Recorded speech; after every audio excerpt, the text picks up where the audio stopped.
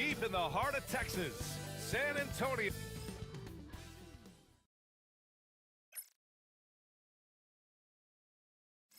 Hello from 2K Sports. We're honoring diversity and culture tonight with the NBA and Richard for the team.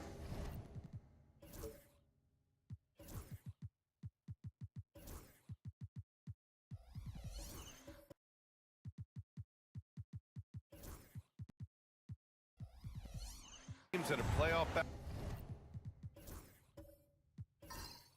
at this point of the season, do they change anything for the rest of the year? The main thing is you've got to keep guys fresh, and a coach doesn't want to give too much away in terms of game planning. There is a lot to consider in these moments. A look at the starting group for the Pistons. James Harden out there with Marcus Smart. And there's LeBron James. Then it's Clint Capella, and it's DeRozan in at the three. Pass to James. Capella, screen on Portis. To the middle. Oh, got a piece of it. Oh, a big finish with a one-handed jam. That is impressive. Marcus Smart just punishing the defense with that finish. Puts it up. And it's Fox missing. James with the ball. A proven scorer in this league, averaging just over 25 a game. To the inside. Yes, and a nice assist from Harden. Making the D look helpless. James is just locked in once he gets this close. A moment to hear from Allie LaForce. Well, I had a chance to talk with the head coach for the Spurs. I asked him how they'll approach the matchup against James Harden. Coach told me, well, James is at his best going to the rim and operating behind the three-point line, so we want to try and force him to work in that in-between area as best as we can. They'll be following the analytics with that defensive strategy, BA. As always, Allie, we thank you. Pass to Harden. DeRozan down low, working on Barnes. And DeRozan gets it to go. Working to find the high percentage look. DeRozan makes sure he converts. Here's Fox. And the layup is good. Just taking it right to the rim, and no one was there to greet him. Easy possessions like that literally are just a gift. You just dream of them. He'll gladly take those. Pass to Capella. Outside Harden. Three-pointer. It's hauled in by Portis. He didn't make them pay for that weak defense, but they just can't rely on him to miss those kind of shots. Beyond the arc. Rebounded by the Pistons. And going against San Antonio, their first meeting of the year. They ran away with this season series last year. It was one of the few teams they could beat. Out to James. Jacks up a three. The shot no good. And so it's Fox with it. He'll bring it up for San Antonio. Well, Grant, even though it looks like LeBron could play forever, he stated that he doesn't have much time left. Well, it's unbelievable that he sustained this level of excellence for as long as he has. I would be surprised if we see this type of longevity ever again. No clue how he misfired on that shot. You don't see that from him very often. Here's James. Ooh, good finish at the rack off the slick feed. Powerful move by LeBron inside, not letting anything stop him from getting his shot. Time called here. San Antonio decides to talk it over.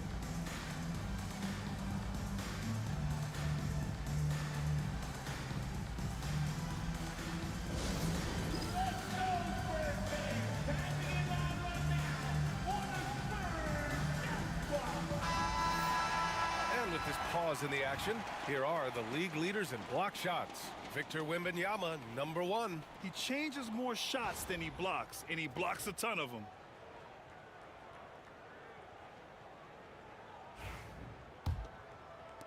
San Antonio trailing here. Here's Fox. He chipped in with 13 points in his last game. There's the block. That's why you always got to get a hand up. You never know. Marcus Smart, great anticipation and extra effort. DeRozan with the ball. He's picked up by Barnes. Capella, the pass to Harden. And it's all from three-point range. And the defense dodged one right there. Not the guy you want to leave open. And it's good for 2. Nice concentration from Reeves. Never loses focus despite the contact. DeRozan outside. Back to Smart. It's James on the wing. Defended by Portis. James can't get it to go. You often expect him to convert these types of shots, but the D must have made their presence felt to prevent that one. And so the ball out of bounds. DeRozan touched it last. And that shot was going nowhere thanks to that aggressive swat. I mean, letting them know up front that he's on the hunt tonight and eager to knock away shots. I love it. Saric checks in for Portis. Vucevic, he's checked in for the Pistons. Green comes in for Smart.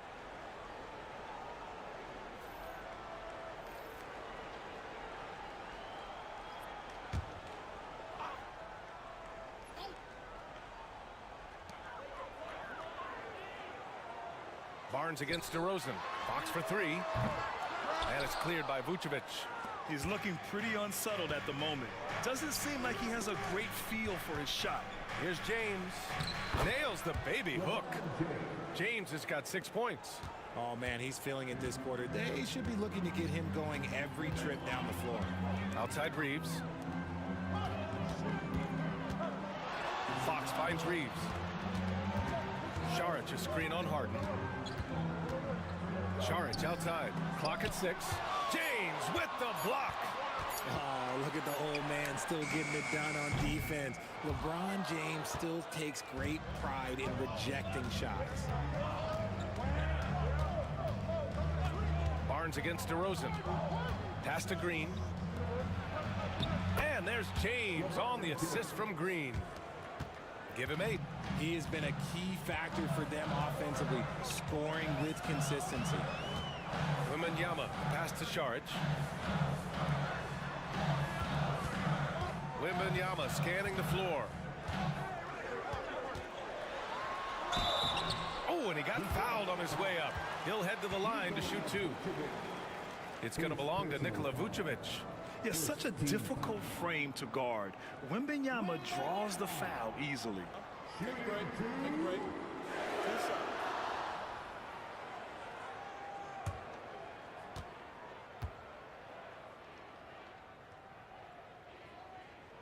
The first one falls.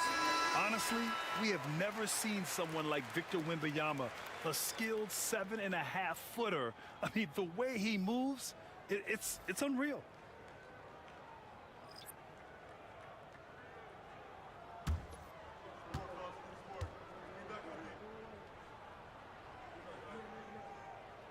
Both good from the line that time.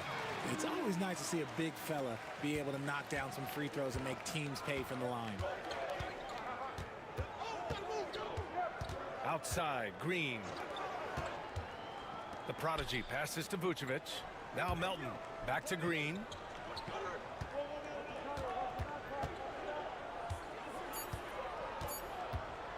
Fires from the wing. Not enough on that one as it misses. San Antonio has gone 1 for 5 from three-point range.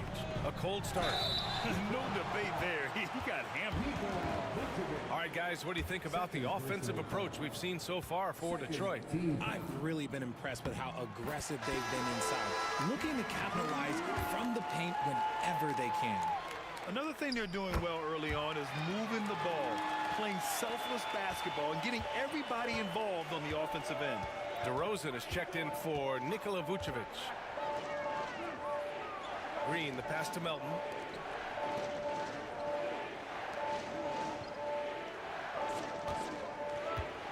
Down to 5 on the shot clock. Down low. Stolen by Wembanyama. It's a 3-on-3 fast break. Oh, a clear foul there on the missed shot. So he'll get a pair at the line. That one on Melton. San Antonio shooting their 5th and 6th free throw attempts tonight.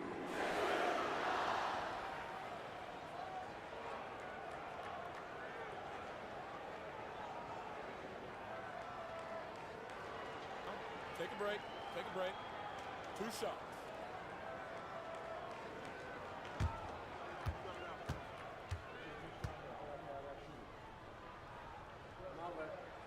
And he drops the first.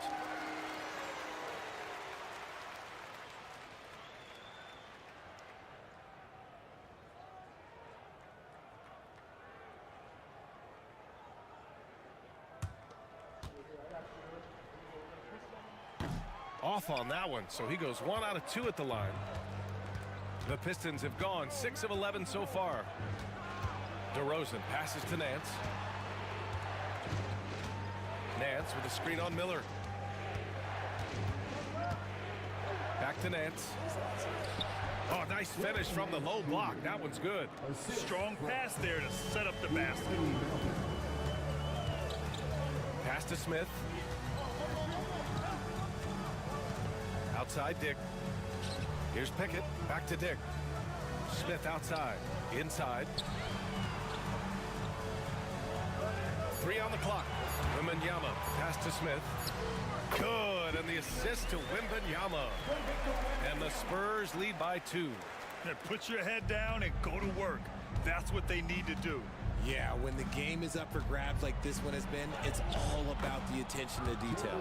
And they pick up 2. The defense gets physical with Green inside, so he uses his agility to get around it. 27 seconds left to play in the first quarter. Smith passes to Pickett. Picked by Smith. Here's Pickett. Green covering. Lets the 3 fly. Offensive board. And the dunk by Wembanyama. Yeah, terrific follow-through from Wembanyama, proving he has a good head on his shoulders. Now here's Green. That misses. Would have counted had it gone. 1 quarter in the books. And it's been a close one. San Antonio on top. They lead by 2. And back to the start of the second quarter in just a moment.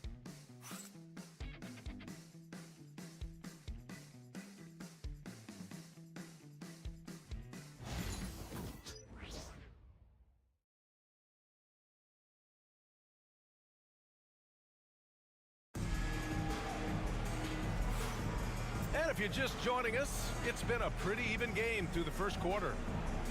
And a moment now to quickly take a look at the offensive approach for the Spurs.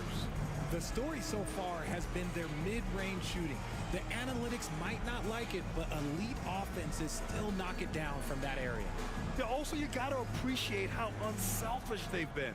I mean, the ball movement has been impressive, and the assist numbers are off the chart. Dario Saric is out there with Jalen Smith. Then there's Dick, then it's Miller, and it's Pickett in at the point guard position. So that's who San Antonio starts the second with. Harden from outside. He buries it from 3. A staple of Harden's attack. His three-point shot is about as lethal as it gets. Saric, a screen on Green.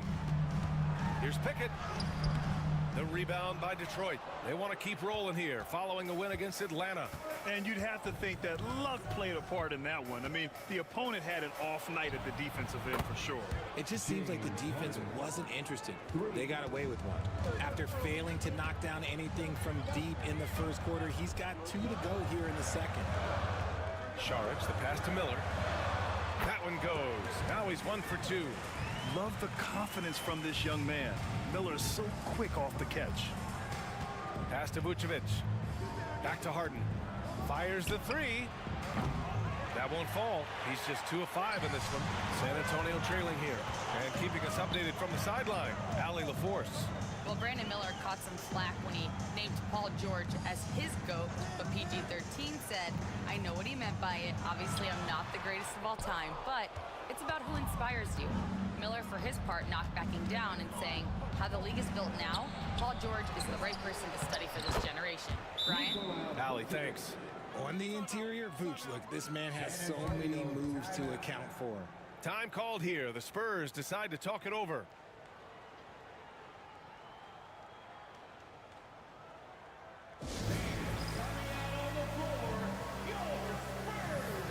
Barnes, he's checked in for San Antonio. De'Aaron Fox comes in for Dick. The Pistons making a switch here. Aging in the league can be a difficult process, Richard, but that's something you did very well. Wow, a compliment. Thank you, B.A. Look, I knew I had to adapt, or I would have been out of the league sooner than I wanted to. You have to be able to adapt or die. That's what this league is about. Oh, my. You have to respect the aggressiveness he plays with. Ooh. Back to James. Punching it inside. LeBron. Just a heads-up play by Smart, pushing the ball ahead. He knows not to hold that ball when someone has a good look ahead. Up top, Miller. Quarter two and just under 2.5 minutes gone by. Smart against Fox.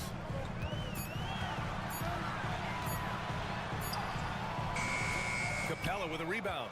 The Pistons lead by 4. Here's James. All the way, the king. Yo, watch out. LeBron James on the break, honestly, I'm going to tell you the truth. Just get out of the way. Here's Miller. Hey, rejected by Capella. Miller outside. Smith with a screen on James. Ooh, nice shot by Miller. That was just ridiculous. He's just an absolute surgeon when he has the ball. This man is surgical. There is no way to slow him down when he wants to score.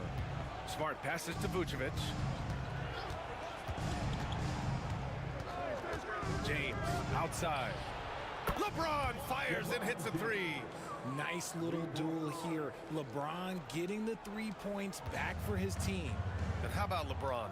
Even if he's no longer the clear-cut best player in the league, he can still take over a game, RJ. Oh, make no mistake, he is still the best when he needs to be. Absolutely has a switch that gets flipped when he needs it. It's not on for 48 minutes, but he can definitely turn it on for a few. Nice rebound. Trying to match the other team's intensity right now. And he lobs it up top. And it's Capella with the jam. And when the time is right, Capella can get up there. Great job rising up for the bucket. Smith with a screen on Smart. Fox for 3. Detroit with a rebound. Vucevic has got rebound number 5 here tonight. Nothing just seems to be bouncing his way today. Mama said there'd be days like this. They have missed his production. Pass to Smart. Now Harden. Out to James. Launches a 3. It's good. Off the assist from Harden. Harden's got 4 assists in the game. That's been typical of their performance today. They're sharing the ball and creating good shots. Time called here. San Antonio decides to talk it over.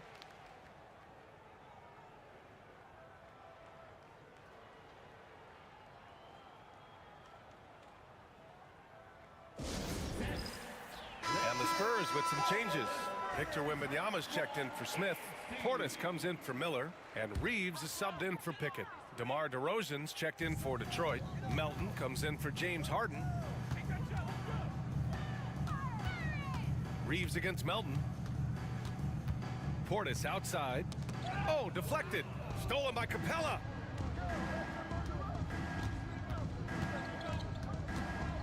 DeRozan passes to Melton. Screen by James.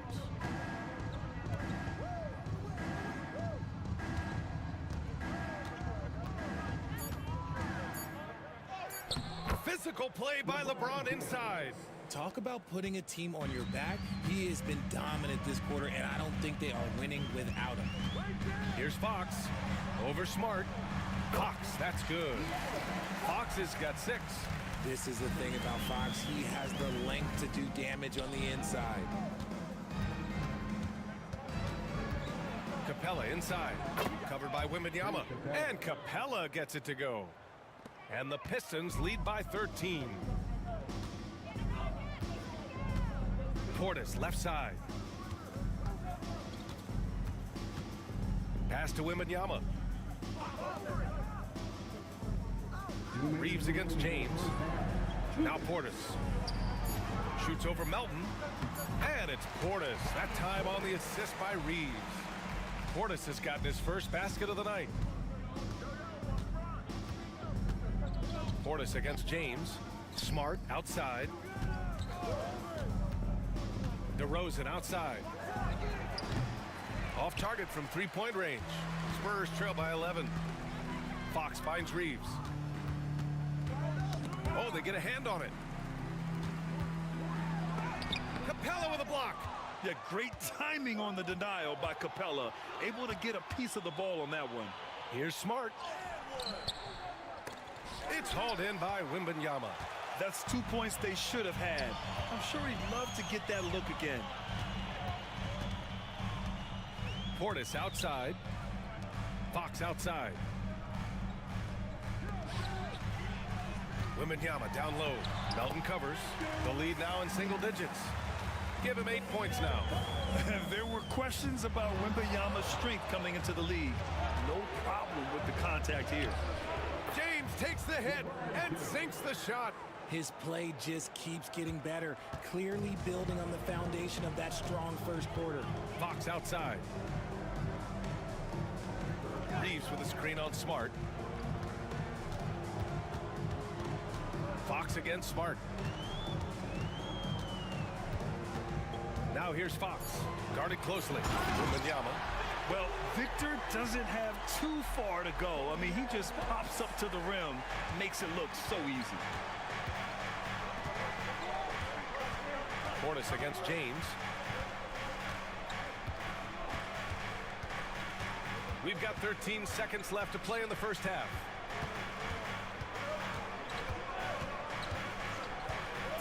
Here's the three.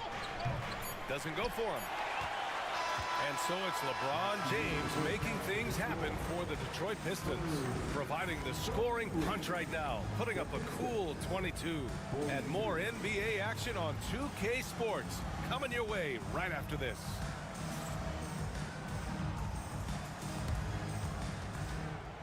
Please direct your attention to center court and get ready for the fan.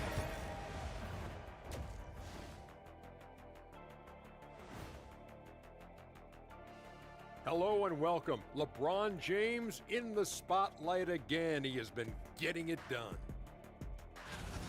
Well, LeBron's shown us why he's one of the greatest ever. The force and pace he plays with is unreal. He's in complete control of this game right now. I wish I were in complete control of something once. Must be nice. Don't be upset. And now, as the regular season marches on, here's how things look in the West as we near the final stretch. Check out the Pistons. They've been just solid at times, and at other times they've been awesome.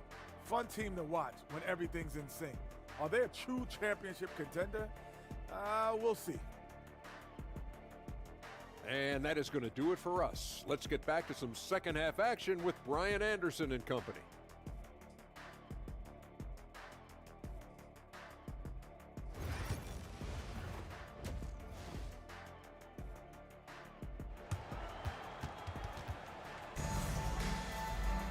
And happy you could join us. We've got 2 quarters left to go in regulation. You know, LeBron James has been exceptional here, guys. You just love his patience offensively in the first half. Waited until he got the looks he wanted. You love guys who can get their shots within the flow of the offense.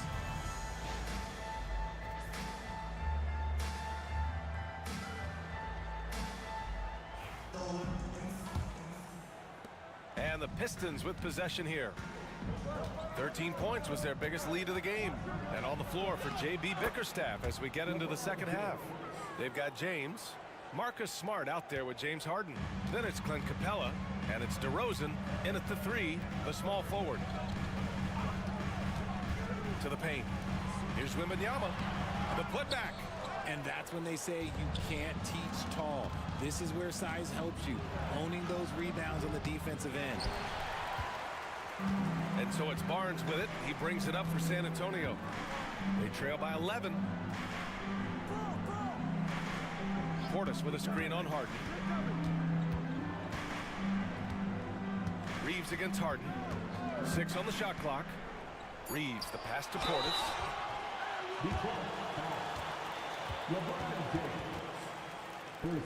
It's his first trip to the line. First team foul. Bobby Portis shooting 2.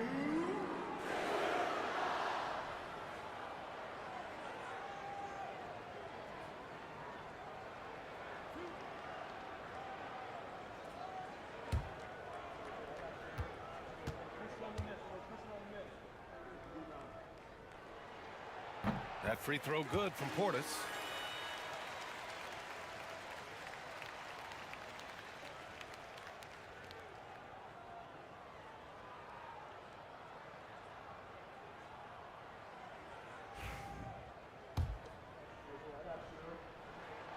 Both free throws good from Portis.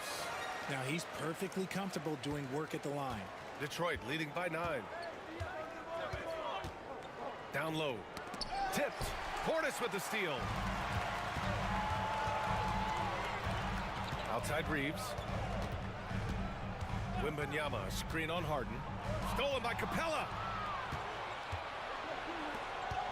To the inside. And DeRozan, the hang time. And people forget that DeMar DeRozan has competed in multiple dunk contests. This man has elite bounce.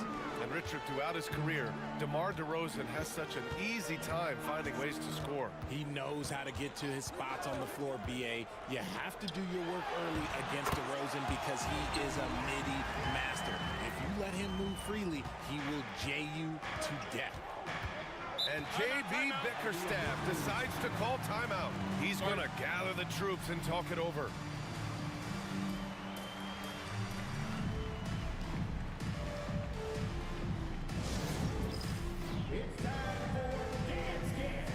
For San Antonio, Miller's checked in for Reeves.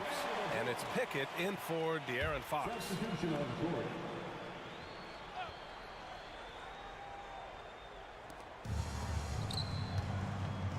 Outside, Green. Vucevic, a screen on Miller. Harden from outside. Sinks it from distance. Harden's got 9 points. Whenever it's Harden running pick and rolls, you have to stop the ball first, ladies and gentlemen, or he will get you. Wembanyama screen. Here's Barnes, and the foul is called. He missed it, so he's got a couple of free throws coming his way. RJ, with Harrison Barnes on the roster, a team can count on durability and reliability. Oh, and don't forget about the veteran leadership he brings to the table. You can't underestimate how important it is to have a champion and a veteran like that in your locker room.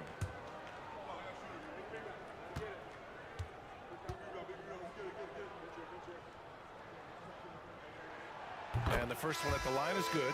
Smith, he's checked in for San Antonio.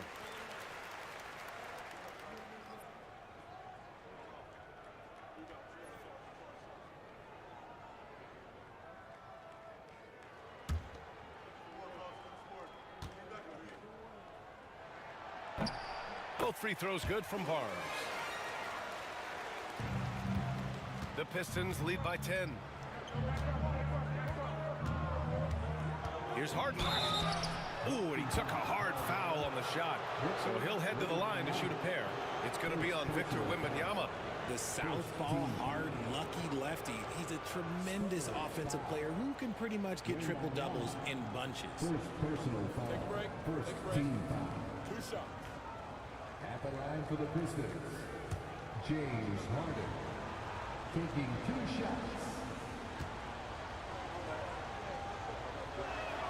That's good from Harden. And one of the most prolific offensive players of his era, James Harden. The Beards led the league in assists and scoring, and very few guys can say that. Harden hits them both. All right, let's say you're starting a new franchise today, and you get to pick any player in the league. Who you got, Grant? Oh, man, there's so much talent to choose from. You can't go wrong with Doncic, Antetokounmpo, or Jokic. There's some enticing young players, too, like Anthony Edwards as well. And what kind of defense was that? You can't give up wide open threes like that. What are you doing? Fires from deep. And again, the Pistons missing. Spurs trail by 9. Wembanyama with it. Guarded by Vucevic. Pass to Pickett. Outside Wembanyama. For 3, Smith. And James Harden pulls it down. That's his shot. And one, I'm sure, he wants back. Green, the pass to Nance.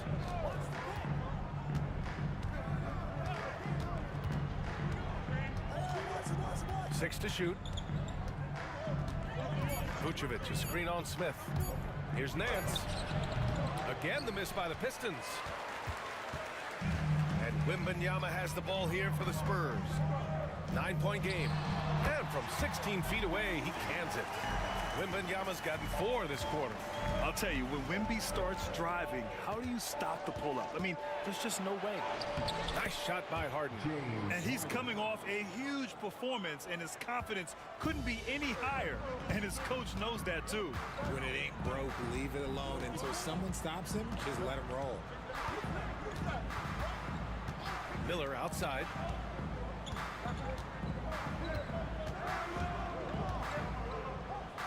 Smith outside.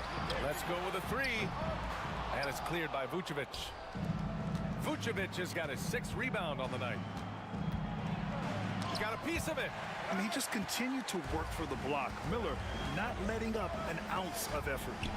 Oh, and a vicious dunk by Barnes. The pass, the catch, the slam. What a clean play. Man, absolutely jaw-dropping. Pass to Nance. Here's Harden. Here's Vucevic. Outside for Harden. The 3 is up. That's in there. Vucevic with the assist. Harden's got 10 points in just the second half. And now with 2 3-pointers in each half, he's really doing his all to help his team out from deep. Time called here. San Antonio decides to talk it over. RJ, when you talk about Vucevic, is he the best NBA player ever to come from Switzerland? There is an argument to be made. He has the most points by any Swiss-born player by far, and the only All-Star game appearances.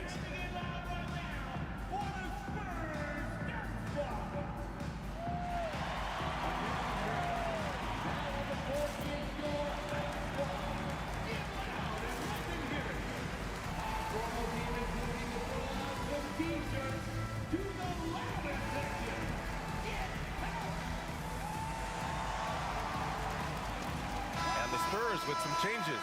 Saric comes in for Victor Wembanyama, and it's Dick in for Barnes. And the Pistons making a change here as well. Melton's checked in. Pickett passes to Saric. Miller with it.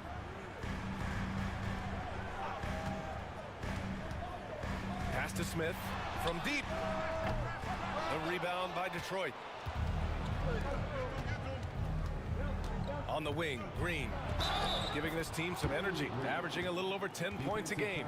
What's new? Green takes the hit, completes the play, goes to the line looking for one more. And some stats here, guys. The scoring breakdown for Detroit.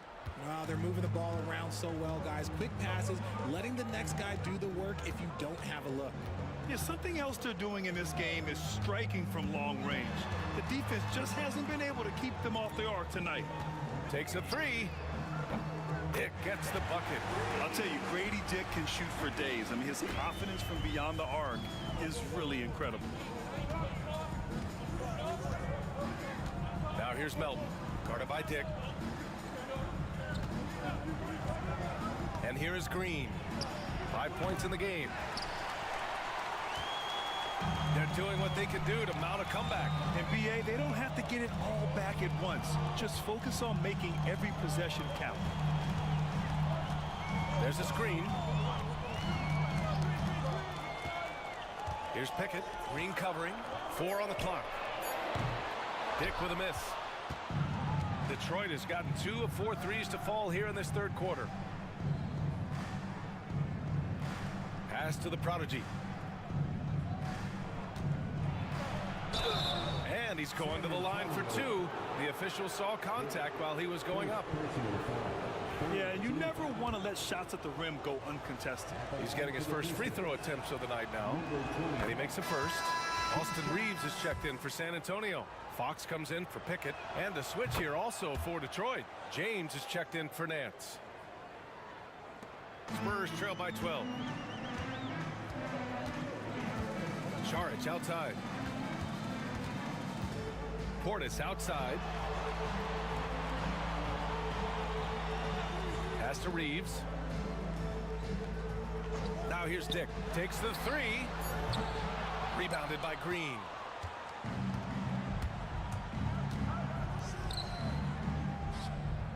Inside. Here's DeRozan. Oh, get out of the way. DeRozan. They've toned down their three-point attack in the second half, looking to protect the lead with higher percentage shots. Saric outside. And the officials will call called the illegal screen here. You're not going to fool the officials too often on an illegal screen. That's a very avoidable turnover. You gotta focus on the details. Capella, he's checked in for the Pistons. Marcus Smart comes in for Melton. Fox against Smart. Outside, Green. The three-pointer off the mark. He hasn't had his best game, but they've gotten enough production elsewhere, so it hasn't really mattered. Dick, the pass to Šarić. 6 seconds separating the shot and game clocks. Reeves against Green. And here's Šarić for three. Capella with a block. It's a 3-on-3 fast break. A shot from the low post is good. Green's got 7 points. And just totally relentless, only increasing the intensity level. Always plays hard until the final whistle, no matter what the situation is. And so it's Detroit in control with a 16-point advantage heading into the break. They put in work down low, getting in close and scoring in bunches. We'll be right back after this word.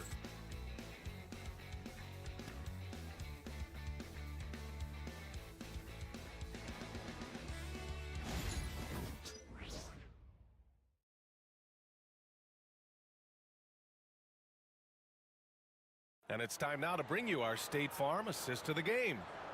This is the definition of team chemistry.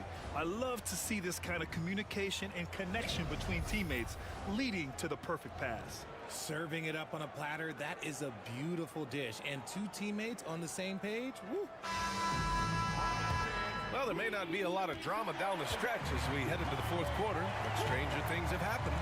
Wembanyama out there with Dario Šarić. Then it's Grady Dick, then it's Austin Reeves, and it's Fox in at the one. That's the San Antonio 5. Even though Fox is just 6'3", he's got some pop, showing them off a little bit on that play. The three, James. That's in, coming off an assist from Smart. Smart's got 3 assists tonight. Woo! That man is laser focused. Now, that's bad defense for a team that has a long way to go to catch up. Effort like this makes you wonder if they've already packed it in for the game, ready to go on to the next. Gotta at least show a little heart out here. Shot clock at 6. Here's Šarić. The rebound by Detroit. Outside, Green. DeRozan, a screen on Reeves. Green, the pass to DeRozan. The layup off target. Spurs trail by 17. Outside, Dick. Back to Reeves. Pass to Wembanyama. Outside Reeves. Wembanyama, a screen on Green. From 13, and there's Wembanyama. That's good on the assist by Reeves. Man, Wembanyama getting it done. Timeout, timeout. And J.B. Bickerstaff decides to call timeout, looking to get everyone dialed in and engaged.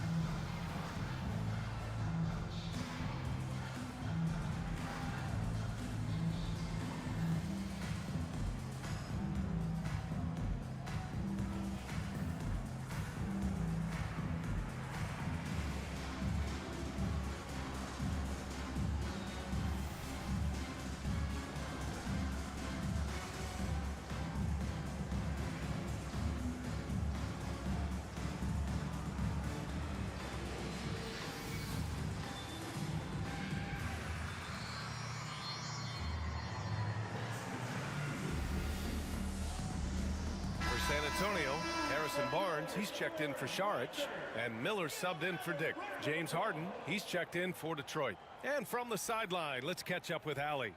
J.B. Bickerstaff had some words for his team over the break. He said, keep it going, guys. Ride this wave of momentum. We're playing great right now, but we can't let up.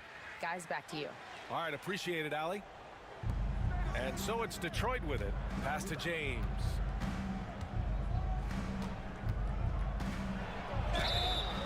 And he got the whistle on the way up. So he'll be headed to the line for a pair.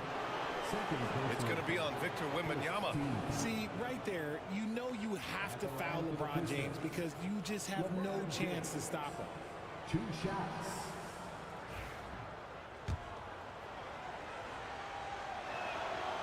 That free throw misses. Yeah, they've really made a concerted effort to get to the line here in the second half.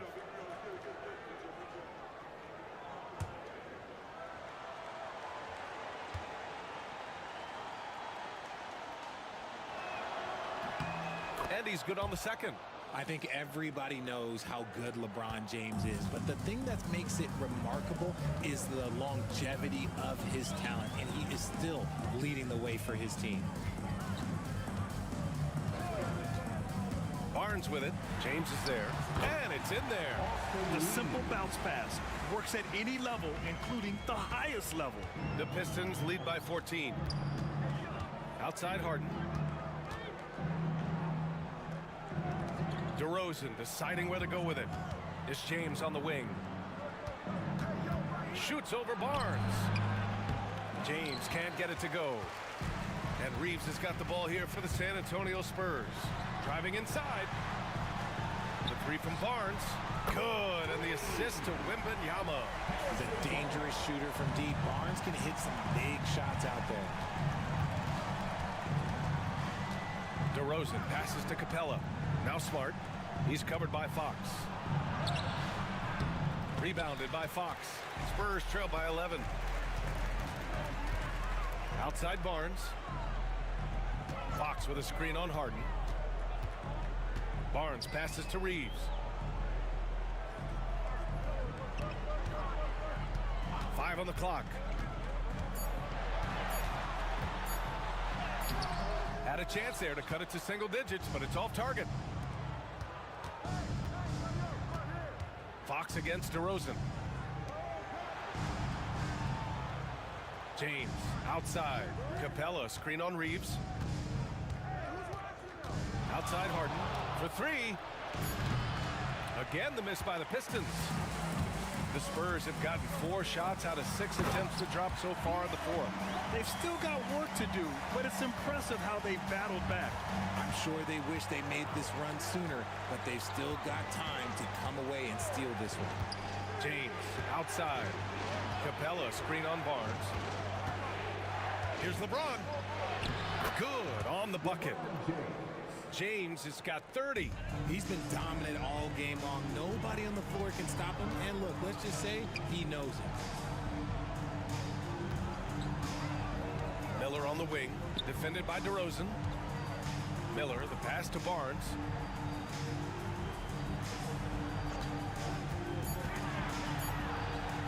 Over James. Barnes, no good. Detroit leading by 11. To the middle. It's hauled in by Wembanyama. Wembanyama's got 6 rebounds now in the game. Pass to Barnes. Reeves with a screen on James. Here's Barnes, and he'll draw the foul. He'll head to the line for 2. They're doing some good work at the line this half. First team foul. Harrison Barnes. Shooting 2.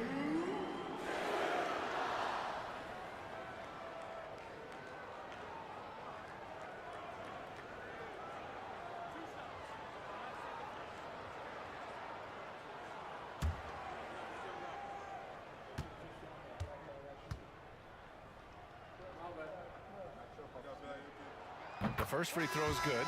The Spurs making a switch here. Portis is checked in.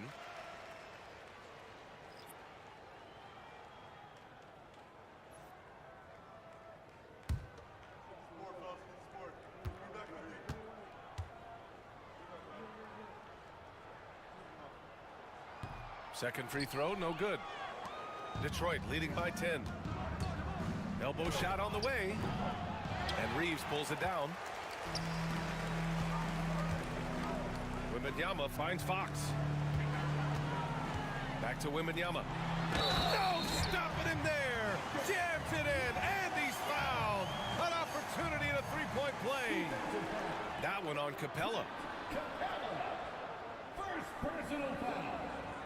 Second team foul. Wembanyama. Shooting one.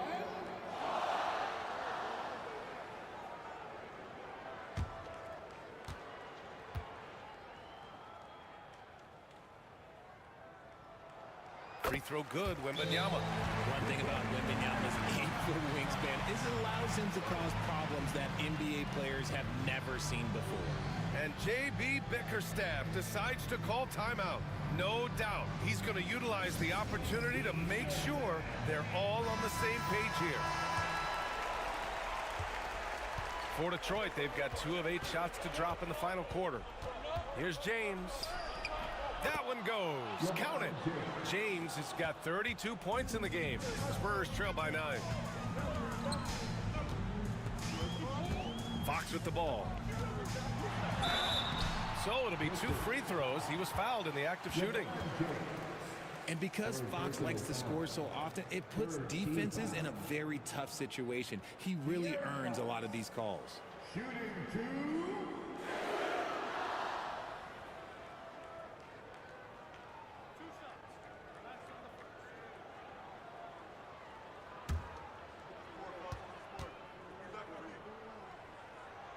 And he knocks down the first one. You gotta love how scrappy De'Aaron Fox is. No matter what kind of challenges he faces in a game, he's never giving less than his all.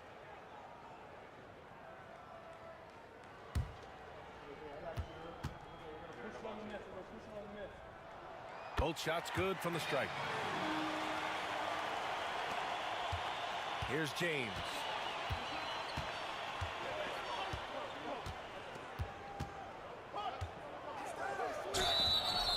And he was fouled while in the act of shooting, so he'll take 2 free throws. It's going to be on Victor Wembanyama. Guarding James has always been a challenge. So good at getting the better of the defense. Two shots.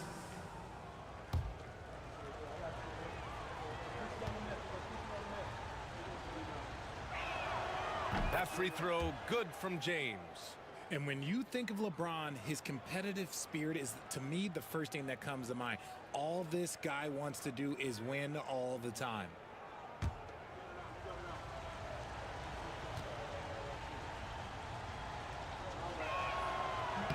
Both free throws good from James. And so it's Fox with it. He'll bring it up for the Spurs. They trail by 9.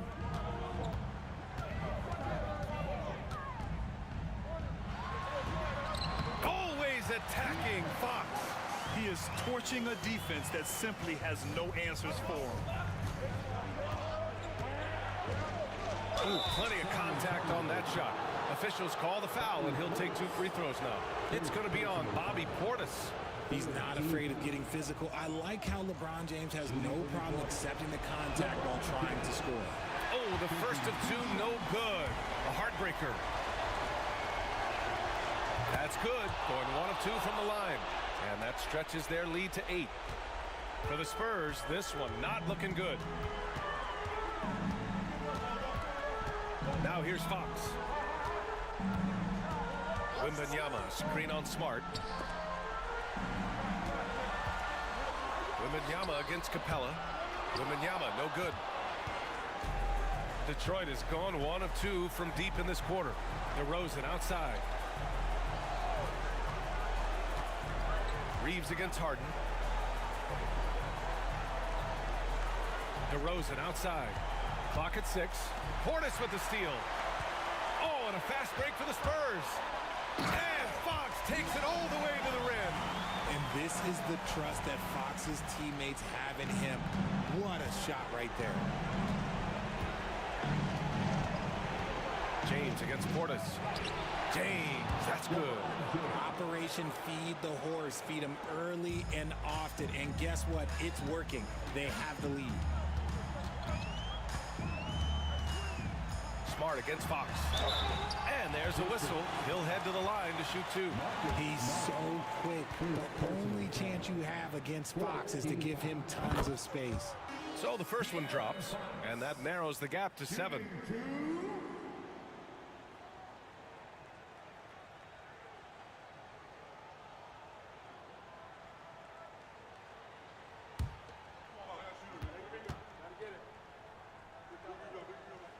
And both free throws good for Fox.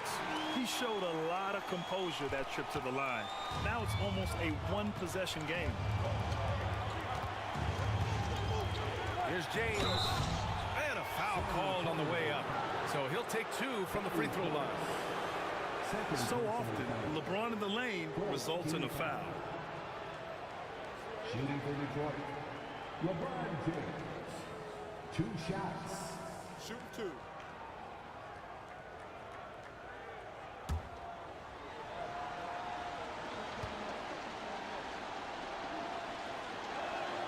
He gets the first, and that makes it a 7-point lead.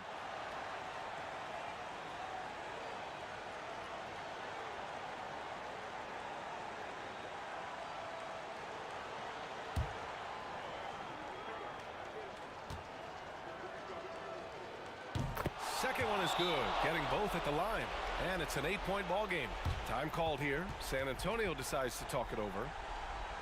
They're down by 8.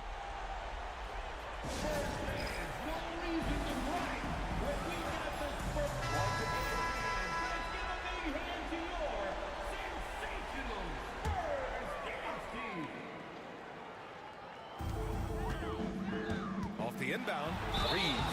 And so he draws the foul, headed to the line to shoot a pair. Creating havoc. Reeves loves to stick his nose in there. 15 foul. Austin Reeves. Shooting 2.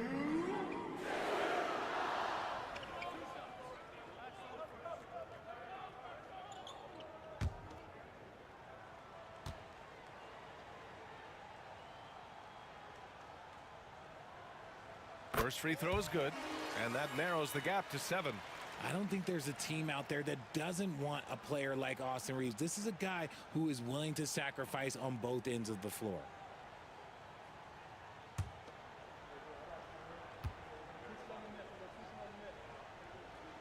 And so Reeves nails both of them.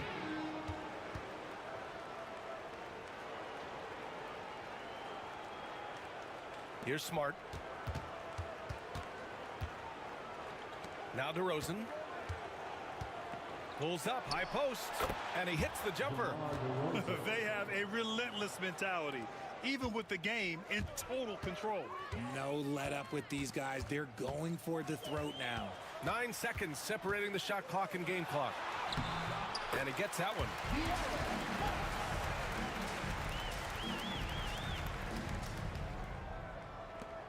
We've got 22 seconds left in the game.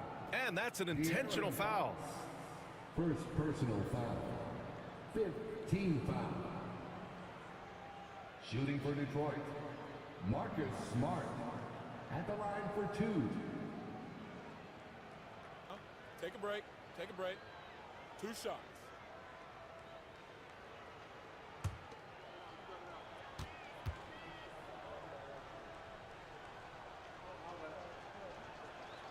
Good on the first, and that makes it a 7-point lead.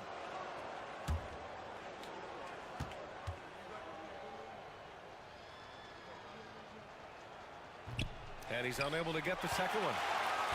And Wembanyama has the ball here for San Antonio. Over Smart, and it's good. Oh, and that cuts the lead to just 5. Something Reeves has only improved at, making quality passes. Second personal foul. Team is in the penalty. At the line for the Pistons, Marcus Smart. Shoot 2. Taking 2 shots.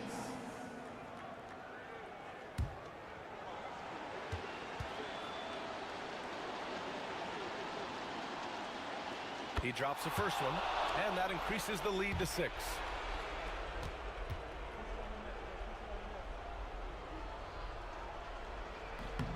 And he hits both free throws here, and it's a 7-point game. Taking full advantage of his opportunities at the line to extend their lead. And the Spurs call time here. They're down by 7. Guys, your thoughts? And time's running short. They just couldn't get over that hump. And I'm sure coach is encouraging them to play to the final whistle. Then they can get out of here. Way to go, everyone. Let's hear it for you.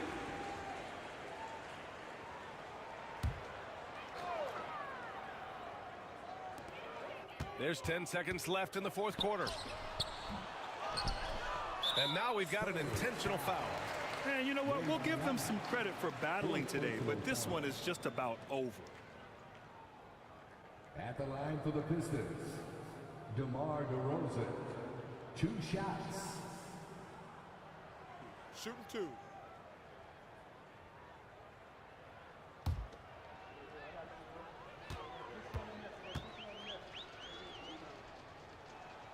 He hits the first one, and that stretches their lead to 8.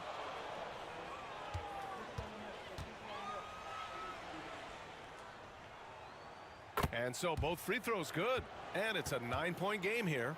Making no mistakes and putting some extra nails in the coffin right here. That pretty much did it. So it's Detroit picking up the win.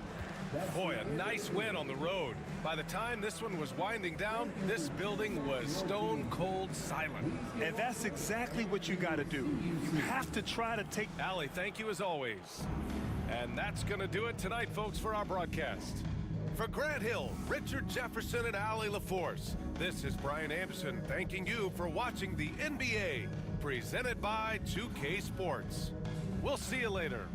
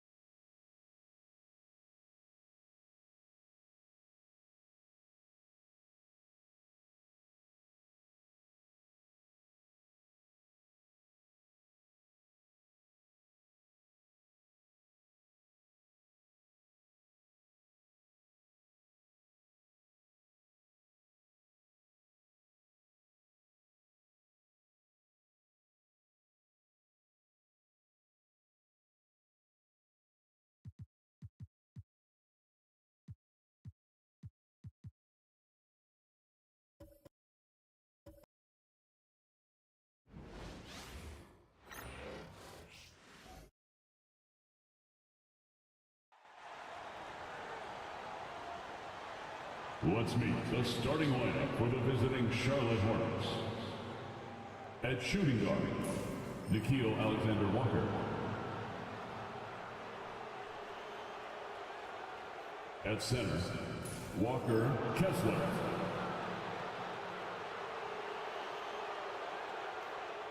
At small forward, Brandon Ingram.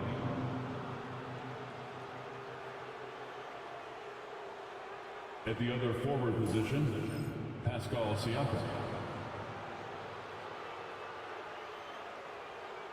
At the other guard position, Stephen Curry. The head coach of the visiting team, Charles Lee.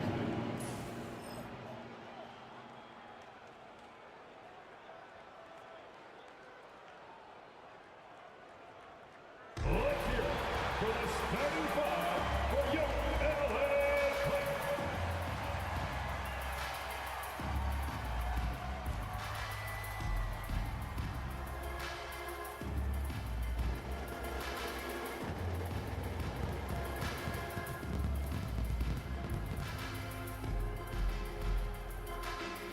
At point guard, standing 6'5", number 26, Spencer Dinwiddie.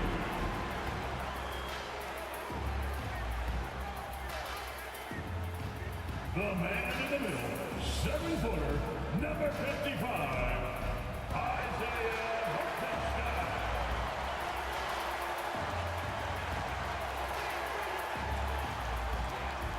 Starting at the other guard, standing 6'5", number 11, Desmond Bain. 2K Sports presents Thursday night of the NBA. This is Kevin Harlan alongside Clark Kellogg and Greg Anthony. DA will join us tonight on the sideline. Now a chance to take a look at some numbers for Stephen Curry. He's been playing a much bigger role in their offense over the past 5 games. It comes across in his usage rate, which has gone up during that stretch. We'll see if they continue to lean on him here tonight. And a look at the starters for the Hornets. They've got Siakam. Stephen Curry's out there with Nickeil Alexander-Walker. Then there's Walker Kessler. And it's Ingram in at the 3 seat. And for Los Angeles, they've got Hartenstein. Desmond Bain out there with Spencer Dinwiddie. Then there's Wagner. And it's Antetokounmpo in at the 4. The playoff picture coming into focus now, Greg, with a good portion of this regular season behind us. And for the teams that are definitely in, they're trying to maintain momentum and health, right? But for the teams still clawing and fighting their way in, that's where it gets exciting. Siakam finds Alexander Walker. Here's Curry with the 3. It's hauled in by the Clippers. Getting their first look of the season at this Hornets team. And we'll see if anything's different this year, because they didn't match up well with this team last year, getting swept in the season series. Not what you'd expect when you look at the standings. I think this game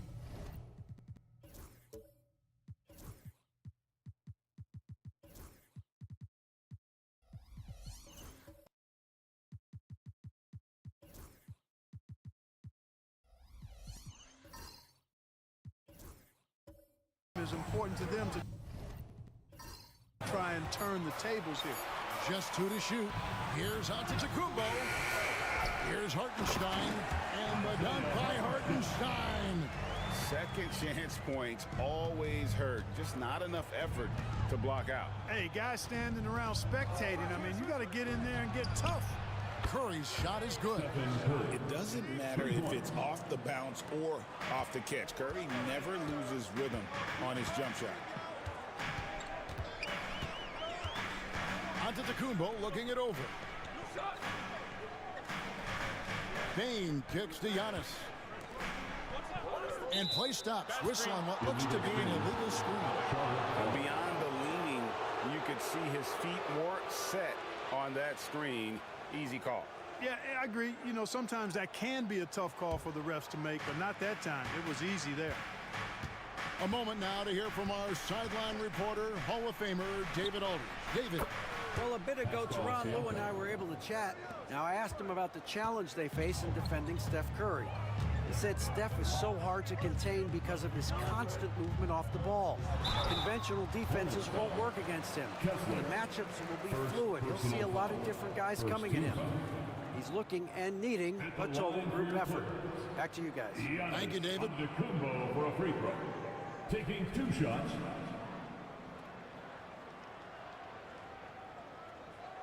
Shooting 2.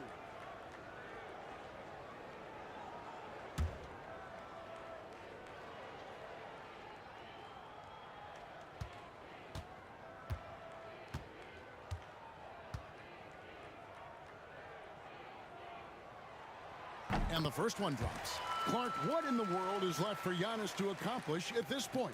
You know, Kevin, I don't know, quite honestly. I mean, perhaps more championships or MVPs. He's really done it all. Maybe a scoring title. But whatever he does from this point on, it's only going to add to what's been a Hall of Fame career.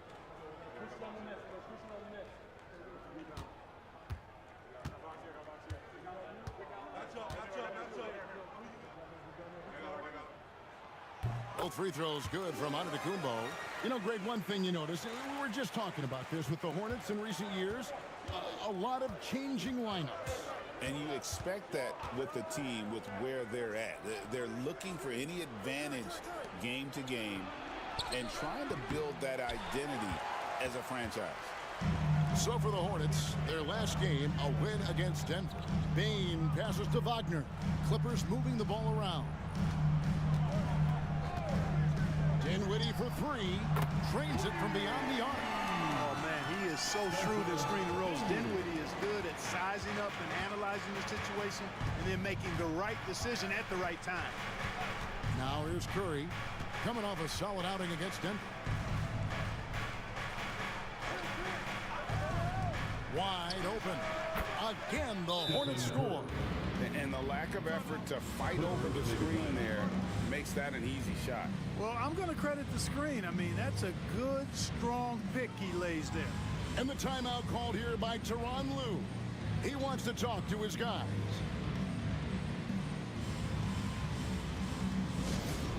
It's t-shirt time, man. Who wants one? Come on, let's hear it.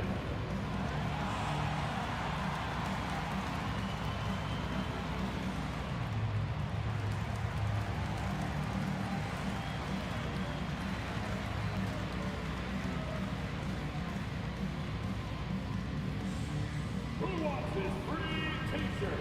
Let's hear it.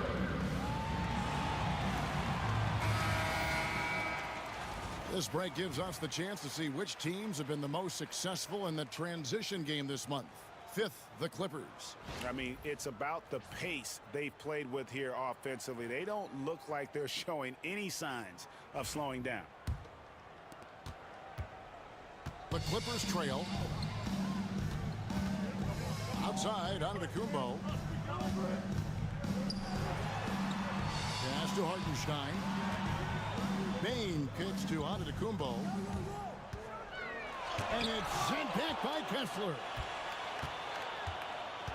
Ingram passes to Alexander Walker.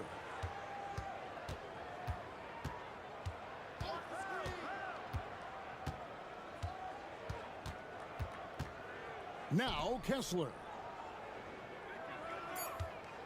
Curry outside. Antetokounmpo pulls it in. Clippers have gone 2 for 4 from the field so far today. Outside, Bane. Hartenstein with the screen for Bane. Los Angeles with another miss. And not allowing the shooter even an inch of breathing room on that one. And, guys, that's exactly the kind of high-impact defense they want to see out of him. And there's a shot that Ingram has mastered, the pull-up. Here's Giannis. Brandon Ingram picking up that last bucket. Left side, Bane. And again, it's the Clippers missing. Well, I cannot believe he didn't capitalize there. And neither can he. Ingram outside. Three-pointer. It's rebounded by Hartenstein. And I think that one could have easily have fallen for him. Here's Antetokounmpo. The shot goes in. First of the night. He's 1 for 3 to start the game. And I like the decision-making. He's taking what the defense is willing to give him. You know, more and more big guys in the league have that mid-range shot in their bag now, and they need it. Ingram can't get that one to fall. The Clippers have gone 3 of 7 from the field since we've gotten underway. Wagner passes to Hartenstein. And that won't go, missing the go-ahead bucket. Charlotte has gotten just 2 of 6 to fall from three-point range so far in the first. And here's Giannis. He'll bring it up for the Clippers. They trail by 1. They couldn't put the pieces together, losing that last matchup with Boston. Total embarrassment. I was shocked at how poorly they played. I think they were shocked. Yeah, and you know, those losses really hurt when you can't get anything going your way, everything's going against you. Very frustrating. And timeout is called by Charles Lee. He wants to make some adjustments to the game plan, clearly. That's down. Get ready, everyone. You see yourself on the screen, and you show us your best moves. Come on, let's go.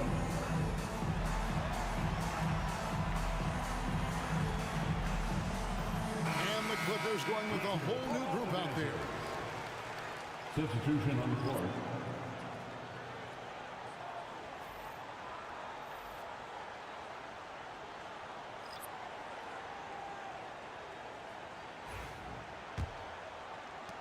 The Hornets trail. Terry outside.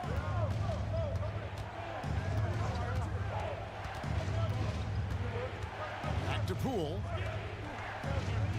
Terry with a screen on Bogdanovich. Terry outside. And that comes off the assist by Exum. And we've seen several lead changes tonight. Neither team giving an inch. Yeah, and the lead has changed hands, and it just hasn't stayed in those hands very long when it's changed. Back and forth we go. Now, here's Bogdanovich. Outside Curry. Bogdanovich against Terry. Bogdanovich, no luck. Yeah, he just flat out tricked that one, missed it, and has no one to blame but himself.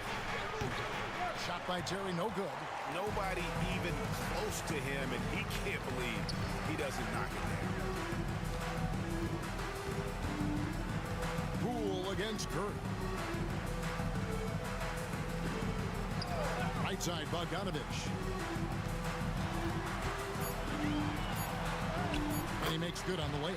Excellent fundamentals by Bogdanovich. I mean, he really excels at keeping his balance even when the defense tries to get physical with him. It's taken away by Payton. Bogdanovich inside. He's defended by Exum. And Bogdanovich, the bucket on the assist by Payton. To the middle. Here's Queta.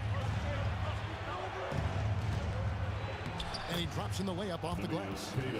Queta's got it all tied up now for the Hornets. Nice job getting inside for the layup. Got the deep thinking jump shot, gave a little pump fake, and then off to the races. It's Bogdanovich on the wing. From deep. It's rebounded by Charlotte.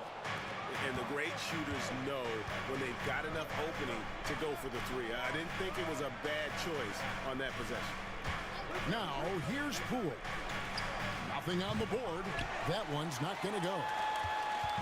7-second difference, shot and game clock.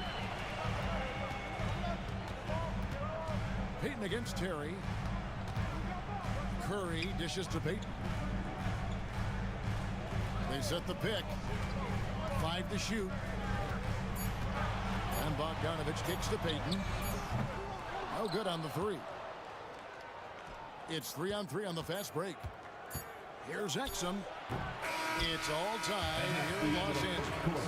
And back with the start of the second quarter in just a moment.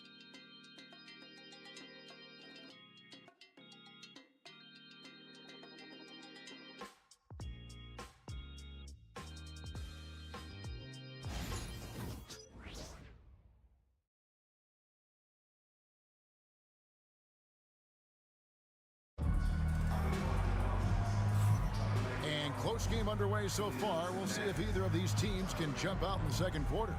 And taking a look at Los Angeles' performance here, what have they been doing or not doing? you got to credit their defense, communicating, rotating, making plays on the ball. They've got them rattled. It's only the first quarter, and already they've made enough big plays on defense to last really an entire game. Greg, looking back to last season, the Clippers had one red-hot stretch. That's right. They went on a 26-5 run between December and February. It finally showed how dangerous that team could be when healthy. Spencer Dinwiddie out there with Desmond Bane. And then there's Antetokounmpo. Then there's Miles Bridges. And it's Wagner in at the small forward position. They're the group out there for the Clippers starting the second quarter. Clippers shooting 43% for the game. Here's Dinwiddie. Hornets with the rebound. I think he'll think twice about attempting that shot next time. The defense was right on top of him there. Siakam passes to Kessler. That doesn't go, and he's 0 of 1 from the field.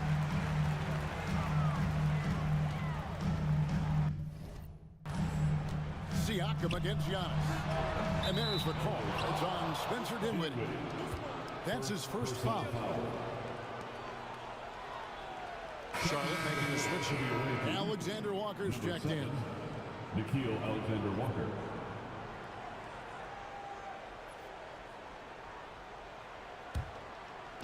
Charlotte shooting about 33%. Not happy with their play on that end. Outside Curry. Lets the three fly. The three ball from Curry. That's Curry's game. I mean, you can't give him a sliver of daylight out there. Guys are looking for a spark here. Yeah, a cold stretch offensively for sure. Giannis sets a screen for Bane. Pass to Wagner. Antetokounmpo, a screen on Ingram. There's Giannis with the slam. Decision-making about Antetokounmpo is really brilliant in a word. He knows when to spot up, he knows when to roll to the bucket off screen, and he knows when to give it up. Curry way outside.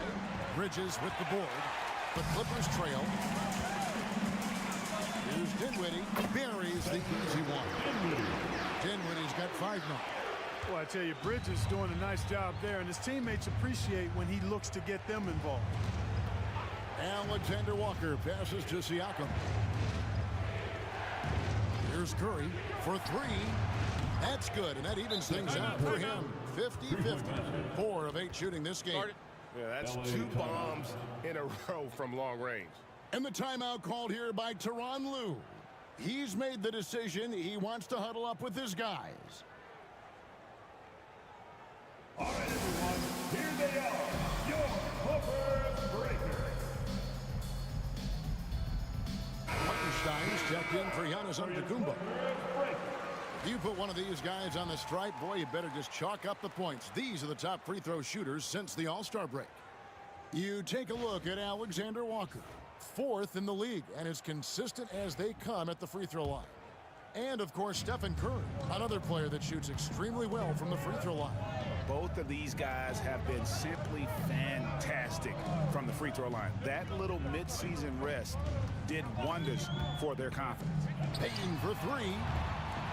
And the rebound goes to the Hornets. That is fantastic defense on one of the best three-point shooters in the league. Didn't give him an inch of room. Alexander Walker passes to Curry. Shoots over Dinwiddie.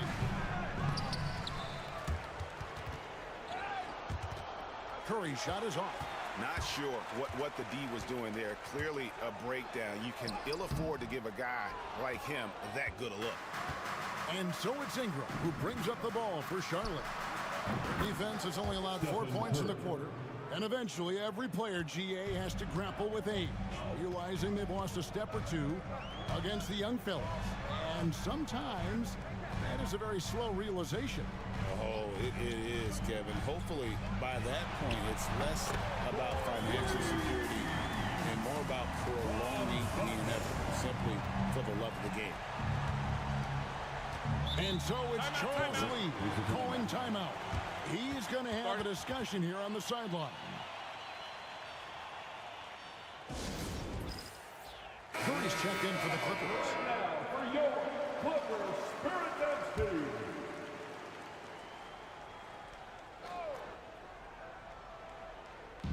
And here in the second quarter of action as we approach 4 minutes played.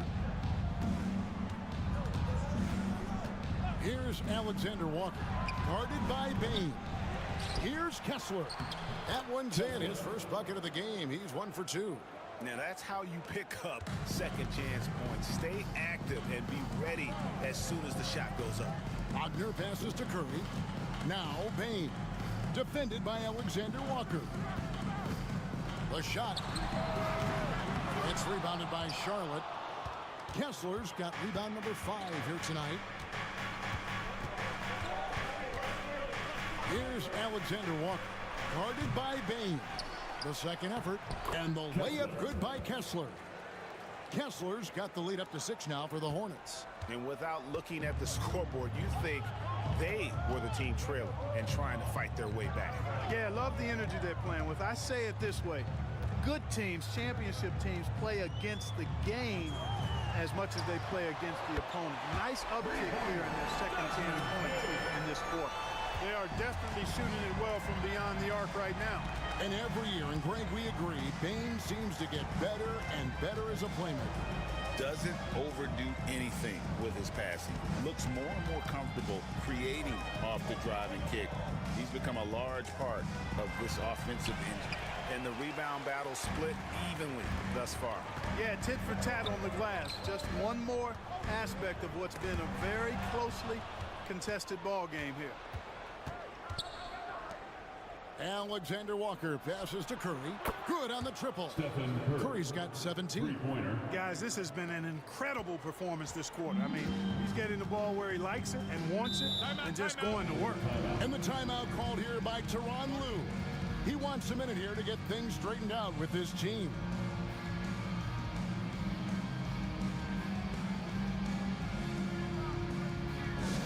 Attention everyone, we've got your hoop troop ready to go.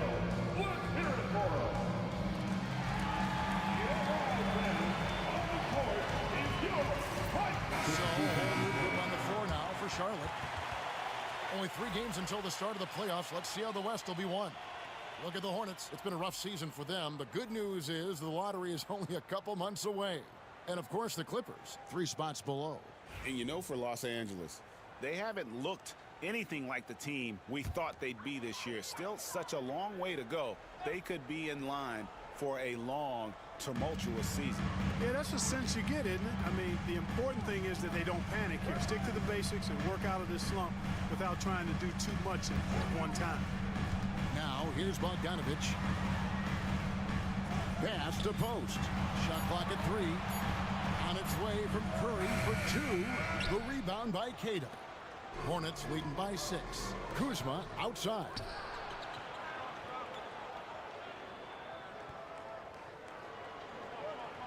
Shoots over Bridges. Kuzma can't get it to go. Curry against Poole. Bogdanovich looking around. Here's post. And that one is stuffed right through. The finish was nice, but the setup was better. Yeah, GA, the pick working to full effect before the stuff. And, you know, not enough help from the defense there to compensate. He gets a clean look, and that's exactly how you draw it up. A nice shot by Exum. Boy, I like how their perimeter game is building out. They're feeling it right now. Curry passes to Bogdanovich.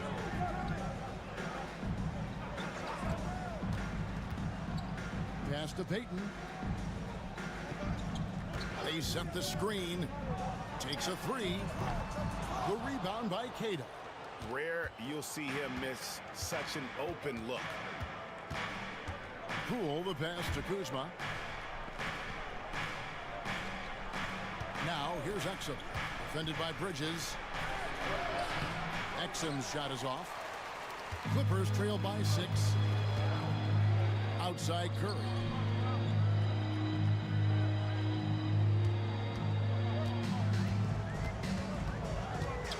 .32 seconds left to play here in the half.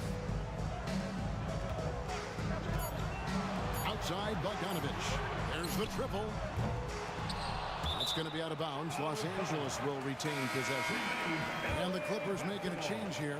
Antetokounmpo's checked in. Into the lineup for your Clippers, number 34, Giannis Antetokounmpo.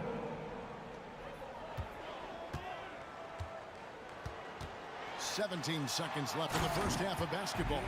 Boy, the overwhelming strength of Giannis just excels at fighting his way through the defense. Very impressive. And here is Poole. With 4 seconds on the clock, the shot from the low post is good. Poole's got the lead up to 6 now for the Hornets. Well, that's one way he can finish, but far from the only way he gets it done. He's got all kinds of tricks up his sleeve. And so it's the Charlotte Hornets with their lead standing at 6 points here at the end of the quarter. From beyond the arc, they've been absolutely tremendous. And now let's catch up with David Aldridge, who's standing by from the sideline. All right, Dave. Thanks, Kevin. Here with Coach Duran Lou. Duran, what problems are you seeing out there? Just be able to make shots. We just got to relax. We got to keep playing. Thanks for your time, Duran. Back to you, Kevin. All right, thank you, David. And folks, don't go away. After the break, we'll see you right back here for the start of quarter number 3. Attention to center court. And get ready for the fan half-court shot drumline. They're thinking about the shot. Oh, better luck next time. Give it up for the participants.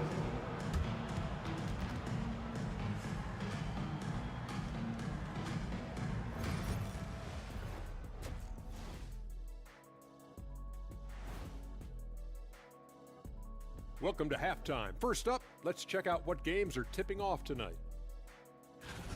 It'll be the Detroit Pistons up against the Spurs in San Antonio. That one gets going 7:30 Eastern Time. This is the kind of game everyone tunes in for. Should be a good one. I'm right there with you, getting the popcorn ready. Got some gummy bears for you.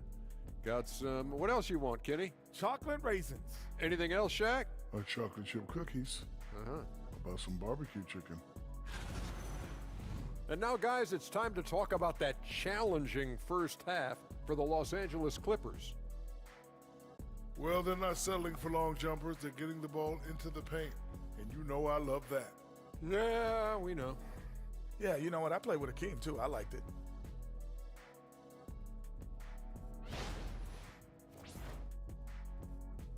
Thanks for joining us. Now let's toss it to Kevin Harlan for the start of the second half.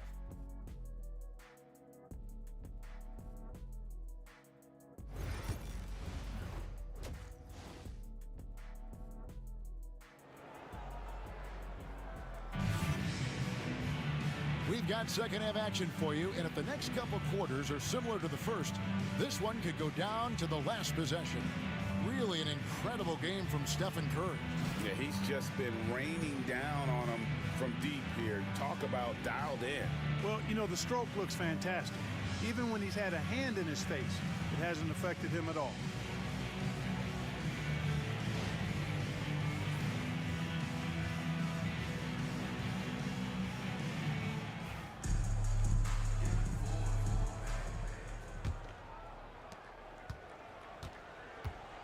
On the court for the Hornets, Walker Kessler is out there with Pascal Siakam. Then it's Nickeil Alexander-Walker. Then it's Curry. And it's Ingram in at the 3. Now here's Giannis. And while we've got a moment, let's send it over to our terrific reporter, David Aldridge. David? Kevin, Giannis Antetokounmpo is not one to puff out his chest and chase accolades. He said, I put the work in. That's how I get my confidence. I don't follow the media or my stats. What I know is that I put the work in, and I try to be the best version of myself. And that focus has served him well. Kevin? It has. You know, his dedication, David, unquestioned. And we appreciate your report. Clippers trail by 4. On the wing, Dinwiddie. Quick shot there, and it's off target. And Siakam has got the ball here for Charlotte. Following this one, they get to host the Rockets. That's the first game in a string of 3 straight at home. Kessler setting the pick for Siakam. Shot clock at 6. Curry on the wing. Fires the three. And again, the Hornets missing. Clearly out of sync to begin this half. 0 for their first 3 attempts. Kicks it out to Dinwiddie. Back to Wagner. It's rebounded by Charlotte. And they're 1 of 4 here to start the second half. Here's Alexander Walker, guarded by Bain. They set the pick. On its way from Curry for 2. Nails the wide-open jump shot. Curry's got 19 points. Finally, they get one to drop. That's one of their first 4 here in the third. And the timeout called here by Tyronn Lue. He wants to regroup and go over the strategy. Time for features. And let's take a look now. Pascal Siakam's numbers. Breaking down his play since the All-Star break. He's around 6 points per game, 4 rebounds, and 3 assists. And he's such a big part of what they do offensively. Yeah, he's just got that nice feel, that sixth sense, knowing where to be on the floor to help his teammates generate points. Down low. And Wagner has it in the corner. Lets it go from the wing. And that's good for 2. Wagner's got 5 now. Hornets leading by 4. And Clark, we're looking at Franz Wagner here. What makes him so effective? Well, his size and mobility, a rare combination, and how good he is instinctively at the defensive end of the floor. I mean, he can get out and get in a stance and guard guards, and he also can bang inside with big physical guys. And he's very fluid in his motion, great agility. Love watching that young fella play. Not quite 2.5 minutes played here in the second half. Antetokounmpo against Siakam. Nice pass in here by Charlotte. Clock at 6. 17-foot shot on the way. Yeah, the offense scuffling a bit to start this second half. Only 1 for the first 5. Here's Giannis. Fouled in the act of shooting. Gets the bucket anyway, so a 3-point play chance for him. Few better than Giannis completing the play. Incredible strength, plus excellent agility. This will be his 3rd free throw shot of the game. Not the best statistic for him in terms of his performance at the line. Very low numbers. And guys, this has not been a season to remember for him at the free throw line, certainly to this point.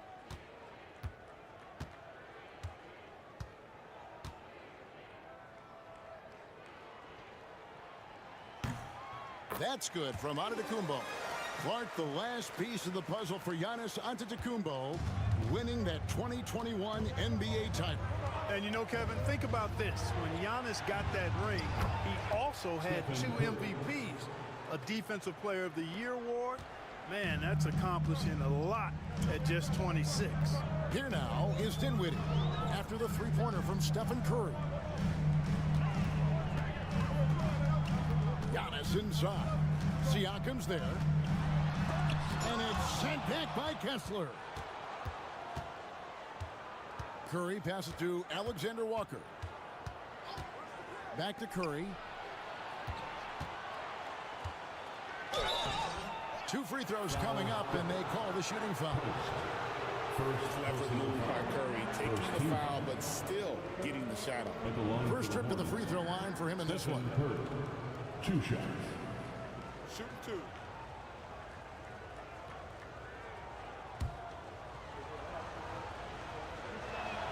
Free throw good, Curry. Boy, how consistently good Steph's been over the course of his career. Really remarkable. What a teammate, what a leader, what a player. Here's what Charlotte's going with right now.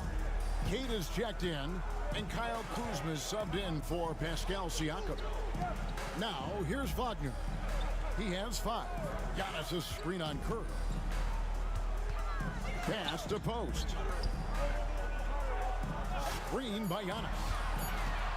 Here's Wagner. And it's Ingram with the rebound. Hornets leading by 6.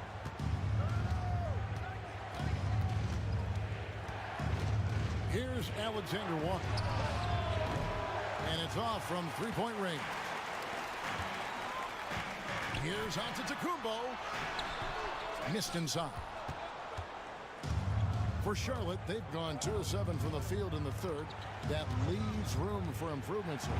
A wide open look here for Kuzma. Connects from three-point range. Kuzma's got the lead up to 9 now for the Hornets. Dinwiddie against Curry. Antetokounmpo up top. He's got 13. On the wing, Dinwiddie. Guarded by Curry. Shot to stop the run. And he gets the whistle. 2 free throws coming up.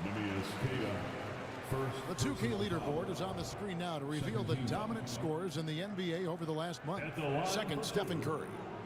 What a performance offensively. Something has really clicked with his game over this stretch.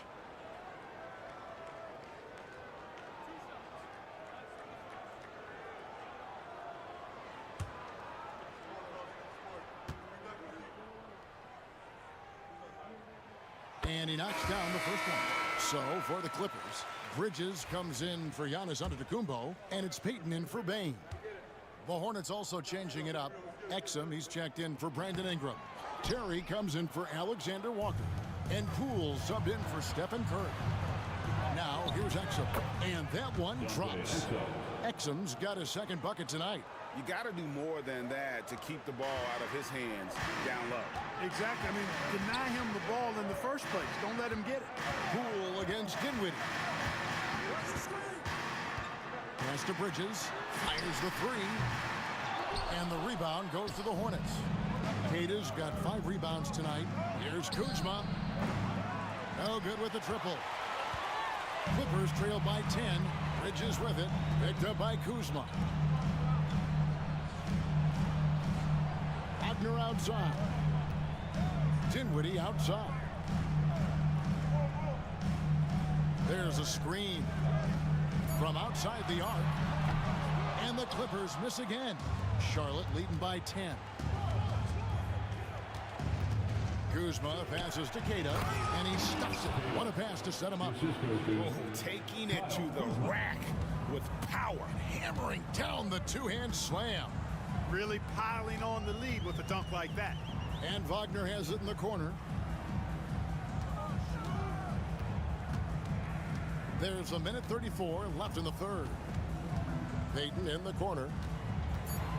Back to Wagner. And it's blocked. And they're in the top half of the league in total rebounding as well. Paying attention to the glass, even though it's not a big strong suit for this group.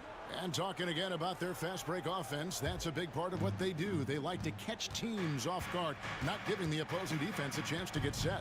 Now here's Terry, following the missed shot by Franz Wagner. Now Dinwiddie, he's got 5.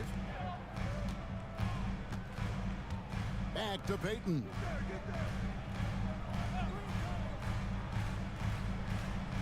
Bridges sets the screen for Payton. The Clippers need to get off a shot. Dinwiddie for 3. It's rebounded by Charlotte. Kata's got his 7th rebound of the game with that last one. And finished off by Exum. You gotta love his hustle, leaving the defense no time to react. And you know you're going to get those buckets, guys, when you're quick to get out on the break. Get that ball up the court as fast as you can. Now here's Payton. Still scoreless. Back to Dinwiddie. To the inside. To end the drought. Terry grabs the board. And it's Terry with the ball for Charlotte. Pass to Exum. Payton against Terry. Inside, here's Kata. Terrific assist, a nice finish. Solid play all around. How about how he sets his man up there, runs him right into the screen, and then gets the basket. And so it's Charlotte in command with a 16-point lead as the buzzer sounds. Their defense has been active and effective. We'll return shortly.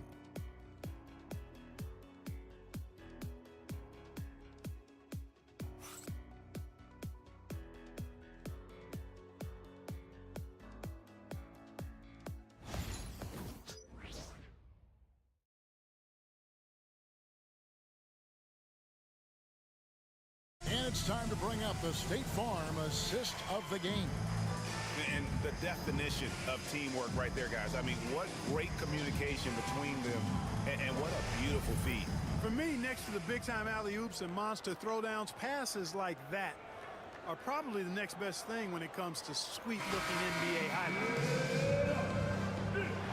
And 1 quarter to go in a game that to this point has not been an evenly fought contest. They've got Peyton. Antetokounmpo is out there with Isaiah Hartenstein.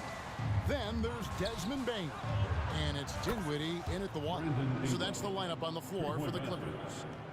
Well-rounded effort, and they show no signs of letting up. Almost no holes in their performance tonight. They've been tremendous. Now here's Peyton.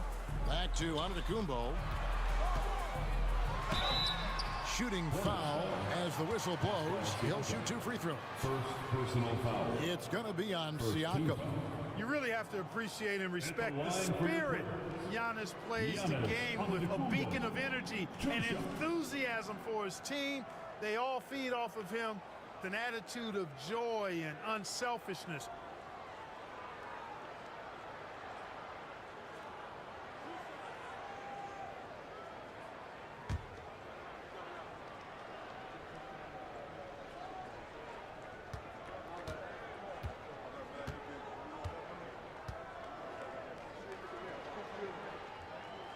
That's good from Antetokounmpo. A multiple-time MVP.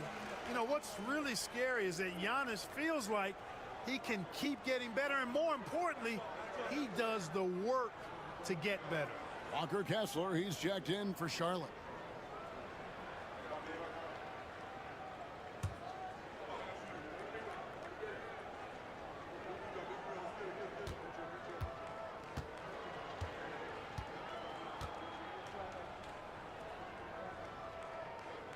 That one misses. A slight rebound advantage for them. One more column in their favor, and it's all adding up.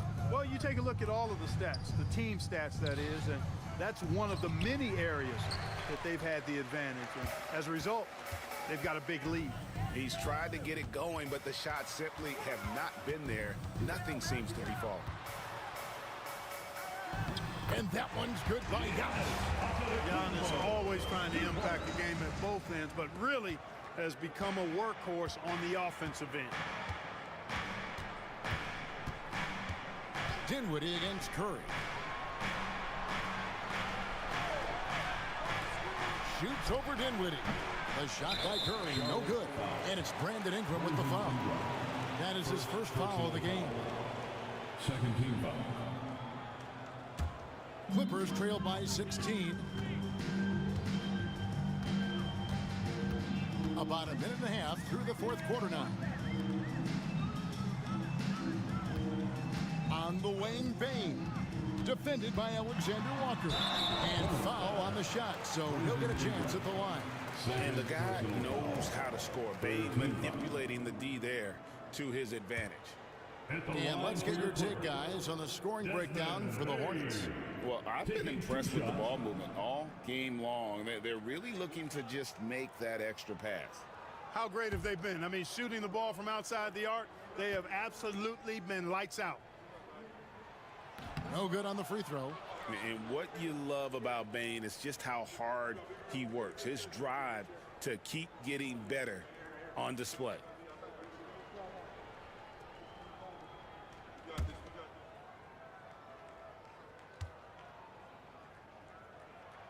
Good on the second free throw. Yeah, I like that they haven't lost their aggressiveness here in the second, despite being down. That's exactly when you need to be aggressive. You know that. I mean, another good job, though, of drawing contact and getting to the free throw line. And thus far, they've managed to overcome an off game from him offensively. Dinwiddie passes to Hartenstein. They double him with Siakam. Peyton looking around. Over Curry. Peyton, good. And timeout is called by Charles Lee. He has decided it's the right time to talk.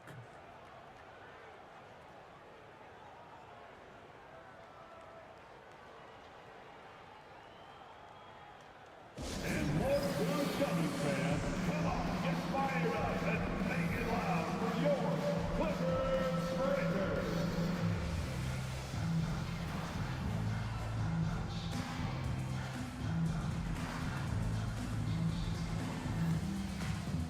Wagner's checked in for Peyton. And with an update from the sidelines, let's check in with David Aldridge. Hey, guys, during the break, listen in with Charles Lee and his team. He demanded something of his guys. He said, I'm not satisfied yet. Are you? You've worked hard, but we need to keep piling it on. Don't give them any hope. Guys? Thank you, David. Here's Curry.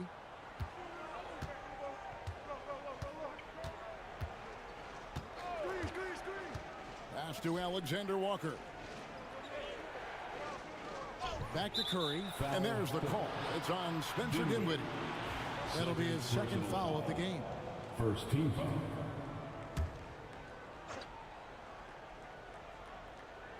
Just a little under 2.5 minutes have passed now here in the fourth. Alexander Walker passes to Ingram. 6 to shoot to stop the drought. And once again off the mark by Charlotte. Clippers trail by 13. Here's Wagner. Whistle blows. Bucket is good. And he'll have a chance at the line to make it a three-point play. Wagner able to get the shot to go through contact. And the and one on tap. Great determination that time.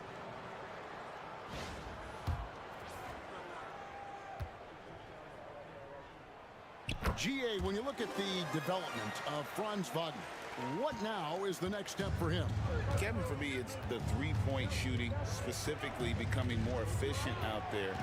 And I also think he's going to have to become a better passer, ball mover. I got total confidence he'll get there because the rest of his game is complete. Now here's Ingram. Takes it out to Siakam. Kessler screen on Wagner. Back to Kessler. Uses the glass to finish the layup. And the Hornets lead by 12. They're taking it right into the teeth of the defense. And it's a defense that's starting to look frustrated. Well, they should be. I mean, it has not been a good performance for them at that end of the floor. And it's Wagner missing. You know, after connecting on one three-pointer in the first half, he hasn't netted another one since. Here's Alexander Walker. Hits some rim on the way in, and the bucket's good. Alexander Walker's got his first basket of the night. Dinwiddie passes to Wagner. Back to Dinwiddie. And that'll be 2 free throws coming up. Officials on the call with the foul. Dinwiddie's so good at figuring out ways to get the defense to foul him. You just can't be careless defensively when you're guarding Dinwiddie. Dinwiddie, 2 shots.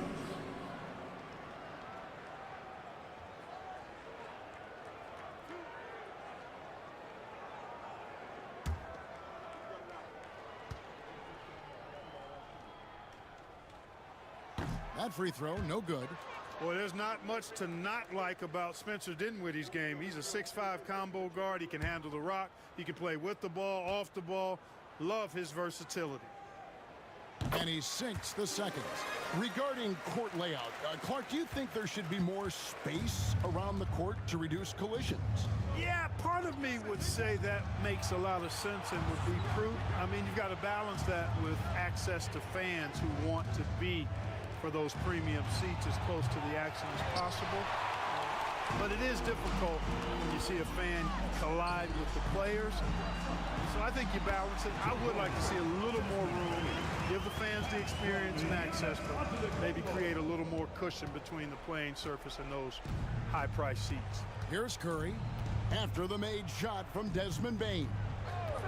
Ingram outside, shoots the 3. It's rebounded by Hartenstein. Hartenstein's got 6 rebounds now in the game. The shooting numbers just aren't there yet in the quarter. Now here's Dinwiddie. Giannis. Wagner from long range. The Hornets pull it in. Earlier in the game, they had a 19-point lead. Curry with it. From past the arc, hits the three-point bomb. Curry's got 10 points here in the second half. And he got loose from the three-point range in the first half and showing signs here that he's still got the flow in the second. And the timeout called here by Tyronn Lue. Wants to make sure everybody's coordinated and intent. For Young Clippers Spirit Dance Team.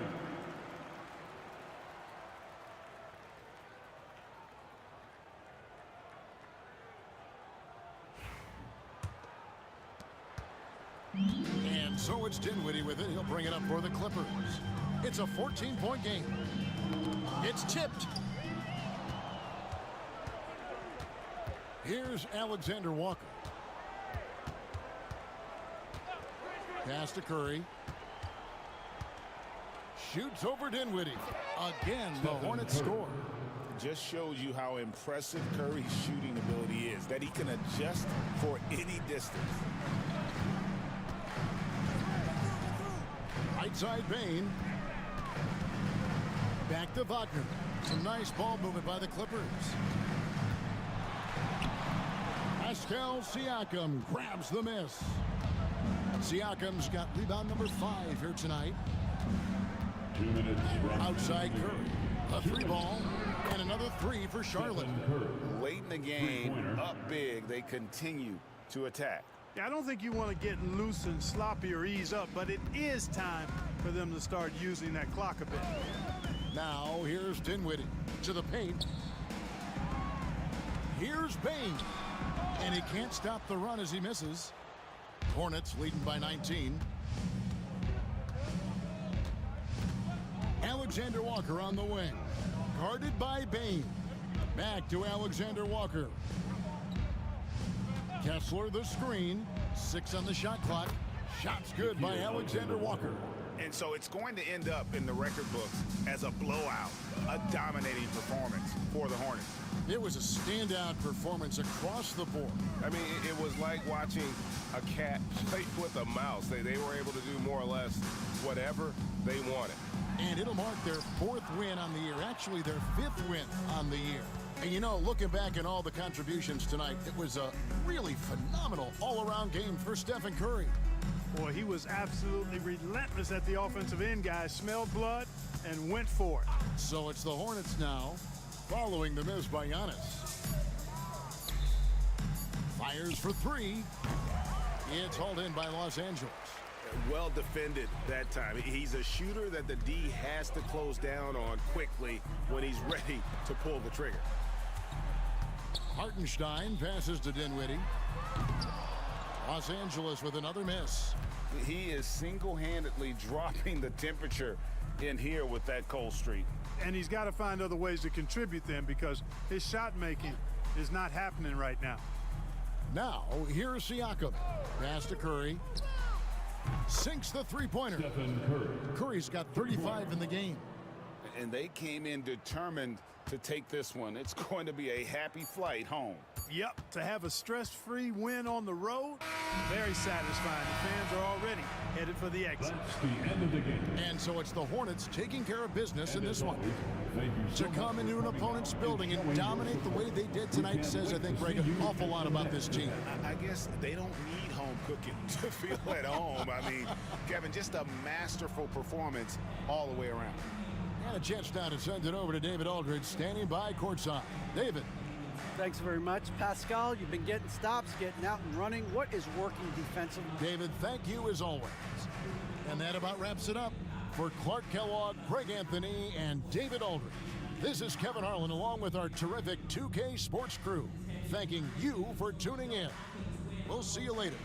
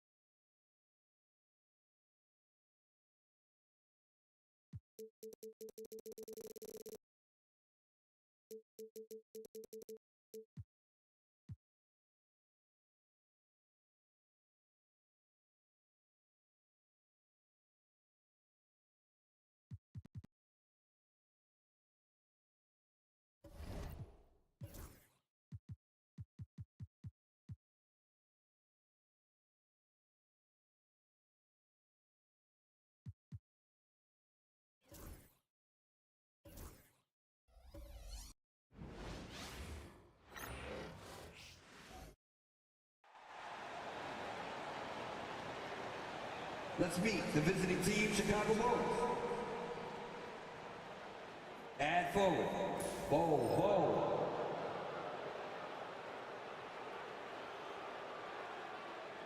At point guard, Jalen Suggs.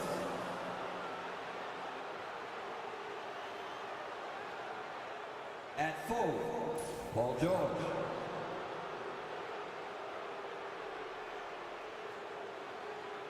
At center, Jalen Duren.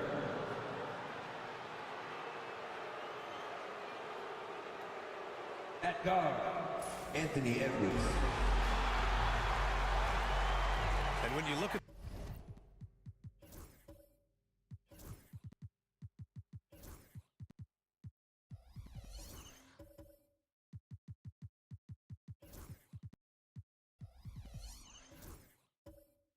the numbers for these teams, Brent, they both pile up assists.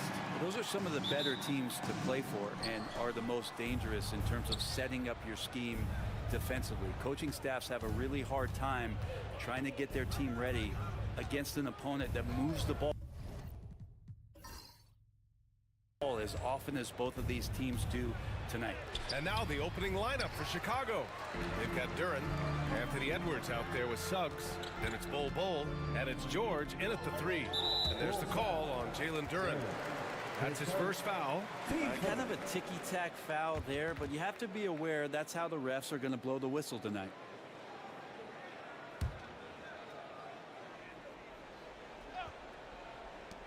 And the Hawks with possession here. Halliburton on the wing. He's covered by Suggs. Halliburton no good. Here are the Bulls with the ball. A tough loss coming against San Antonio in their last game. And I'll tell you, it's pretty amazing. They were even in the game, to be honest. I mean, they didn't play well and still almost came away with it. Now, I'll tell you, if they had pulled that game out, it would have been an amazing win because they made a bunch of mistakes. Nothing was going their way, and somehow they still nearly won it. And Atlanta with possession here. The Bulls making their last shot. To the paint. And stolen by Edwards. George for three. That won't go for him. Now 0 for 2. Halliburton with the ball. Now guarded by Suggs. Halliburton, the pass to Sarr. That's good. And Halliburton gets the assist. Great decision from Tyrese Halliburton. Understands when he should look to set up his guy. And you look at the history of the Hawks. Brent, they've won one NBA championship. That was back in 1958. Yeah, B.A., tough for people in Atlanta to even recognize that because the team wasn't there in 58. They were in St. Louis, and they were led by the great Bob Pettit, who was one of the first really impressive, agile big man of his era. Now here's Markkanen. Boy, he just disappeared against Detroit. They needed him. Pass to Halliburton. 6 on the shot clock. And unable to get the go-ahead bucket there. For Chicago, they've gone 1 for 3 so far. Now here's George. The three. He drains out one after 2 misses. Now 1 for 3. Really no spot on the floor where George can't hurt you. What a versatile scorer. And so it's Quinn Snyder here calling timeout. We might see him looking to make some tweaks to the strategy here. Let's hear it for your ATL dancers.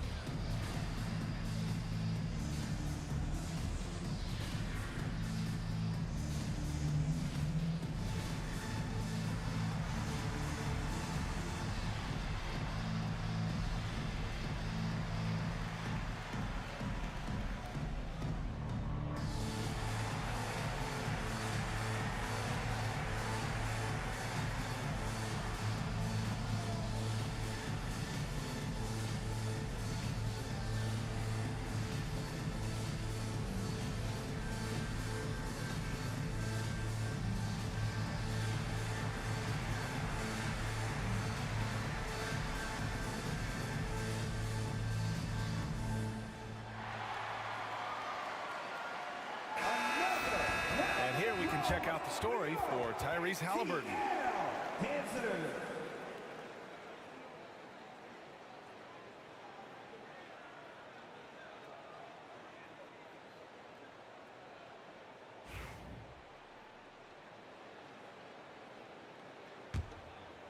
Here in the first, just under 2.5 minutes played so far. All right, let's get a report from Allie. I caught up with Quinn Snyder. Facing off with Paul George tonight, I asked them what makes PG such a special player. Coach said, quote, well, he has a huge effect on the game. Paul can shut down your best scorer on one end and then put up 30 or 40 on the other. Tough to beat that. Paul George, he will have a lot to say about this one, guys. All right, Allie, thanks once again. And the dunk by Duren. He is ferocious on alley-oops. With his good hands and wingspan, Duren makes for an easy target on the lob. Now here's Şengün. He's averaging just around 8.5 points a game. Şengün, a screen on Edwards. Drops in the three. And that's what they want to do. Get him open looks early. And so it's Suggs. He brings it up for the Chicago Bulls. Just under 3.5 minutes elapsed here in the first quarter. Pass to Edwards. 6 to shoot.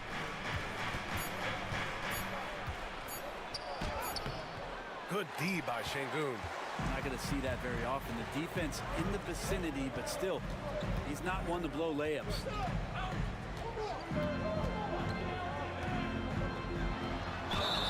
And he'll draw the foul. He'll head to the line for 2. Well, this last stretch of the season could be the final NBA games for some of the aging stars in the league. Grant, when did you know it was time? Well, you know, B.A., I made it 19 years in the league, and at 40 years old, I was kind of happy to be done. But I hope that all the guys retiring this year have the same closure I had. First one falls for him.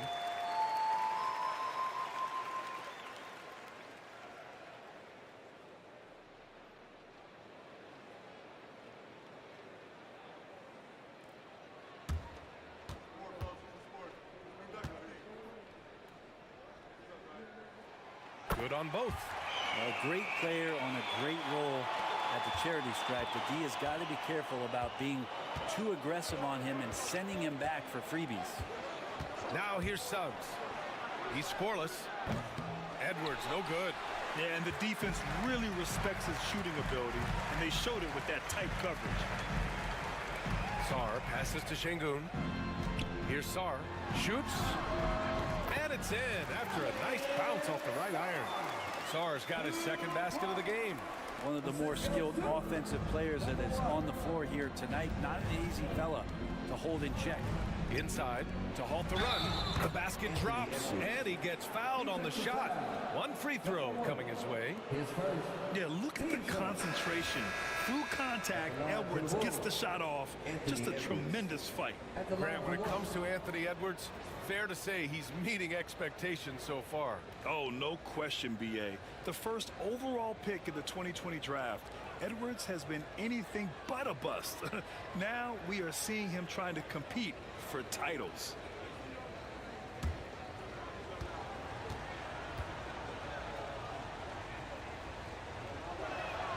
Well, the last time the Bulls won a playoff series was back in 2015, Grant. That was back when Butler and Rose were their leading scorers. And it just shows you just how long it's been. But they've been stuck in mediocrity ever since. And right now, they are desperate for a breakthrough season. Now here's Nesmith. Checking his numbers, he's put up a little over 9 points a game. Screen by Lively. Lets it fly. Pass to Jovic. There's the triple. And it's Chicago with a board. First chance of the season for them to go up against Atlanta. And in a series of the have-nots last year, they came out on the losing end. Really looking for some improvement here. Here's Halliburton. Yet to see a basket. Down low. Here's Nesmith. Randall pulls down the board. Chicago leading.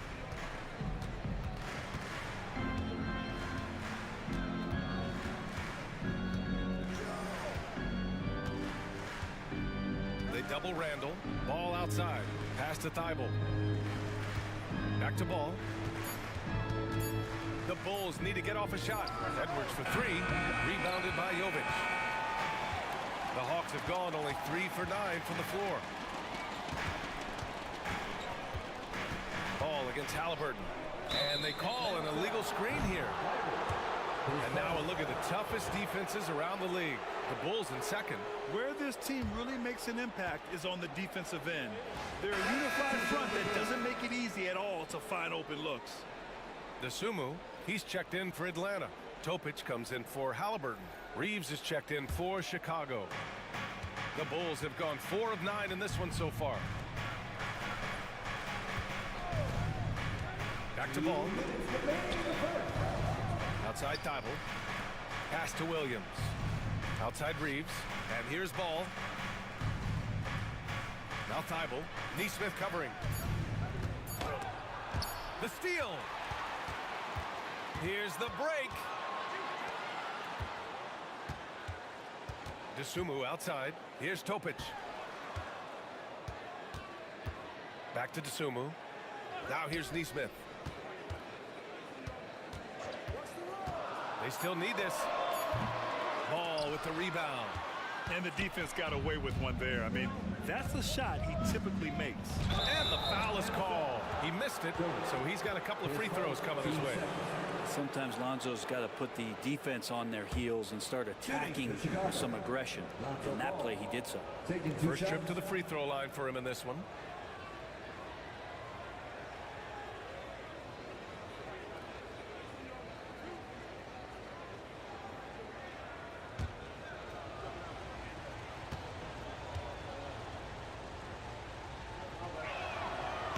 good on the free throw. And six-man, a common term in basketball, has a unique meaning for the Atlanta Hawks, Grant. Yeah, it's the name of their fan base. Extremely loyal and passionate, and they've swayed the outcome of games.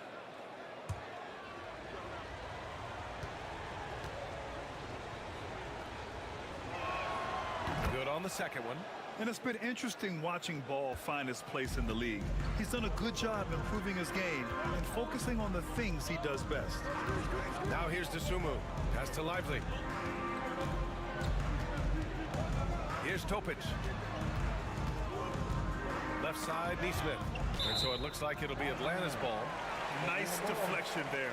Really trying to disrupt their offensive flow. Yeah, appreciate the work right now on the defensive end.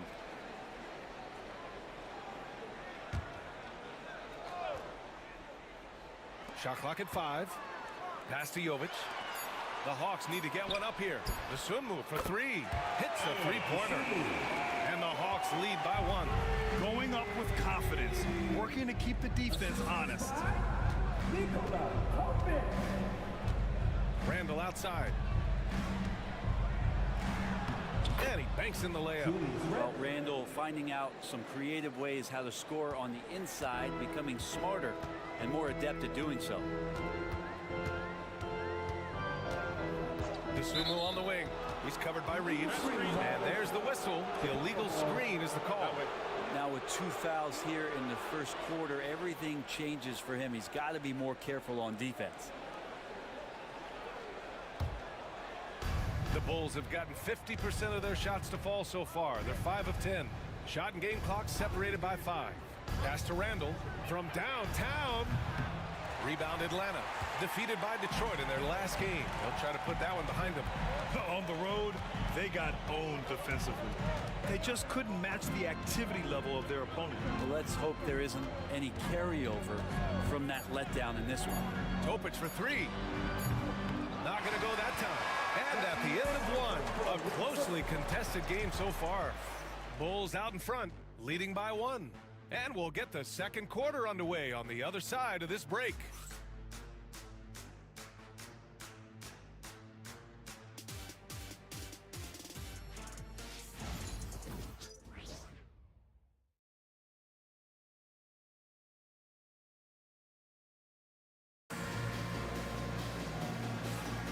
And close game underway so far. We'll see if either of these teams can jump out ahead of the second quarter. And guys, what's your take on the Bulls so far? Just excellent first quarter defense. They've been really getting after it. Just a great job, really, of making the game ugly, trying to muck it up a little bit out there. And here's Halliburton. He'll bring it up for the Hawks. They trail by 1. On the court right now, second quarter for the Bulls. Bull out there with Duren. Then there's George. Then it's Suggs. And it's Edwards in at the 2. Halliburton misses. Here are the Bulls with the ball. Left side Bull. Pass to Edwards. And good as it takes a nice bounce off the right iron and down. Edwards got 7. Well, Edwards can be so accurate, making shots look easy at times. Now Halliburton. To the inside. Here's Sarr. And he dunks it. What a pass to set him up. Oh, my! That's why we have those breakaway rims. Dude, he risked pulling the whole thing down to the floor right there. Now here's Suggs. No points yet. From deep three-point land. Duren. It's good on the putback. And the Bulls lead by 3. You have to put a body on Duren. He's quick, he's athletic, and he has that 7'5" wingspan. Pass to Sarr. Here's Şengün. No good. A bit long that time. Yeah, my expectations were that he was not going to miss that one. He handles that kind of defense, especially on the inside. And at 6'10", Jalen Duren is an incredible athlete for his size. Yeah, he's got a lot of bounce, which helps him as a rim protector, rebounder, and lob threat. Plus, he's got quick feet, and he's able to guard smaller guys on the perimeter. And let's swing it over to the sideline and hear from Allie. Paul George spent some time talking about his idol. He said, the person who motivated me as a kid was Kobe Bryant. Growing up in Southern California, watching him every day, I wanted to emulate him. I attacked the game the same way he did, trying to work on every deficiency, play both ends, and be a competitor. His impact lives on, Allie. Here's George. Following the score by Atlanta. Pass to Suggs. Back to George. Shot is up. Rebounded by Halliburton. He loved to make them pay for giving up that wide open jumper, just unable to do so. Here's Neesmith. It's good. And he drew contact on the shot, so he will go to the line. A three-point play opportunity. Jalen Suggs, his second. Team first. And Grant, we know the importance of the veteran leaders on a team, but not every vet wants to accept a mentorship role. Very true, B.A. In your later years, that role becomes a blend of playing and kind of coaching. Not everyone is cut out for that. Markkanen's checked in for Alperen Şengün.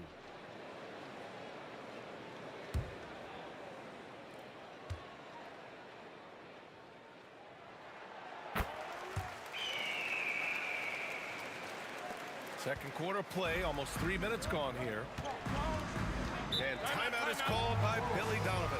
Coach wants to speak to his guys, maybe alter some of the game plan.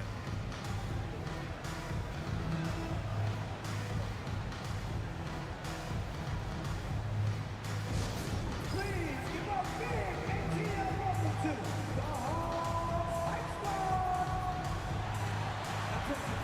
And Atlanta making a change here. Lively's checked in.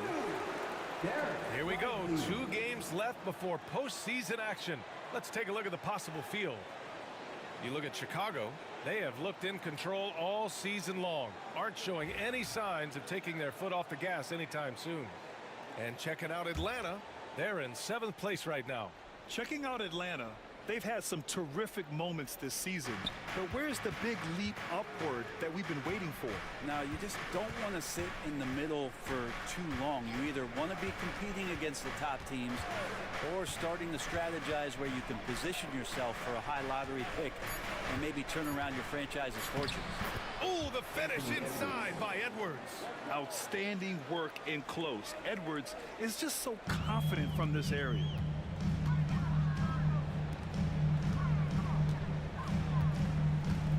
Pass to Markkanen.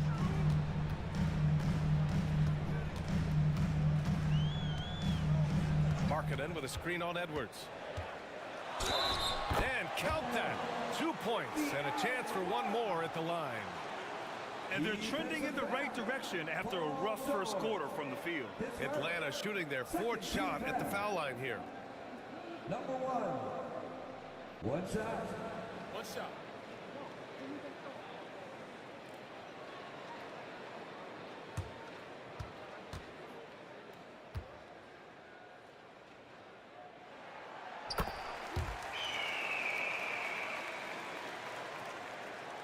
And a little under 3.5 minutes elapsed here in the second quarter. Outside Edwards. For 3, George. Lively grabs the miss. Yeah, and the defense has really got to tighten up on him. I mean, he's just too dangerous from the three-point line. Down low. Here's Sarr. Oh, he got it with a pump fake, but he couldn't finish. Bulls trail by 3. Pass to Suggs. Edwards for 3. Edwards making it look so easy from deep. The Hawks have gone 4 for 7 in the second quarter. Halliburton outside. And he lobs it up. Oh, and Markkanen finishes. The big man from Finland, Lowry, getting up. And so it's Suggs. He brings it up for the Bulls. It's George on the wing. Suggs against Halliburton. Suggs, the pass to George. Some solid defense from Markkanen. The Hawks have gotten 5 of 7 shots to fall in the second. The 3 is up. Yes! Tough point from Tyrese. Boy, Halliburton consistent with that shot. The Bulls trail by 5. Here's Edwards. He's got 12. Pass to Suggs. Back to Edwards. Shot clock at 6. Lets it fly. Sarr pulls it in. Clean look from mid-range. Coach will probably want to run that play again. It's Markkanen on the wing.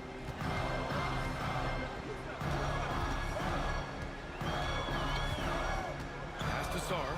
Now Halliburton. There's the 3. Bull grabs the board. Not his best night from the field, but looking for other ways and finding them so he can chip in. Suggs, the pass to Bull. Lets it go from deep. Knocks down the triple.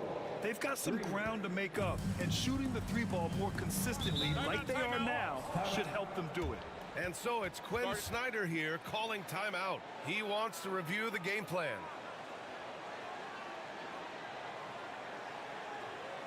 A line change here for Chicago. And a check on the league leaders now with the top shooting teams over the previous 10. The Bulls third. Well, lately their offense has been completely in sync. Guys are accepting their roles and playing unselfish basketball. That's helped them hit a high percentage of those opportunities. Halliburton against Reeves. Halliburton, the pass to Markkanen. And he makes it. Markkanen's gotten his second bucket of the game. Yeah, draw the D in, kick it out for the open shot. That's taking a page straight out of your textbook. Well done. Back to Ball. Outside Thibault. From behind the arc.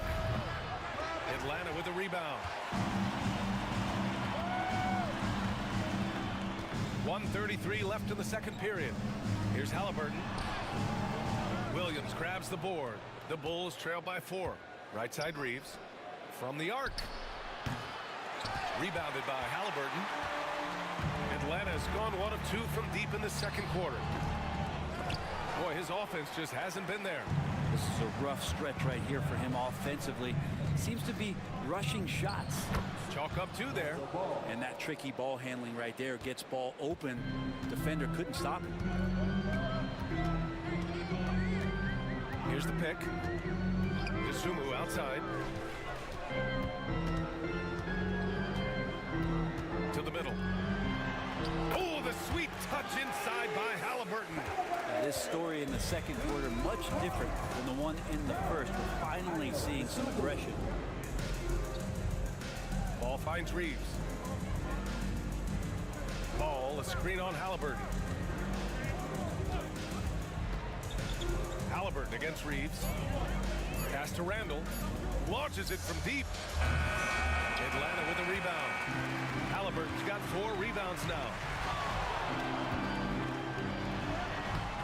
Can't connect from short range. Ball passes to Reeves. 4-3. No good. Would have counted had it gone. And a pretty tightly contested game here as we end the first half. Atlanta on top, up by 4. Well, now we have some time to check in with Allie LaForce. Allie. I'm here with Coach Quinn Snyder, and Coach, you're getting stops in the first half. What do you attribute to that? Well, we're playing hard, scrambling, picking up our effort, trying to be precise and disciplined and tough, and not resting on our laurels at any point. Hopefully you can remain active on the defensive end in the second half. Thanks, Coach. Allie, as always, thank you. We'll be right back to begin the third quarter right after this. Please direct your attention to center court and get ready for the fan half-court shot. Drum roll, please. They're measuring up the shot.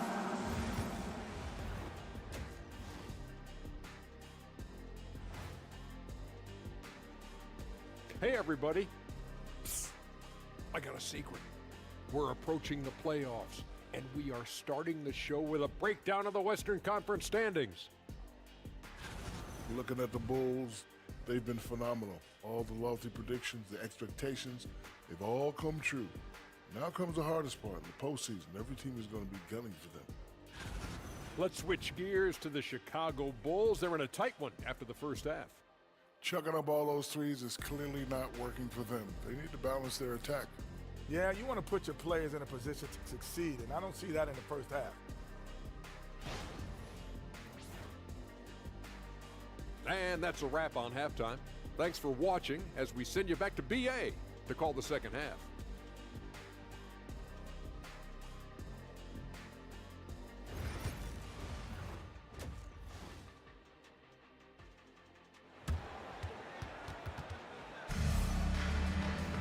And if you're just joining us, we've played through the first half in a game that's been fairly even so far. Boy, you got to like what we're seeing from Anthony Edwards. Can they come up with an answer for him coming out of the half? They have to change something defensively. They're just way too easy out there, and I'm sure coach is going to make that a priority at halftime.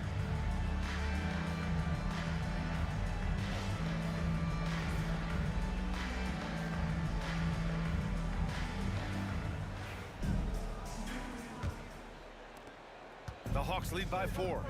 We've got Sarr. He's out there with Alperon Şengün. Halliburton is out there with Lauri Markkanen. So that's the Hawks 5. Fires the 3. The shot misses. And Suggs has got the ball here for the Bulls.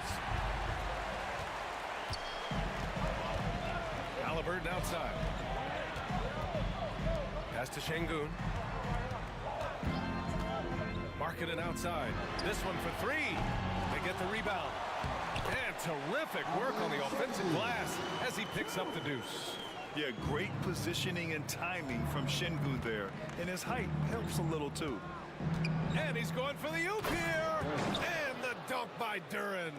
Well, long arms but very sure hands make Duren a great lob partner. And about a minute of action so far in the third quarter. Suggs against Halliburton. Out to the right wing.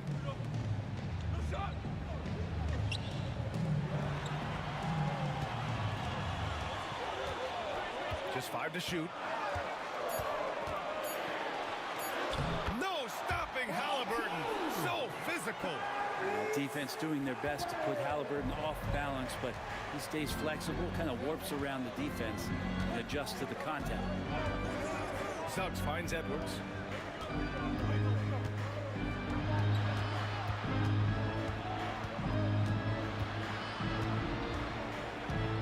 Launches it. That's a miss. His 6th miss in 11 tries. Atlanta leading by 6. Halliburton with the ball. Now guarded by Duren to the right side. From outside the arc.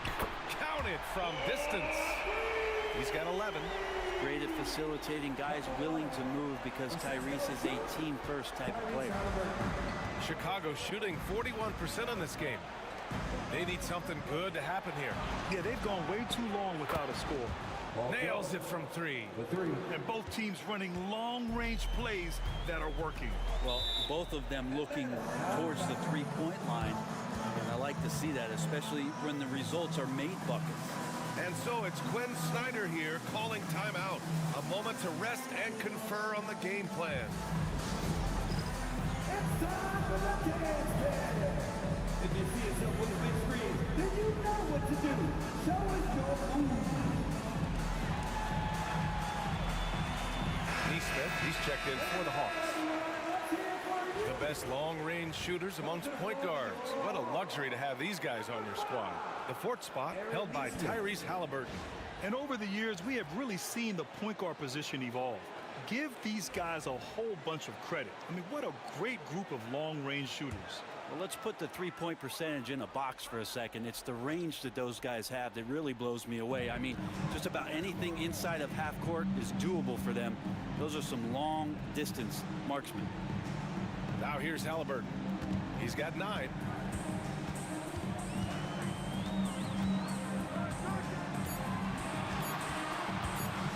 Pulls up on the wing. Bull grabs the board. Bulls trail by 6. George passes to Suggs. Back to George.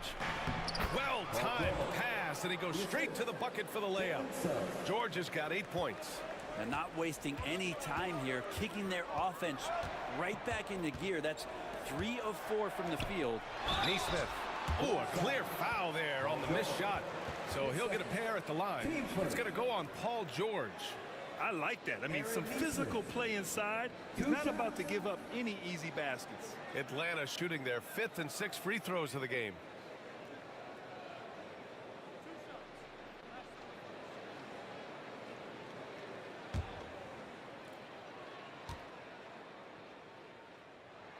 First free throw is good. Lively. He's checked in for Sarr.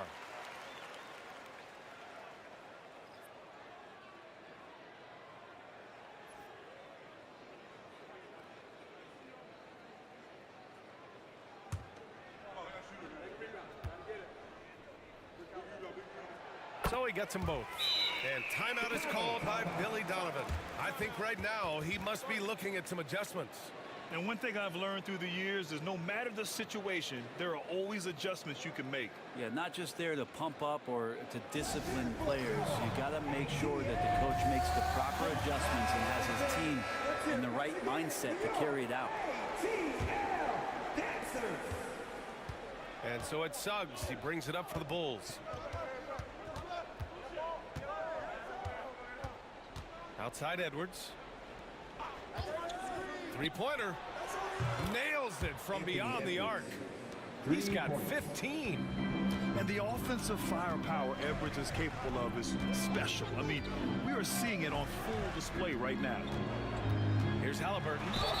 Ooh, and he took a hard foul on the shot. So he'll head to the line to shoot a pair. First trip to the line for him here. Halliburton. 2 shots.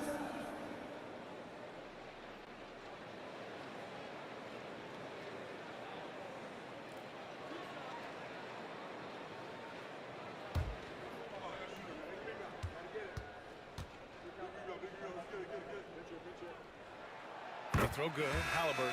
You know, young players who come into the league, you want to see if they can bring it every night. Halliburton has certainly fit that bill. The Bulls making a switch here. Randall is checked in.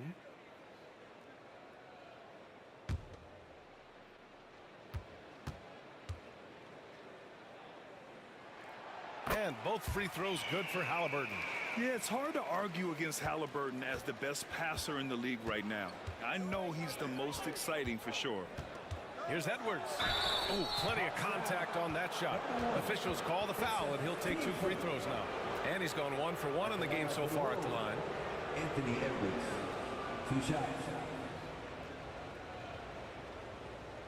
Shooting 2.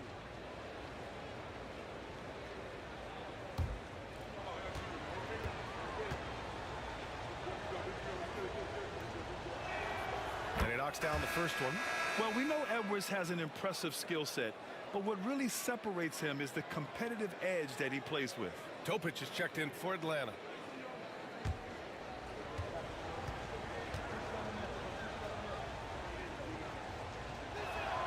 And so he hits both. Atlanta leading by 3. Pass to Neesmith. Here's Topic. The 3. Atlanta again missing. Chicago's gone 2 of 3 from outside so far in the 3rd quarter. Well, Brent, the 23-24 Pistons tied an NBA record by losing 23 straight. One bright spot, however, was Jalen Duren. Well, a bright spot, BA, would be that you wouldn't mention it again. So let's just forget about that and put it behind us. But Jalen Duren did have some moments. He averaged a double-double that season at just 20 years of age. So sky is still the limit for this young, big, physical player. Back to Şengün. Duren with a rebound. Duren's got a rebound number 5 here tonight. Here's Randall. And it's Randall with the jam. Randall with massive improvement over last year and can beat you in so many ways that he has confidence in now. What a flood. Pass to Topic.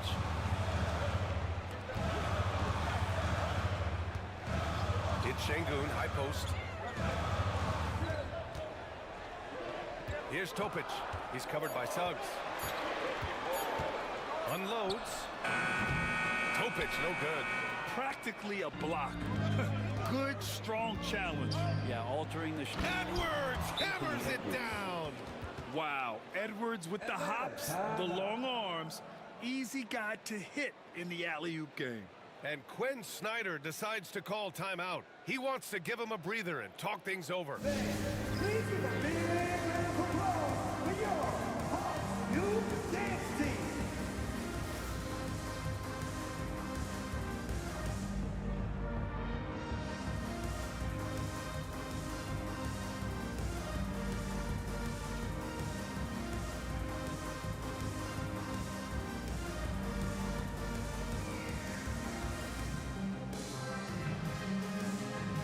Some changes for Chicago. Mark Williams, he's checked in for Duran. Thibault comes in for Paul George. And it's Ball in for Suggs.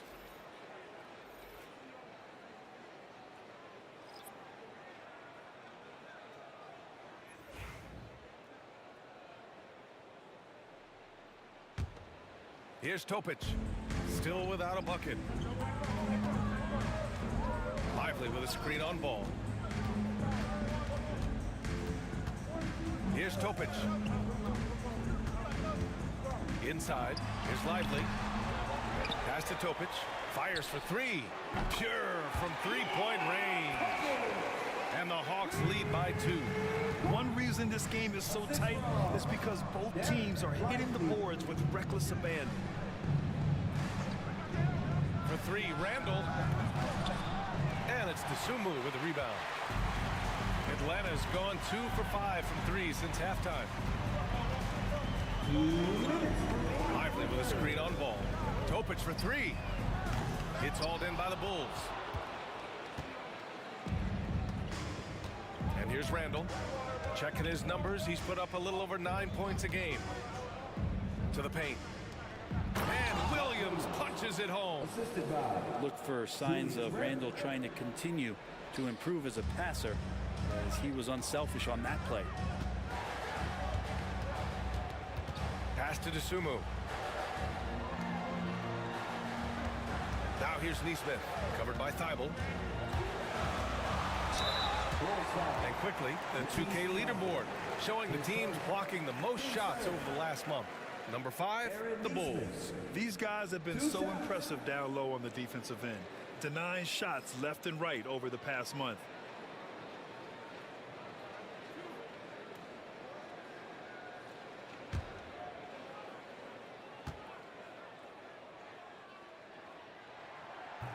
No good on that one. For Chicago, Jalen Duran. He's checked in for Williams.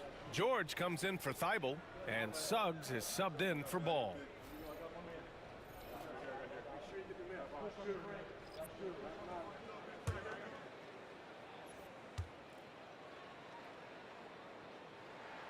And he sinks the second.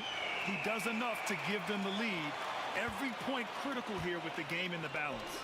Here's Duran. And the dunk by Duran.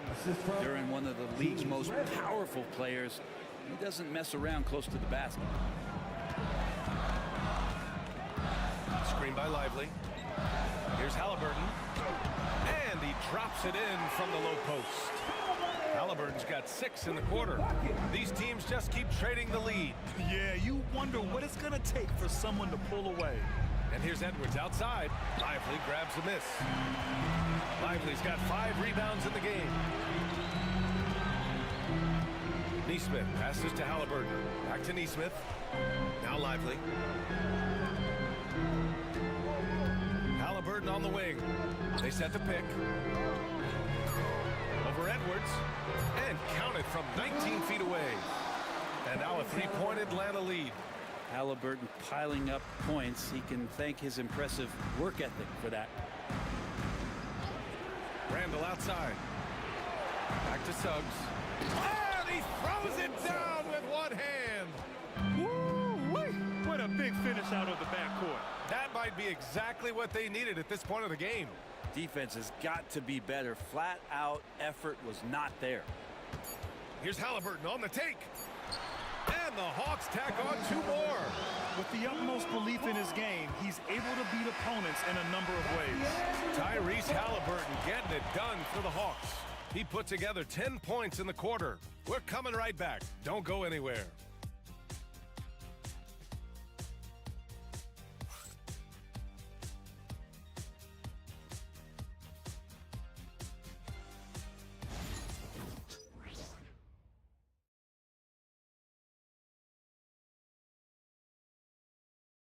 Quinn Snyder with some words for his players. Let's just keep playing with the same intensity, okay?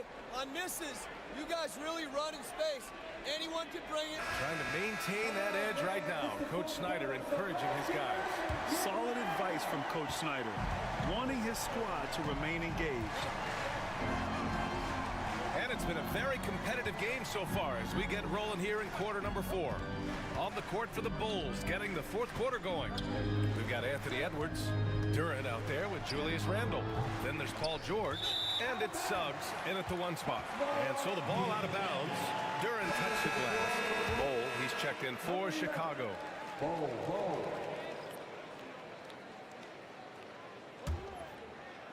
The Hawks lead by 3.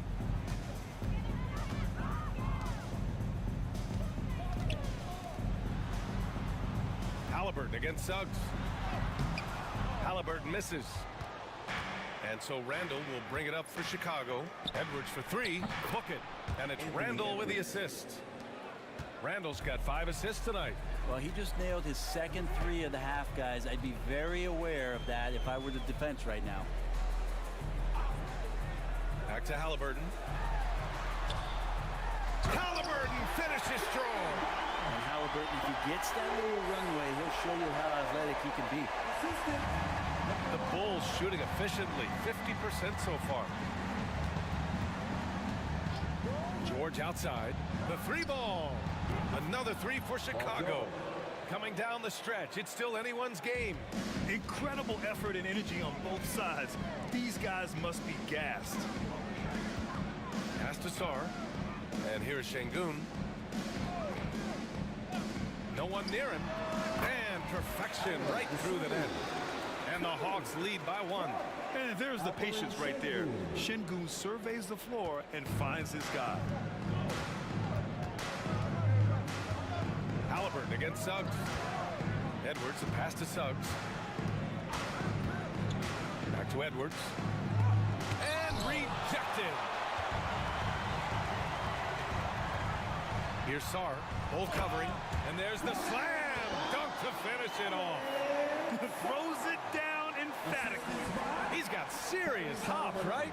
You add that to his ability to penetrate, that's 2 easy points. Outside Edwards. Back to Randle. And he'll draw the foul. He'll head to the line for 2. That one on Şengün. It's hard to believe now, but Julius Randle has been in the league over a decade now, Brent. Yeah, it's been an interesting ride for Julius Randle. A lot of different roles, but he's evolved his game quite a bit. Some he's done himself, and then guys have adjusted around the way that he has been a leader, a scorer, a rebounder, a presence. You know, Julius Randle continues to impress and make strides.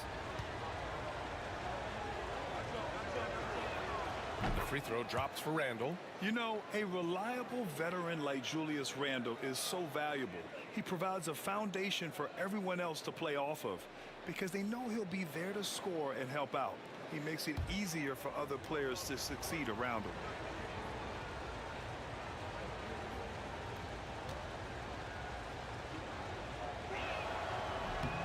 And good on the second, so he makes them both. And yes, there's been growth in Julius Randle and his game year after year, adding little things, but this big man focuses on playing to his strengths. And stolen by Suggs. Just over 2.5 minutes played now. Final quarter of regulation. George passes to Suggs. Randle outside. Now here's George. 5 to shoot. Shoots over to Sumu. And again, no good by Chicago. The Hawks have gone 3 of 4 in the fourth and looking confident on offense. A quick shot there. It's off target. Chicago has gone 2 of 2 from outside so far in the fourth. Edwards with some muscle. And you know he has the floater in the bag, so Edwards decided to deploy it there. Now here's to Sumu. George defending. Shoots from 12. Chicago with a rebound. Over 3.5 minutes through the final quarter now. Suggs finds Edwards. There's a screen. Rebounded by the Hawks. Şengün's got his 5th rebound in this one. Count the basket and the foul. It's on Anthony Edwards. Doing a lot of nice work now from the field. He's helped get them this lead, and now he's helped them keep it. And some stats here, guys. The scoring breakdown for the Hawks. Well, how about the work they've done from the in-between area? They are making it rain, and the storm ain't over yet. All game long, they've just done a great job of keeping the pressure on the defense and penetrating with the pass. They've gotten everything inside, and they've converted there. And one of the stronger finishers in this game, Anthony Edwards at his best. Here's Sarr, Bull covering. Sarr passes to Dosunmu. Over George. Dosunmu can't hit. The Bulls have got 4 of 8 shots to drop here in this final quarter. Pass to Suggs. Bull against Halliburton. Fader on the way. He hits the back iron and sinks it. And the Bulls lead by 2. And Halliburton has got the ball here for Atlanta.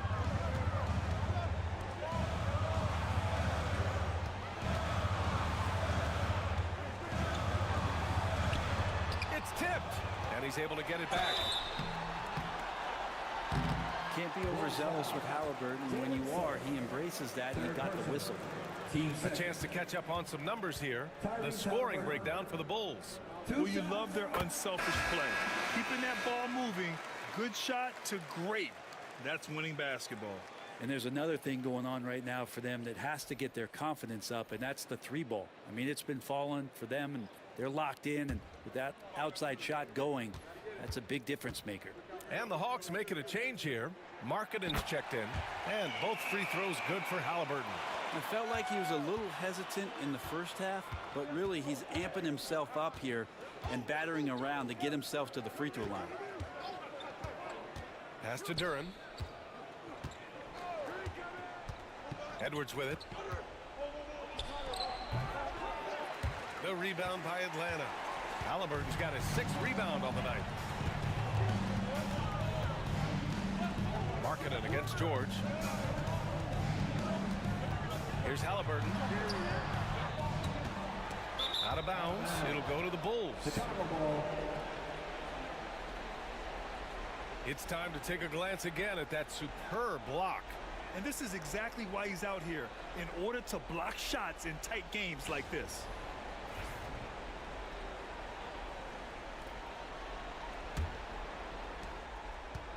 The Bulls have got 5 out of 10 shots to drop here in the final quarter. Pass to Bull. Back to Edwards. George outside. 6 on the shot clock. There's a screen by Bull. Puts up a 3. It's kept alive. And the dunk by Duren. What an injection of energy from Duren. Working hard to find points for his team. Lets a floater go. Shot's blocked. And so it looks like it'll be Atlanta's ball.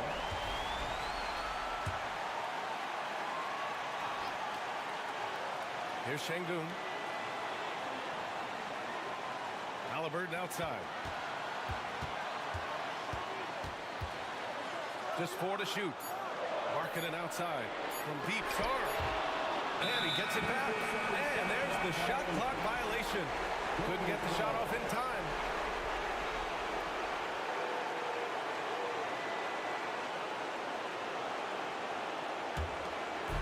Minute 32 left in the 4th quarter. Now here's Edwards. He's covered closely. And he lobs it up to the rim. Şengün with a steal. Halliburton looking for an opening. And stolen by Bull. Here's Suggs. Tipped. Markkanen showing all 7 foot of himself there. And it's good. 2 points. 1:02 left in the final quarter. Now Halliburton, and the officials signal the backcourt violation. Not careful there.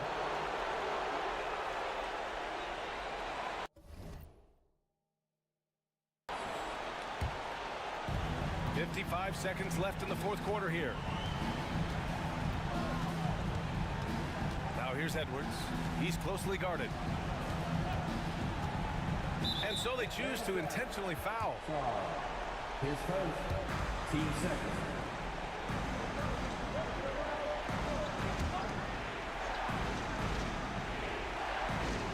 Here's Edwards. Here's George.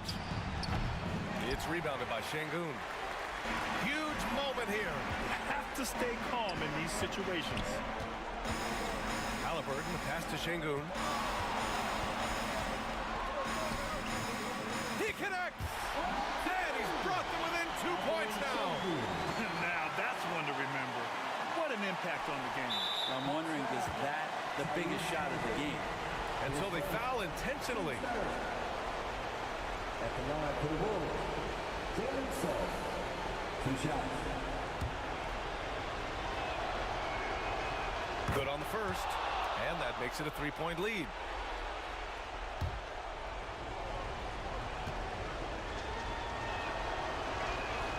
And so he drops them both.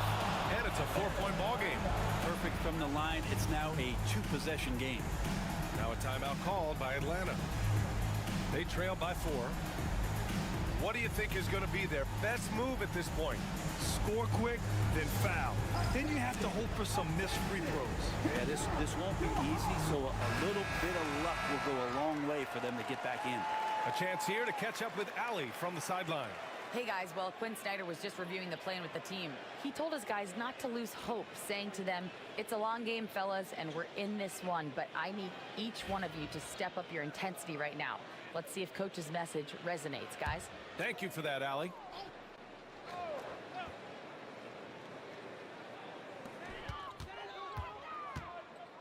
Suggs against Halliburton. Here's the floater. Rejected by Bol. And an intentional foul there stops the clock. Yeah, no, you had to do that. I mean, you can't allow them to dribble out the time. At the line for the Wolves, Jalen Suggs. Taking 2 shots.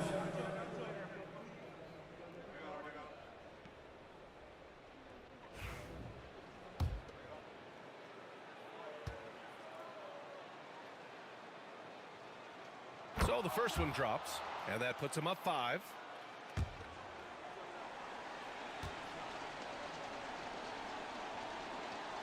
So he goes 2 for 2 at the line, and it's a 6-point ball game. Breathe easy now. The biggest free throws in the game, and he's coming through. Now a timeout called by Atlanta. We've got 13 seconds left to play in the fourth quarter. Given the situation here, what sort of strategy needs to be top of mind? The game's not quite done yet, but they need points right away.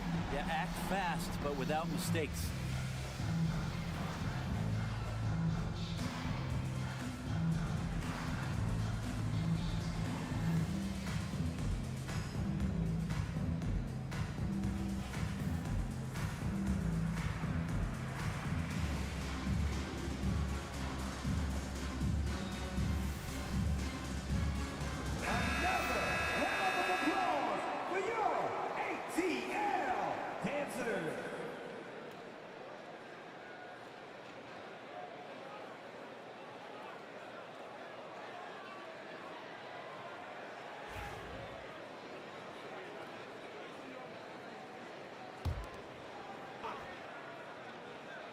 Marketing from long range.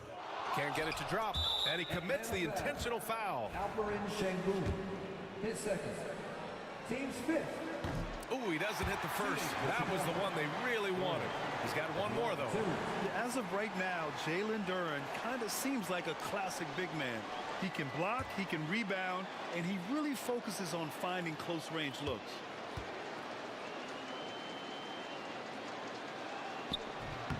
And no good on the second free throw, so 0 for 2 there. For 3, he can't hit that time. And so Chicago takes the win. And they barely squeezed out the win here on the road. And BA, the visiting team is always under some added pressure, but they made it work and got the win, whatever the margin may have been. All right, now let's check in with Allie LaForce. Allie, what do you have? Julius, it wasn't always smooth sailing tonight, but you guys... Thanks, Allie. Great interview once again. And that about wraps it up. For Brent Barry, Allie LaForce, and Grant Hill, this is Brian Anderson, thanking you for tuning in. We'll see you next time.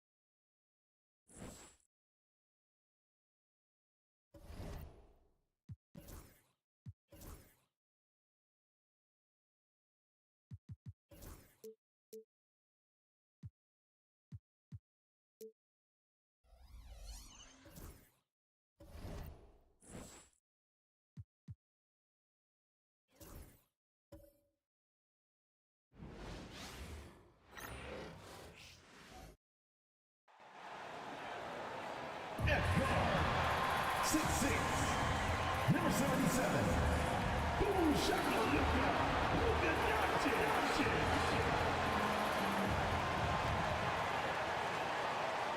And a good Thursday evening to you. 2K Sports presents the NBA. Kevin Harlan here with you. Joining me tonight, Stan Van Gundy and Greg Anthony. Our buddy David Aldridge is on the sideline getting stories. Let's take a look at the numbers for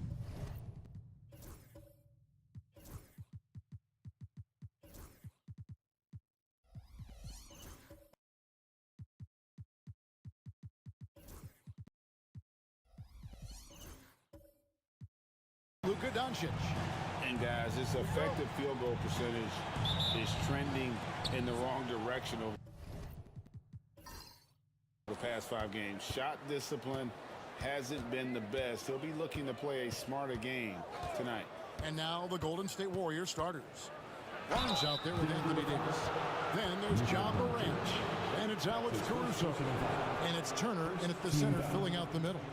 Greg, with how explosive John Morant is, he has certainly taken his fair share of awkward falls.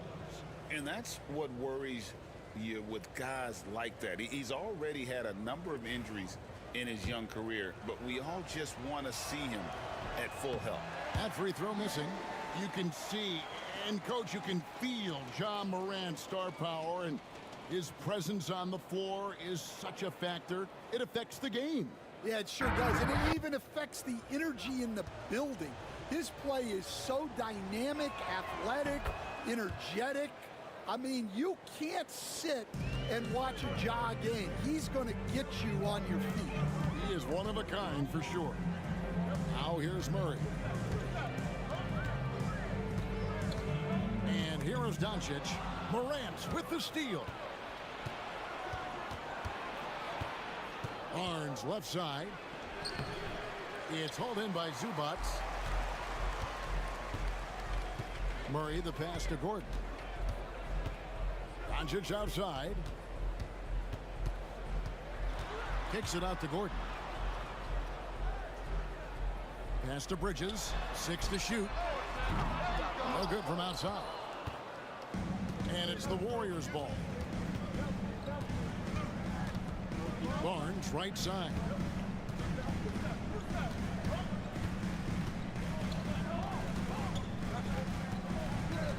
Back to Davis. Morant looking around. A three-pointer, no good. Bridges up top, covered by Barnes. Bridges kicks to Murray. Fires top of the key. Warriors with the rebound. Well, when they're playing off you, you have to make them pay. And he couldn't. Out to the right wing. To the inside. The kick out to Barnes. And that one falls coming off of Davis's feed. This is something Barnes needs to keep working on. When he's hitting from 3, this guy is almost unguarded. And off the front iron, and in it goes. And he's not going to miss many of those, especially that wide open. And it is dangerous to let him get it going this early. Now here's Barnes. Taking a look at his stats, he's averaging around 7.5 points a game. Doncic against Morant. Still looking for his first make after that miss. He's 0 for 2. Doncic passes to Zubac. Pass to Murray. Here's the floater. He lays it in. And that ties it up. And Murray has no qualms going to his floater on a play like that. Nice make. And Davis throws it down. Assisted buckets. Every team wants them. They show you're running effective team offense. Timeout is called. First of the game for the Nuggets. Let's give a warm welcome, your Nuggets dance team.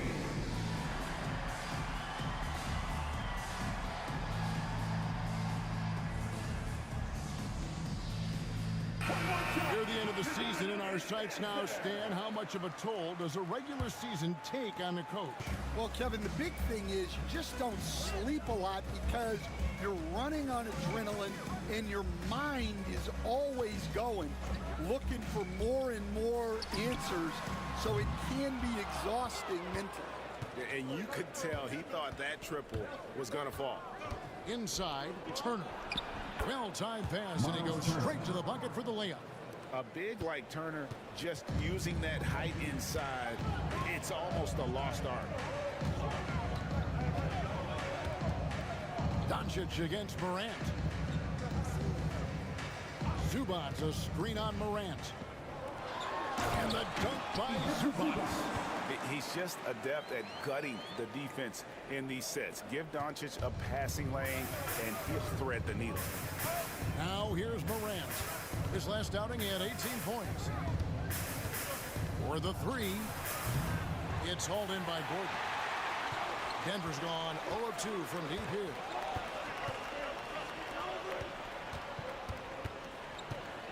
Pass to Bridges. Here's Doncic. Guarded by Morant. Doncic against Morant. Shot from the top of the key. Barnes grabs the miss.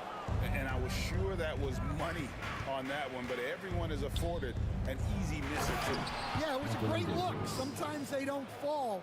You've just got to keep taking great shots. And he'll get a head of steam when there's that much of a lane. You can't get in AD's way. It's time now to hear from our Hall of Fame reporter, David Aldridge. What's the latest, David? Kevin, thank you very much. Anthony Davis broke his defense down for me. He said, I can block shots, switch on to anybody, guard the pick and roll, I can guard the post, I can guard the pin down. So that's my ability. My ability defensively is to do everything. Kevin? And he does everything. David, thank you so much. Eye-popping talent from Doncic. We don't see many players with his size and skill set. Catching up on the changes for Denver. Drummond's checked in for Zubac. Isaac comes in for Aaron Gordon. Reza Shea, he's checked in for Mikal Bridges. And it's Ellison for Murray. All free throws good from Doncic. Greg, you think about oversized point guards, and the gold standard has always been Magic Johnson. Now you look at Luka Doncic, and he's certainly big for that position. Definitely some positive similarities, right? But the big difference is one of those guys has 5 rings, and that's not a knock on Doncic. This is a team sport, but Magic's ability to affect winning was right there with another MJ, Michael Jordan. Here's Wallace, and it's sent back by Drummond. Not letting that one fly. Drummond using his height and wingspan to deny the shooter. Spins. Here's Ellis, and he's fouled pretty hard on that shot, but he's got the chance to pick up the points at the line. It's going to be on Wendell Carter. Denver shooting their 3rd and 4th free throw shots of the night. 2 shots.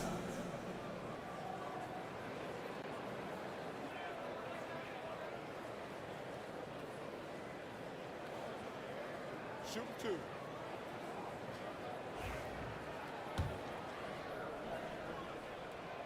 And he can't get the first one. And looking back, Coach, how great was it to see the Nuggets win their first title back in 2023? One of the great NBA stories, Kevin. It was huge. It was a moment years in the making. That championship meant so much to the city of Denver and its fans. And he's good on the second. And here's Wallace. He'll bring it up for the Golden State Warriors. And going against Denver, their first meeting of the season. Brooks outside. To the wing on the left. That's tipped and taken away by Ellis. One-on-one fast break. Here's Reza Shea. And the shot goes down. The Warriors trailing. 2 minutes remaining in the first. 2 minutes. Pass to Carter. Brooks outside. Here's Bailey. Bailey tipped back in for 2. Oh, how about the finesse there? Nice little gentle touch on the board. And you know, when you have that gentle touch, those tip-ins are easy to come by. And it's Drummond with the jam. Well, that's about as high percentage of look as Drummond's going to get. Nice job inside. Wallace looking for an opening. Pass to Brooks.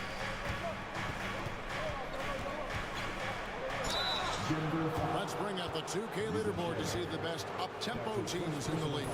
The Warriors, number 1. And that's a fun category. Most fans love that kind of up-tempo offense. And these guys are the best in the game playing that style.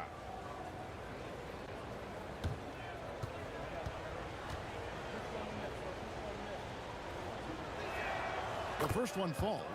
And there's a flexibility to Brooks's game. He can play a specific role for you, or he can be a high usage guy.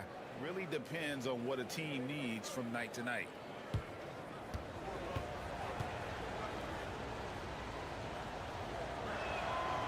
Off on that one, so he goes 1 for 2 at the line. And you can see that even though he ties the game up, disappointed he couldn't give him the lead. Back to Isaac. Good ball movement here by the Nuggets. Here's Drummond. That's his second shot and his second basket. He's 2 for 2. Well, he knew the contact was coming. Drummond took it anyway and finished. Wallace against Wright. Brooks setting the pick for Wallace. Out to Brooks. Shot clock at 6. Pass to Wallace. Golden State needs to get off a shot. Here's Bailey. And the Warriors miss again. Another miss. He is struggling for the quarter. To the middle. And the rebound goes to the Warriors. And typically he has the touch to finish when he's in tight, but not sure on that possession. He's lost it in this quarter, no doubt about it. Nothing seems to be going for him. And that one's good. Reza Shea. Here's Bailey. Takes the 3. What a play. Simply drains it in at the buzzer. Big time shot to beat the buzzer there. My goodness. Oh, man, that's like stealing 3 points. Big time finish to the quarter. 1 quarter in the books, and it's been a close one so far. Nuggets ahead. They're up by 1. And we'll get going after this from Ball Arena.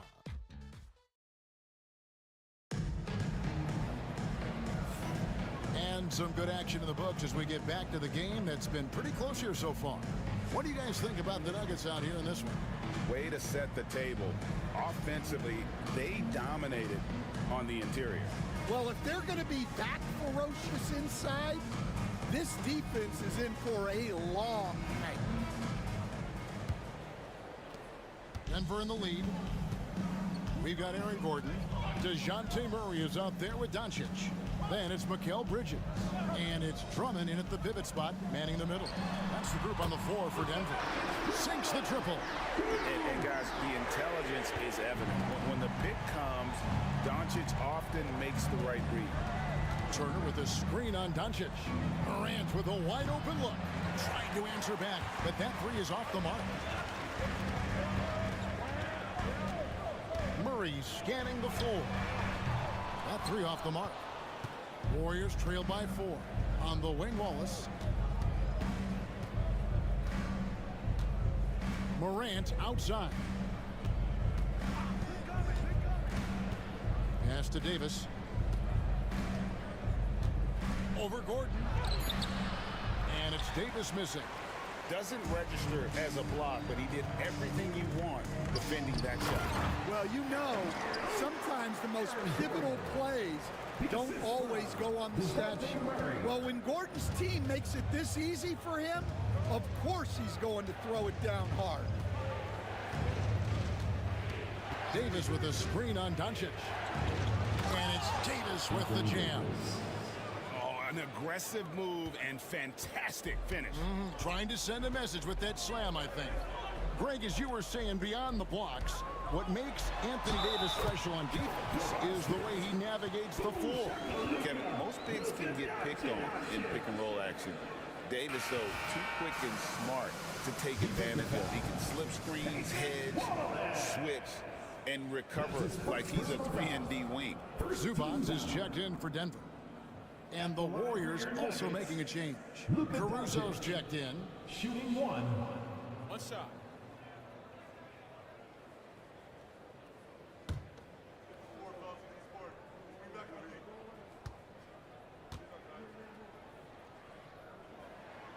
That free throw good from Doncic. Here we are, Stan, seeing more and more great international players in the NBA.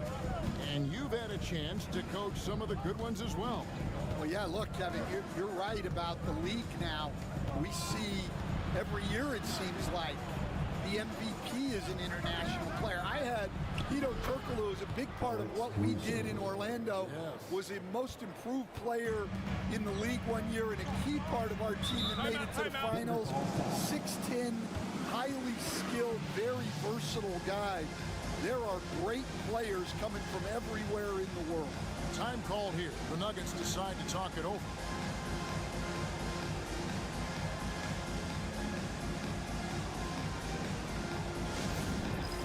It's time for the dance cam. So get up and get down. If you see someone on the big screen, you know what to do. Show us the move.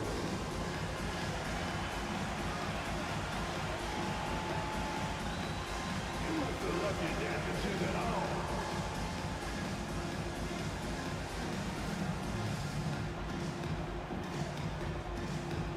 Show us those moves.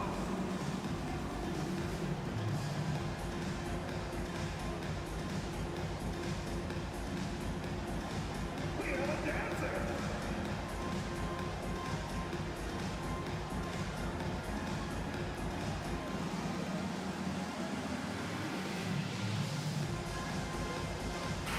Well, a chance to check out Mikal Bridges here, breaking down his play since the All-Star break, averaging 9 points per game, 3 assists, and 3 rebounds.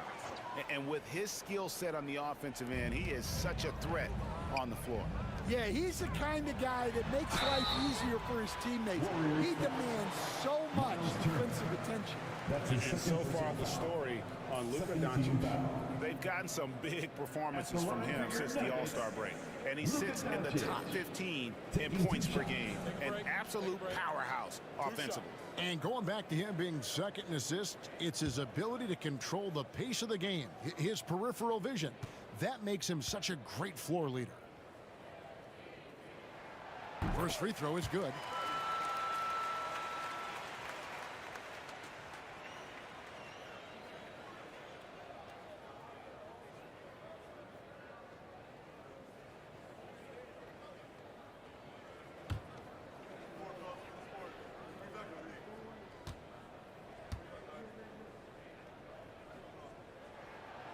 No good on the second free throw. Warriors trail by 5.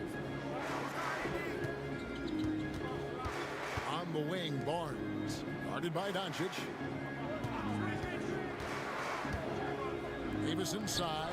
He's against Gordon. And Davis can't get it to go. Bridges inside. Defended by Caruso. Bridges misses. Golden State's gone 3 of 7 tonight from three-point territory. Barnes kicks to Caruso. Back to Barnes. Over Murray. That misses off the backboard. Denver leading by 5. And DeJounte Murray gets the whistle that time. That's his first foul. Well, despite that turnover, they've done a decent job taking care of the ball, and they'll need to continue that if they want to hold on to this lead. The Warriors making a switch here. Porter's checked in. Morant kicks to Caruso. Turner with a screen for Caruso. Down low. And it's slammed in by Turner. And Caruso is just a high IQ player. Excellent at knowing when to get it to a teammate. Morant against Doncic. Bridges deciding where to go with it. Rocket 6. Gordon with a screen on Barnes. For 3, Bridges. Caruso grabs the miss. Warriors trail by 3. Barnes outside. Pass to Porter. Some nice passing by Golden State here. And Morant gets it to go on the assist by Porter. Yeah, so tough to knock Morant off balance, and he's so talented at keeping his focus on the basket. Bridges against Barnes. Back to Doncic. And they double up Doncic. Gordon for three. His shot is good, making it a perfect 2 for 2 from the floor. Well, confidence isn't something that Gordon is lacking. He thinks his shot is there, so he just takes it. Morant outside. There's the three. It's hauled in by the Nuggets. Defeated by the Hornets in their last game. They'll try to put that one behind them. Well, when you're facing a team that's feeding off the crowd's energy, you have to bring your A game, and they didn't do that defensively. Yeah, when you have a defensive showing this poor, it's normally due to an overall lack of effort. And we've got a timeout called by Steve Kerr. And coach has decided they need a moment to talk things over.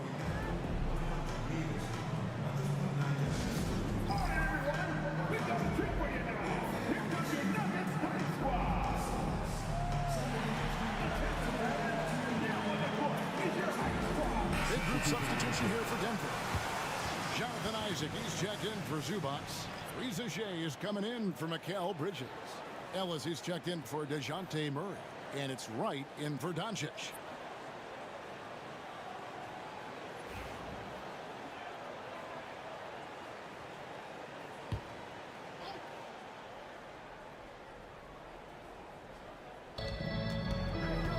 Caruso, the pass to Brooks. Lands soft on the front of the rim and drops. They're getting on a roll inside. Their last 3 field goals have come from the paint. Here's Reza Shea. Brooks covering. Here's Gordon. Carter pulls it in. Warriors trail by 4. Well, there's a unique profile for Wendell Carter Jr. A tremendous rebounder and shooter, and now he's playing on a pretty good team, and he's a big reason why. He sure is. Look, he's really big at 6'10", 270. All right, top 20 in the league in rebounding and effective field goal percentage. Can shoot the three. Great blend of size, skill, and toughness. And Wright kicks to Isaac. Offline with his three. Golden State's gone 1 of 3 from way outside since the start of the second quarter. Porter finds Caruso. Now here's Brooks. Tight defense on him. Just 5 on the clock. Pass to Caruso. Over Wright. And it's Golden State with another. Assisted. 1:37 left in the first half. Caruso against Wright. Now Gordon.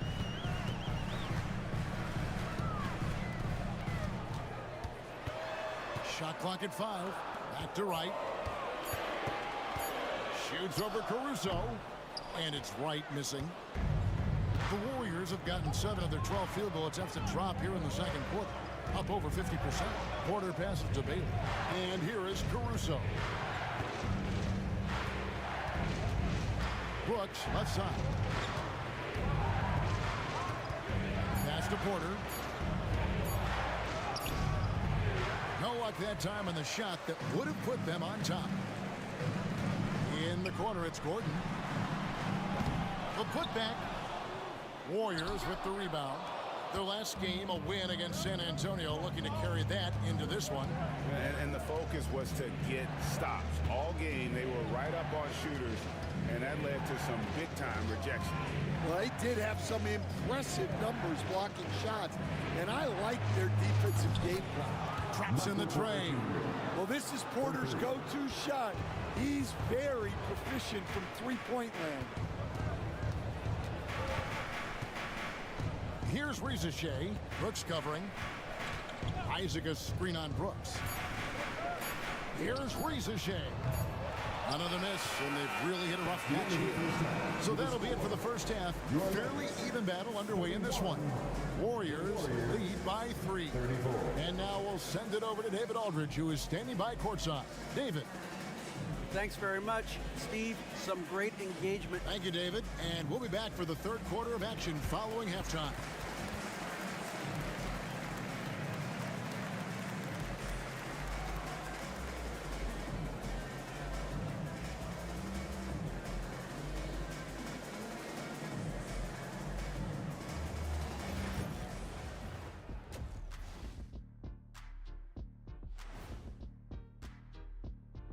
And we thank you for joining us at halftime. The Golden State Warriors are in a closely contested game. Getting points from that second unit was clutch. Depth protects you against injury, but it can also win a game for you. Yeah, and those starters are going to have the fresh legs for the second half.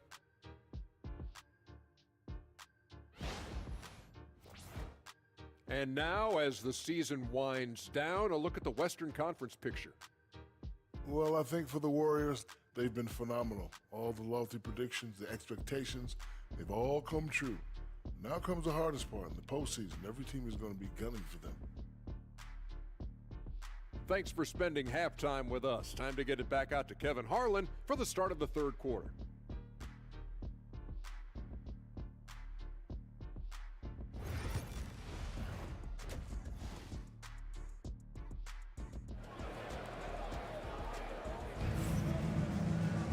And we're halfway through this one. Plenty of basketball left in a game that's been fairly even so far.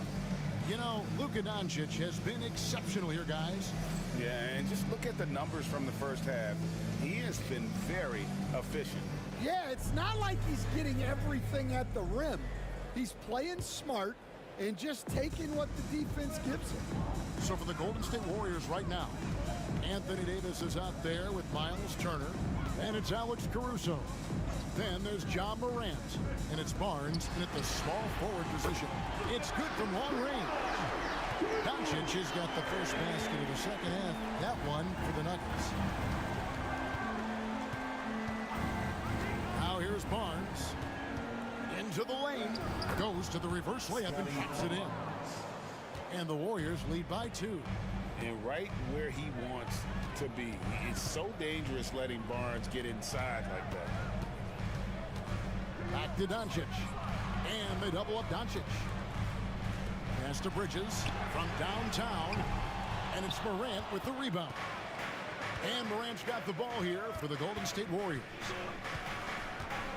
Caruso kicks to Barnes.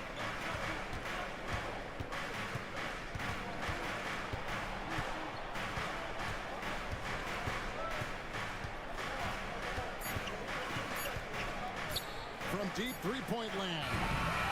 The shot comes out.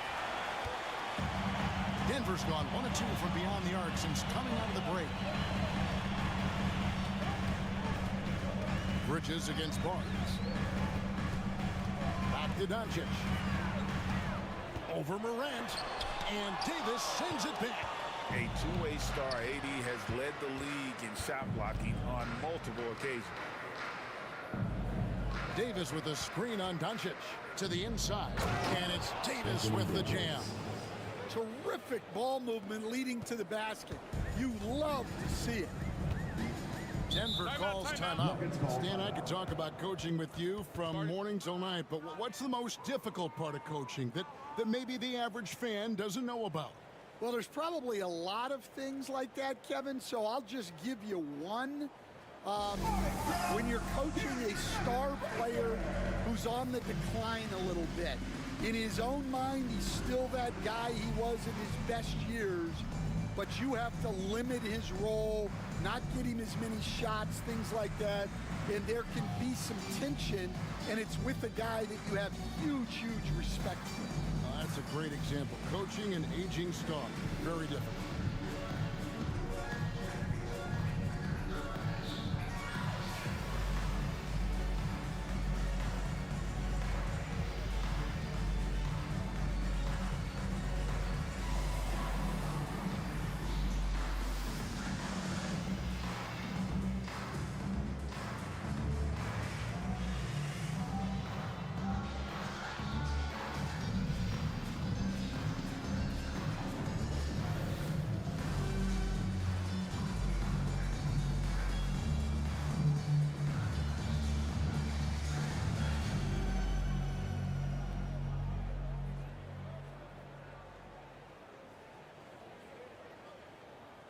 Drummond's checked in for Aaron Gordon.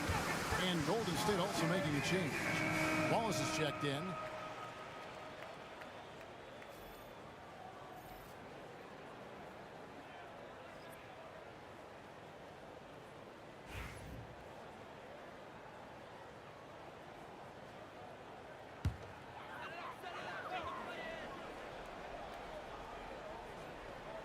Two minutes into the second half of play now.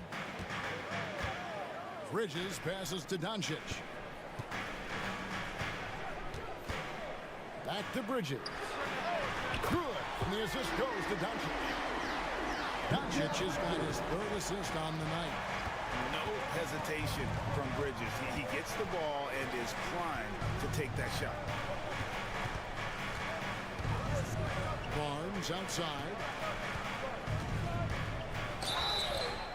And foul on the shot. He'll shoot 2 at the free throw line. That's his first personal. The 2022 Rookie of the Year, Scotty Barnes. GA had a terrific rookie year, as we know. His second year may have fallen off a little bit. Yeah, it was a bit stagnant for Scotty, but man, he had a monster third year, making his first All-Star game. The playmaking of Barnes especially took a leap. That's good from Barnes.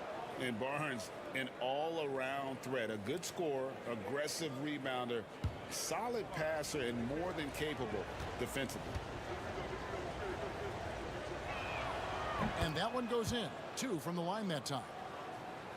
The Nuggets trail by 3. Doncic looking it over. Zubats against Davis. For 3, Bridges. It's rebounded by Golden State. Davis has got his 5th rebound in this one. Wow, his shooting woes continue, and it's weighing down this offense. Denver's gone into the three-point range 4 times since halftime and buried 2 of them. And Davis sends it back. At this point, finding blocks comes naturally for AD. He just anticipates and attacks the basketball. And it's Morant missing. For Denver, they've gone 2 of 6 from the field here in the third. Murray, the pass to Doncic.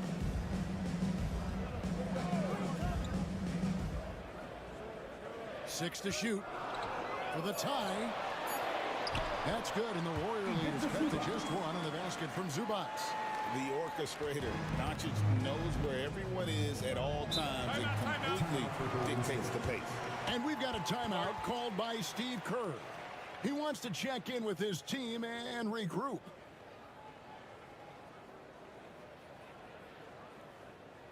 Look who it is, your Nugget Dance Team.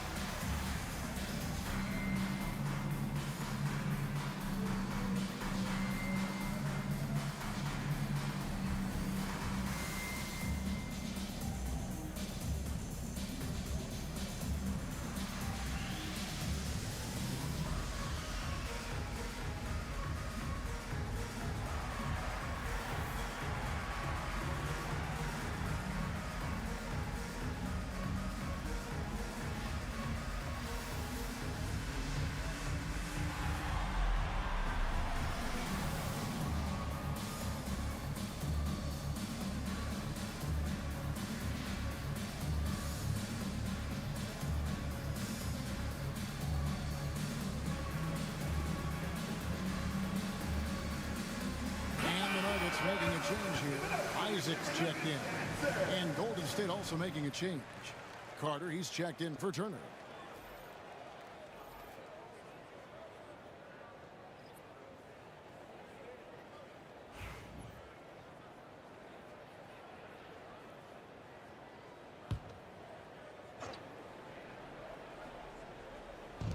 Nuggets on D. Their defense has only allowed 6 points in the second half. On the wing, Barnes. Defended by Bridges. 6 on the shot clock. Here's Davis. He can't get that one to fall. Isaac with some nice D. And here's Isaac. He'll bring it up for the Nuggets. After this one, they're off to Sacramento to take on the Kings. That'll be just one game played away from home for them. Drummond sets the screen for Doncic. Jump shot is good that time. Doncic has got 5 points now in the quarter. Well, they have leaned on him offensively with good reason. Efficiency will help you win a lot of games. Back to Morant. Here's Murray. And it's Murray with the jam.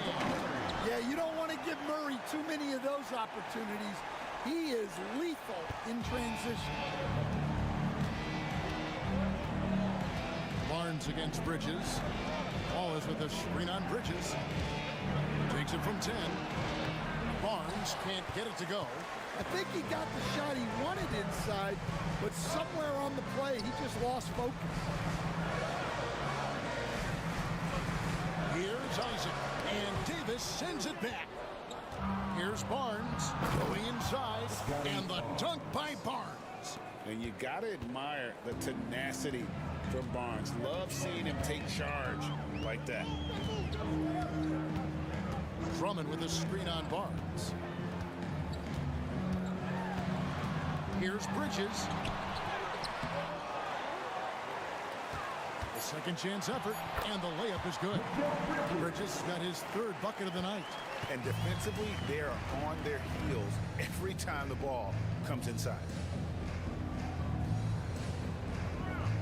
Davis surveying the floor. Back to Morant. And stolen by Drummond. Murray with it. And it's Wallace picking him up. Doncic right side. .149 left in the third. Back to Isaac. Down to 5 on the shot clock. The Nuggets need to get a shot off here. And that one's good. Drummond. Three-point shooting since the half has been about as good as you could ask for. And so Steve Kerr calls for the timeout. He's ready to talk things through with the team. It's time for the dance cam. Get up and get down. Get ready to see yourself on the screen and show us your best moves. Let's go.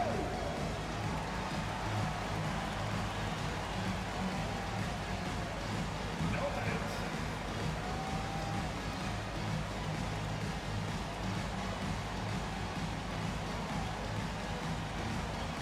You're on the big screen.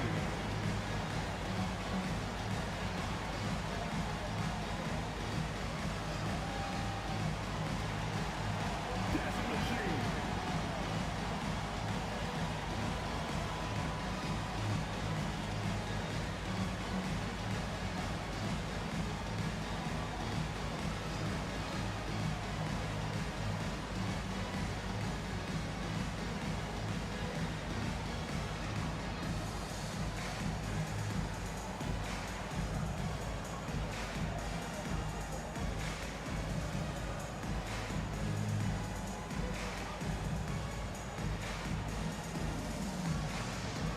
Big group substitution here for Denver.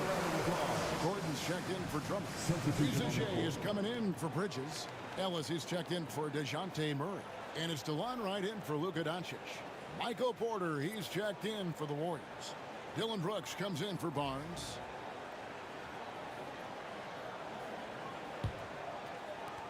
.137 left to play here in the third.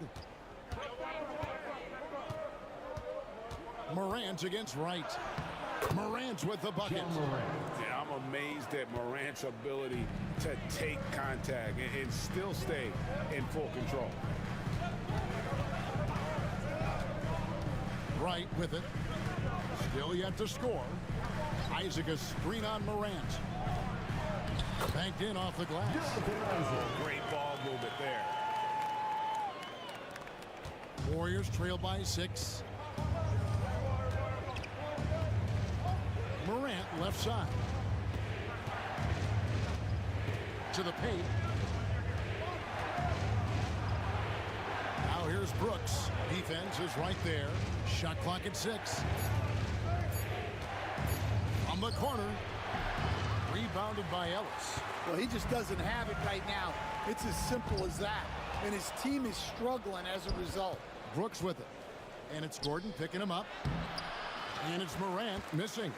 He is really scuffling this quarter offensively. Perhaps a little frustration setting in. Just 2 seconds between shot clock and game clock. Here's Rizachet, guarded by Morant.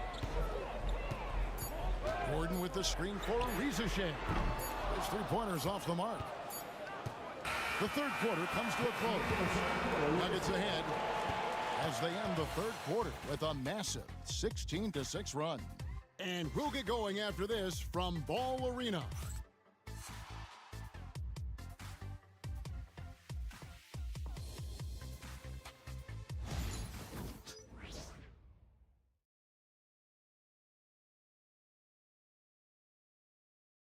And let's take now this moment to bring up our State Farm assist of the game.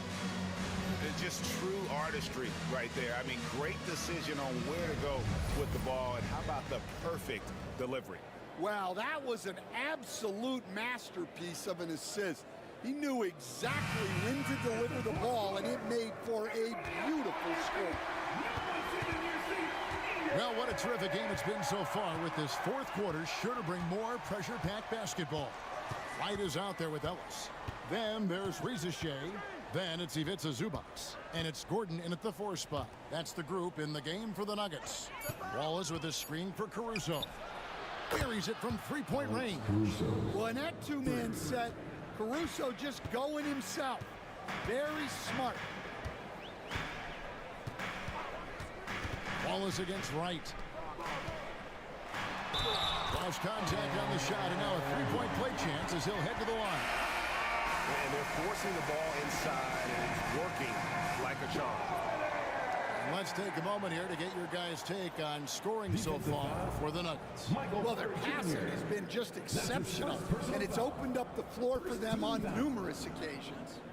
Another place they've had the upper hand tonight is in transition. They've gotten a bunch of their points off the fast break.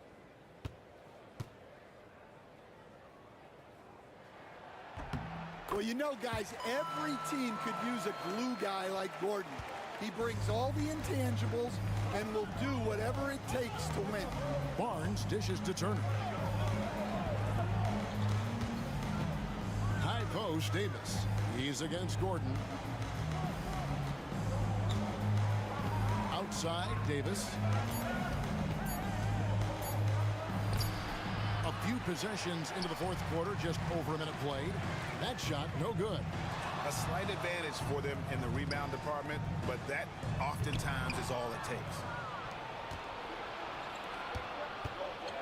Barnes against Bridges. Count the basket and the foul. Mikal Bridges picks one up. He was scuffling with the shot first half, but since the break, he's been putting it all together. At the line for the Warriors, Scotty Barnes. One shot. One shot.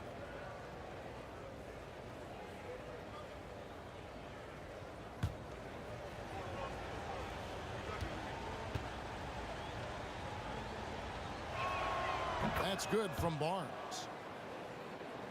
Here's Murray. About a minute and a half into the fourth quarter now.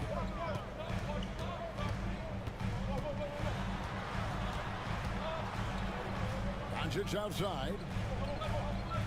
Gordon with a screen on Wallace. And here's Doncic from the arc. That's the sixth make from the field. He's taken 9 shots and missed but 3. Well, he's been more confident shooting it since the half. Let's see if that trend continues. Wallace against Doncic. Wallace outside. 4 on the shot clock. Davis sets a screen. Latre. It's hauled in by Zubac. Zubac has got rebound number 5 here tonight. Back to Murray. Shoots over Caruso. Got a hand on it. A remarkable remarkable defender. Caruso also uses his deceptive vertical to his advantage to come up with blocks. And again, it's the Warriors missing. And they're controlling the boards, Kevin. That's +5 in that category. Count it, good. Well, he can beat you in a lot of ways. Very challenging to defend. And we've got a timeout called by Steve Kerr. He's very aware of the timing here and the significance of getting things squared away with his team. Let's turn up the noise, fans. Here are your Nuggets Hype Squad. Get loud, fans. On the court is your Hype Squad.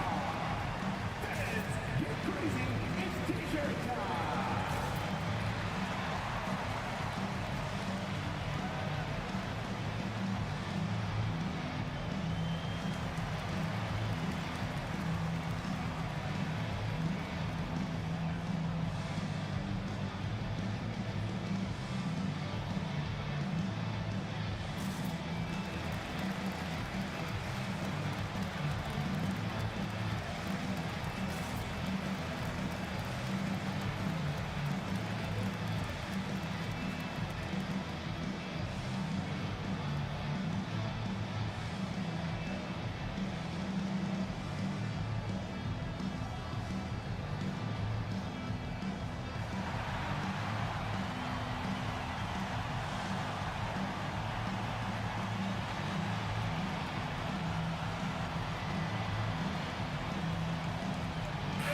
And the latest now from our sideline reporter, David Aldridge. David, it's all yours. Take it away. Thanks, Kevin. Well, Steve Kerr talked to his team during the break. He told his guys, I need you all to come together right now on both ends. This game is not over. You need to go out there and take control now. We'll see how it looks coming out of the timeout. Guys? Thank you, David. Wallace outside. And the whistle blows. It's going to be on Luka Doncic. That's foul number 2 for him. And right now, let's watch that terrific swat. And guys, that block could really help change the momentum of this game.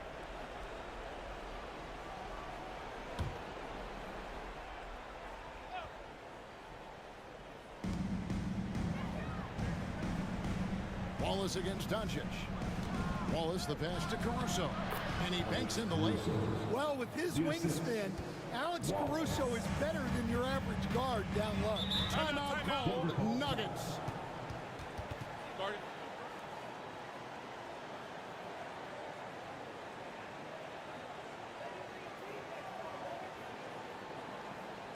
All right, fans. Let's get up and get loud and welcome the show-stopping, move-dropping Nuggets Breaker.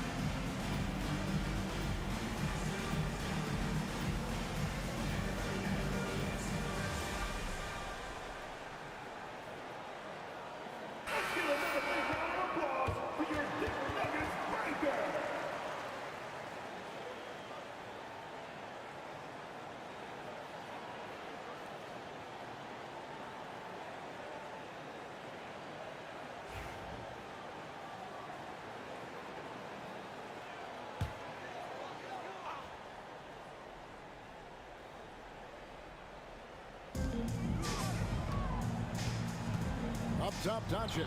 Wallace covering. Doncic, no good. And it's Davis with the ball for the Golden State Warriors. 6-point game. Murray against Caruso. Turner for three. Nailed from three-point land. And the uniqueness of Turner, an elite shot blocker who has deep range on that jumper. Murray kicks to Doncic. Zubac the pass to Bridges. Zubac with the screen for Bridges. And another miss by Denver.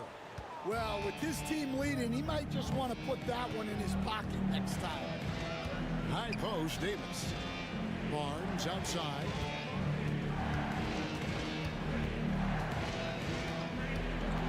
Six on the shot clock. From deep three-point land, Doncic grabs the miss. Well, and after making just one triple going into the break, he's still looking for his first make from distance here in the second half. And sometimes you just get a step on the defender. Bridges saw an opening there and exploited it. Caruso kicks to Wallace. Davis against Gordon. Wallace with a screen for Barnes. No good on the triple. Denver leading by 5. Here's Murray. And the shot goes in. And there's a pattern starting to take shape here. They're working it inside and getting good shots from close range. Outside Turner. Outside Davis. Ignoring the contact, Anthony Davis. Stepping up. Davis is a fantastic option late. You know, with that height and skill set, he's going to get a good look. Gordon against Davis. Doncic outside. Zubac with the screen for Doncic. Over Wallace. Anthony Davis grabs the miss. Davis has got 8 rebounds in this game. Wallace the pass to Turner. Golden State moving it around. Here's Davis. Davis owning the paint and gets it to go. And with all the different things he does, you expect AD to put up points every night. He's a lot to handle. Near the three-point line, it's Doncic. And a big bounce off the rim, but it sinks right in. Doncic has got 12 points here in the second half. And so Steve Kerr calls for the timeout. And that timeout by Coach was carefully measured, wanting to make sure that everybody is on the same page here.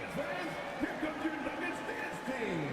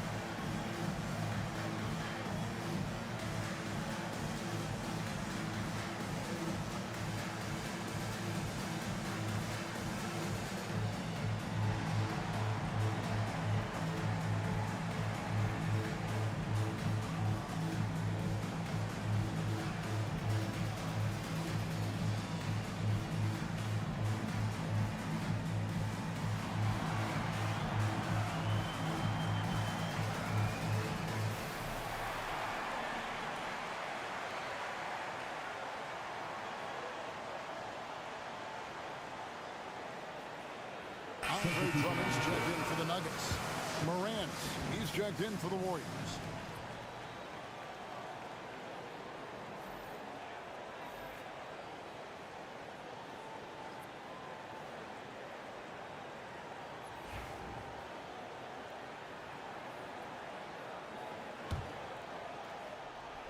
Here's Morant. From the stripe, connects, the jumper drops. Well, Morant's built to go and showing what he's made of here in the clutch. Timeout called, Nuggets.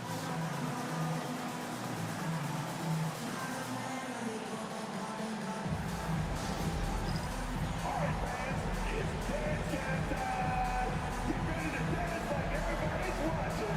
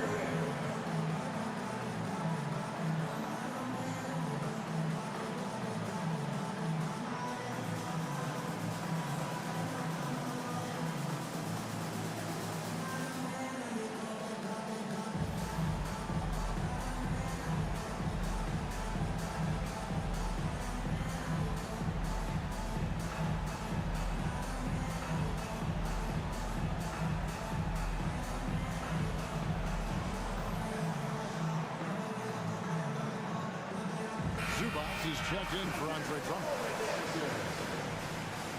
Checking in the game for your Nuggets, number 34, Ivica Zubac.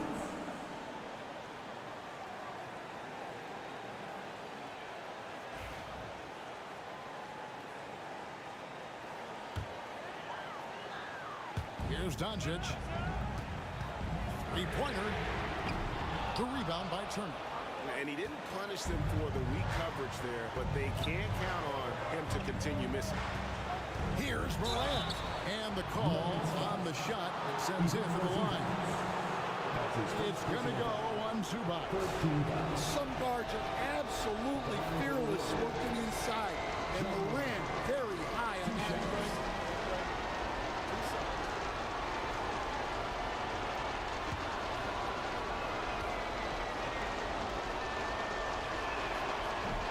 It's the first that brings them within 2 here. Well, the word dynamic really only scratches the surface with Ja Morant. The way he moves, his speed, it's all just on another level.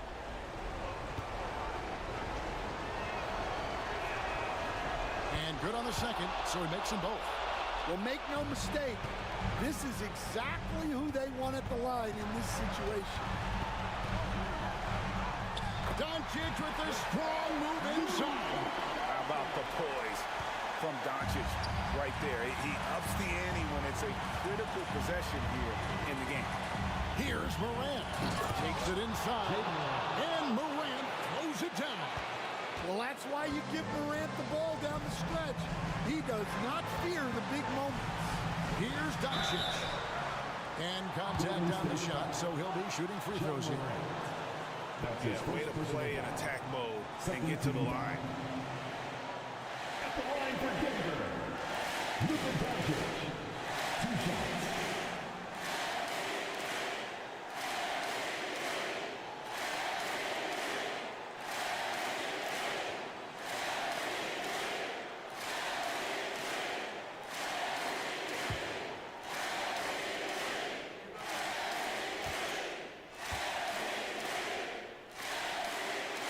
He doesn't hit the first, and that was the one they really wanted. He's got one more, though.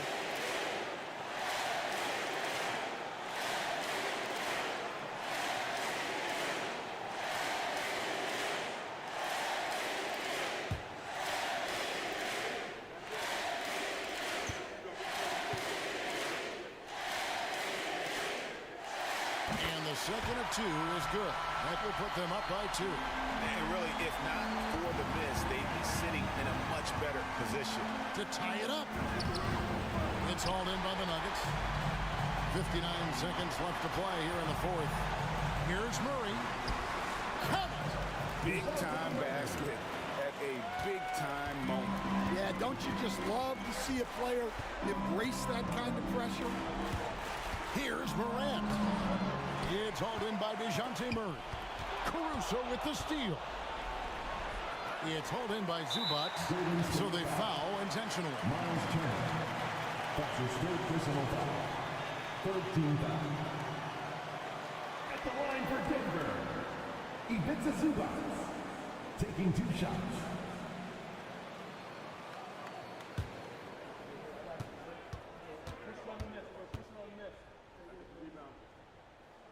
He drops the first one, and that puts them up by 5.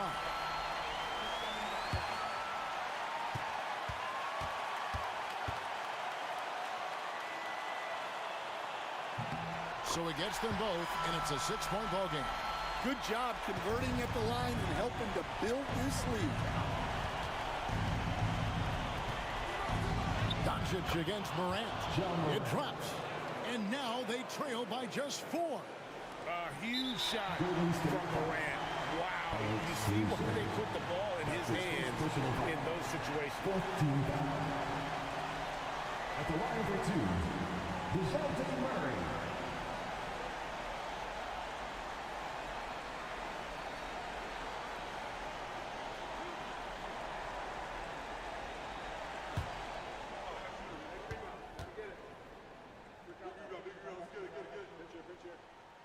So the first one drops, and that puts them up by 5.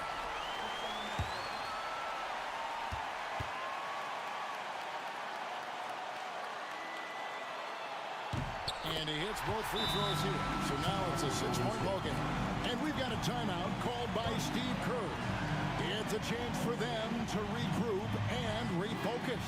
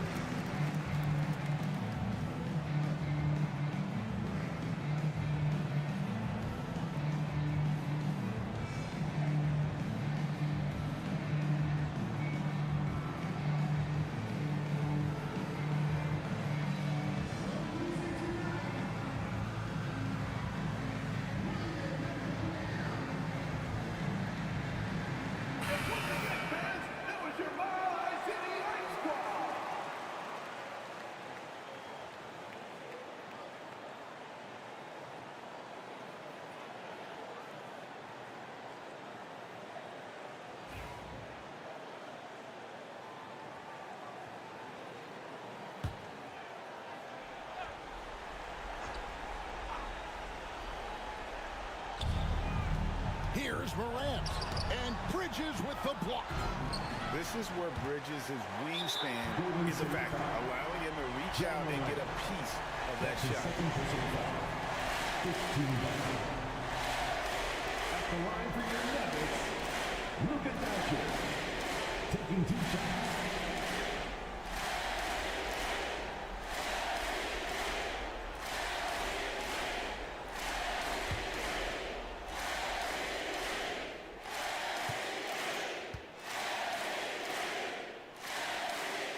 He hits the first one, and that makes it a 7-point lead.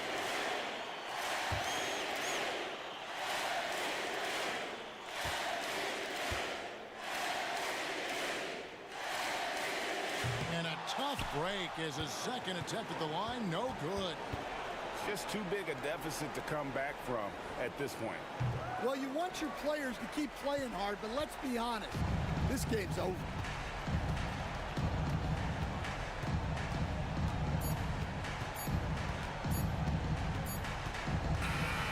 So the Nuggets win it, probably a little closer than they would have liked it, but a win nonetheless. Yeah, but I really got a sense that the fans gave them that emotional boost that was needed down the stretch. This crowd, man, they were electric. And now let's go over to David Aldridge from the sideline for an interview with our player of the game. Hey, David.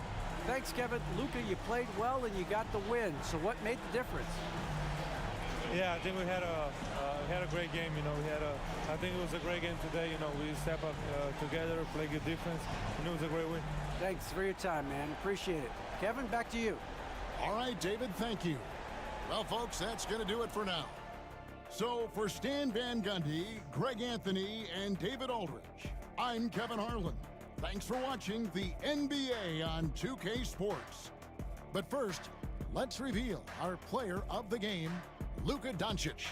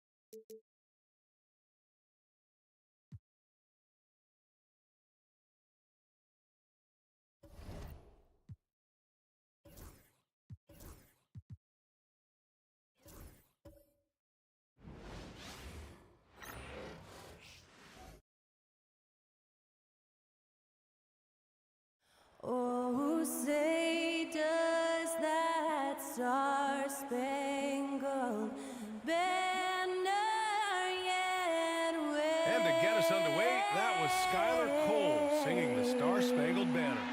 O'er the land of the free and the home of... Hola, and welcome to Noche Latina, an NBA celebration of Latin heritage. We're proud to bring it to you here at 2K Sports. Brian Anderson here. With me tonight are analysts Richard Jefferson and Grant Hill, and our reporter, Allie LaForce. Here we go. 2 games left before postseason action. Let's take a look at the possible field. You look at Sacramento. If the postseason were to start today, they'd be the 7th seed. And, of course, Miami, they're tied right now. Right now, for Sacramento, they've had that kind of mixed start that we've come to expect.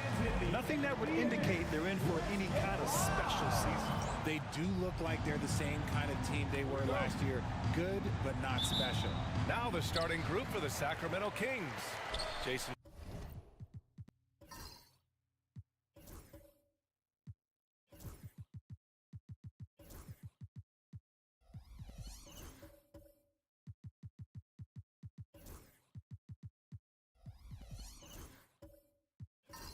Tatum out there with Thompson.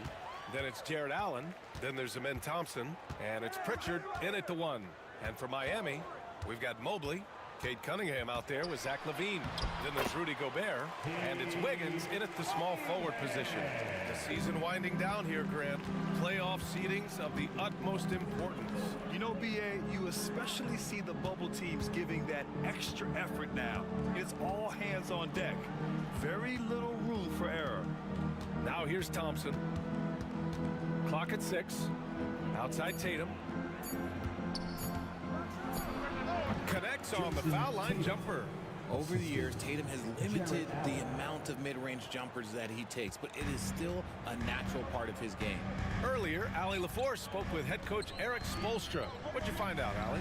We discussed just how difficult Jason Tatum is to guard and what he wants his team to do against him, and Coach told me he's a very talented and polished player. I told our guys to stay in front of him, don't fall for the pump fakes, play smart and under control. It's easier said than done, but we'll see if they're up to the task. Guys, back to you. Good job there, Allie. Thanks. Here's Thompson. Miami making their last shot. Pass to Tatum.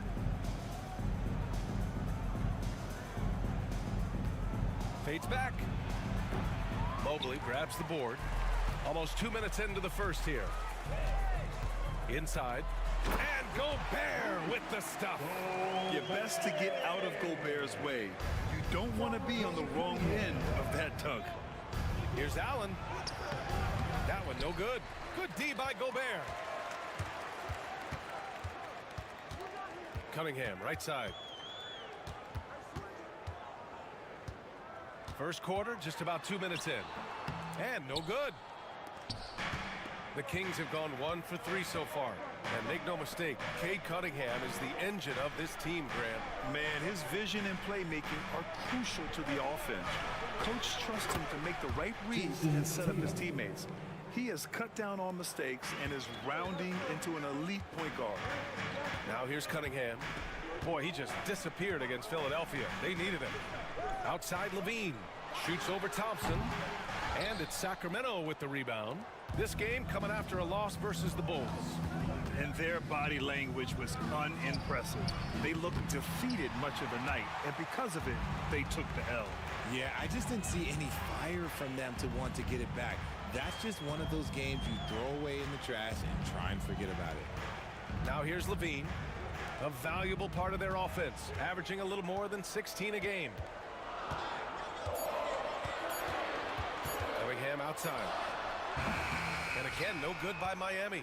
See, that miss right there, it's why teams try to avoid the mid-range jumper these days. And so it looks like the Kings will retain possession here. And we have to take another look at that block. That'll put some fear into the shooters, and he made sure to do it early, too. And the Kings call time here. So, Grant, the Miami Heat are as professionally run as any franchise in this league. Yeah, and certain numbers point to that. They minimize turnovers, they don't commit cheap fouls, and they hit their free throws. So, in other words, they don't give anything away.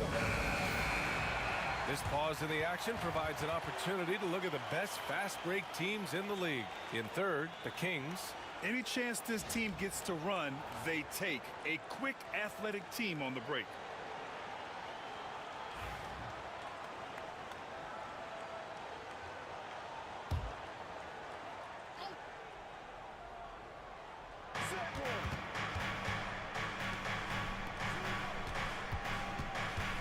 Tatum passes to Thompson with the fadeaway. And another miss by Sacramento. I think the defense will live with him taking mid-range jumpers, but maybe just a little bit more resistance. Levine passes to Wiggins. Cunningham with the ball. A dependable player on offense, giving them over 13 a game. Clock is at 3. Here's Levine. Miami, no good that time either. Credit the defensive effort there, not giving him room to operate. And it's Allen who slams it home. When you combine his length and leaping ability, Allen is a ridiculous lob threat. Mobley against Tatum. Pass to Cunningham. Low block shot. Oh, and there's the whistle on the shot. So 2 free throws for him coming up.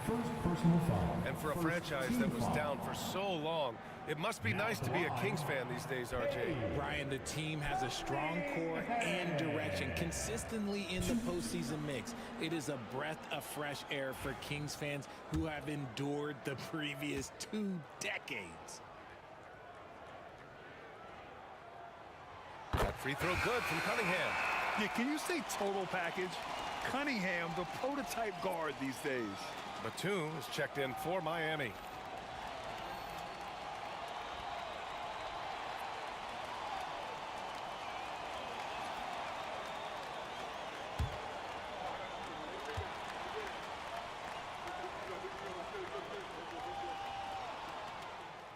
That one misses.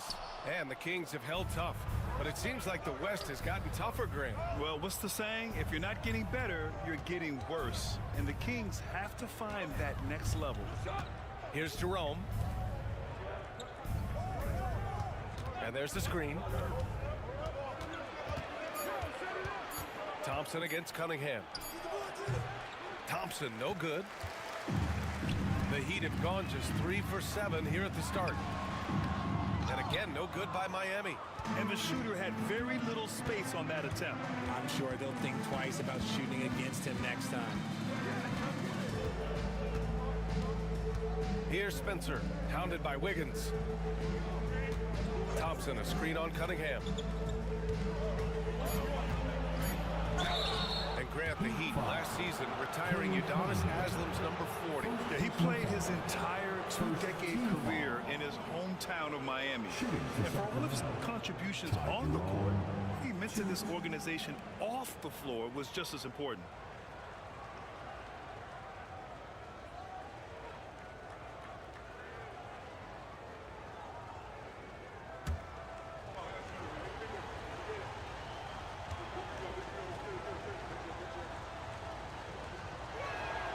First one falls. Well, Grant, the Kings, one of those up-and-coming teams that are knocking at the door. Yeah, they have some stars, BA. They have some great role players, too. Part of their problem is they're in the Western Conference. It's so hard to just make the play-in tournament in that conference. Jones, he's checked in for Sacramento. And he makes both free throws. No surprise there. He's about as automatic as it gets from the stripe. I hope I didn't jinx him. Bassey, the pass to Beal. They set a pick.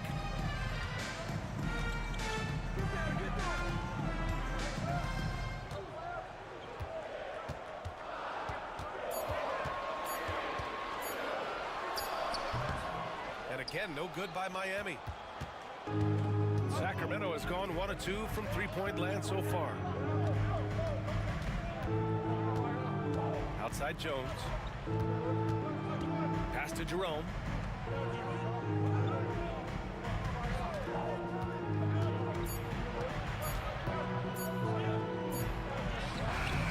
Beat the shot clock, but it's off the mark.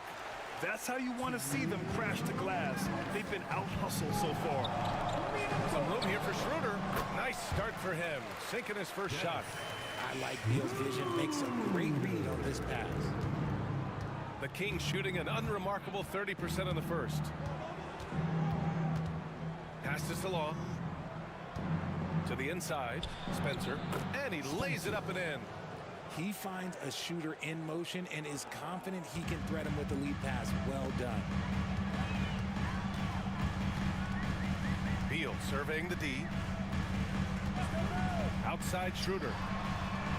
And the three-pointer goes. Schroeder's got 5 now. Well, Batum can do a little of everything out there, including making quality passes to wide-open guys. Outside Jones. Pass to Jerome. They set the screen. Here's Spencer. Fires the 3, and that one makes him 2 for 2. He's in his rhythm. He's consistent from out there, especially when you give him that kind of room. Now here's Beal. The D's right on him. And the shot is good. Dropping it off the front of the rim. Beal is just a Picasso in that mid-range. Outside Jones. Pass to Jerome.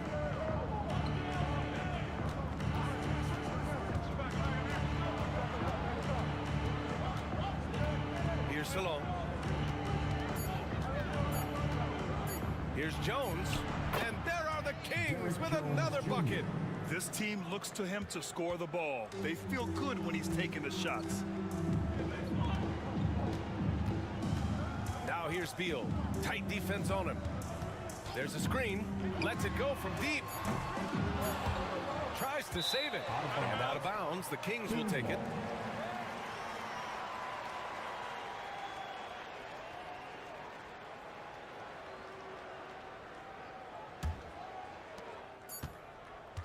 So at the end of 1 quarter of play, still a close game. Sacramento on top. They lead by 2. And quarter number 2 will get underway just after this short break.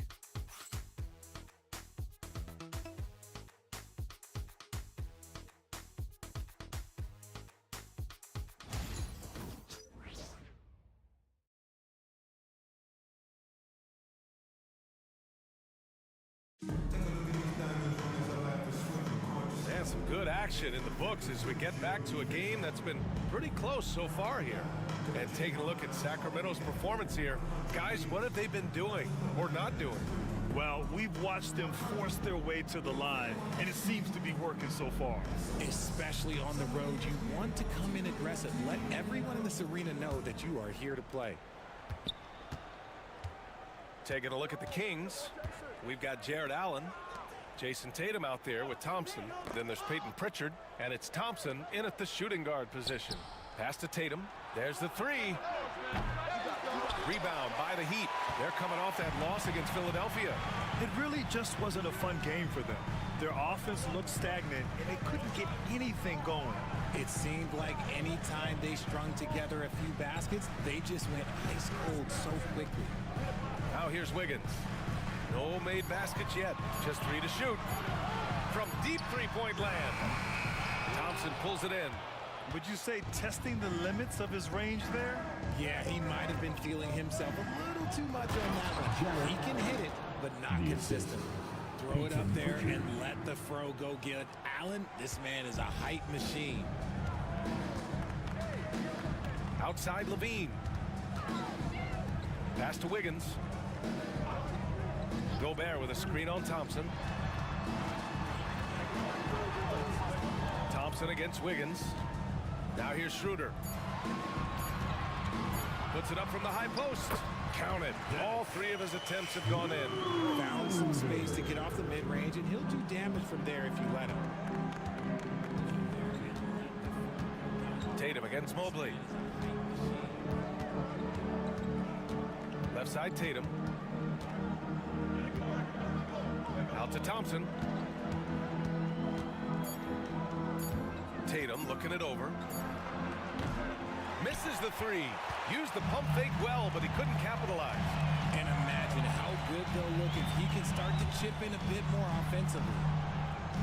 Schroeder finds Gobert. Levine with it.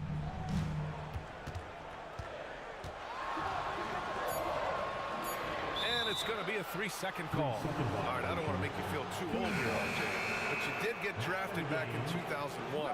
What's the biggest change to the game, you think? Oh, I think without a doubt the physicality and the 3-ball. Teams are not as physical, and they shoot a lot more threes. When I came in, they were barely shooting them. Now that's all that matters. Cunningham's checked in for Miami. Thompson, a screen on Mobley. Tatum inside, covered by Mobley.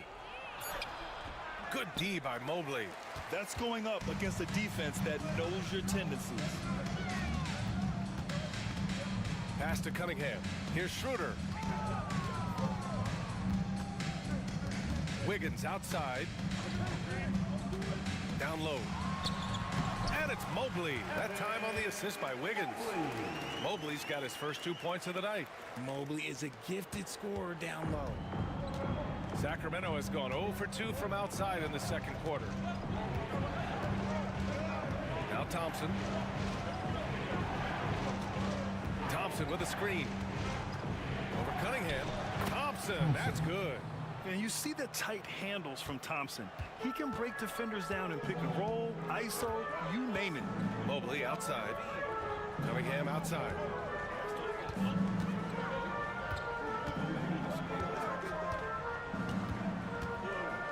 To the middle. Gobert passes to Mobley. And there's a 3-second violation. 3-second violation. With a short break, we look at some of the stingiest defenses in the NBA. In third, the Kings. Where this team really makes an impact is on the defensive end. They're a unified front that doesn't make it easy at all to find open looks. The Kings making a switch here. The Kings leading.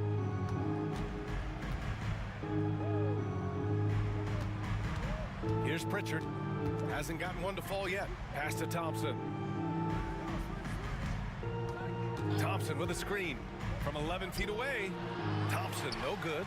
Well, okay, well, I like his aggressiveness, but, like, the defense was waiting on him that time. Cunningham against Thompson. Now Cunningham. Pass to Gobert. Great D that time from Allen. There wasn't a lot of resistance there at the rim. He just tricked off a little burnout. Wiggins against Thompson. Here's Pritchard. 6 to shoot. And here's Thompson.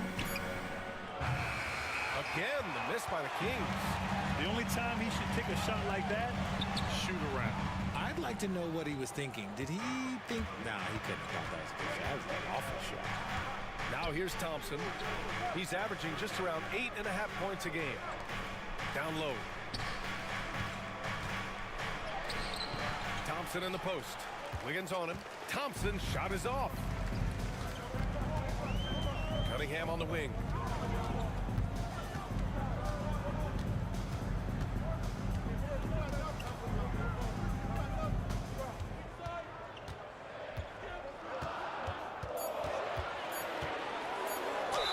So he draws the foul, headed to the line to shoot a pair.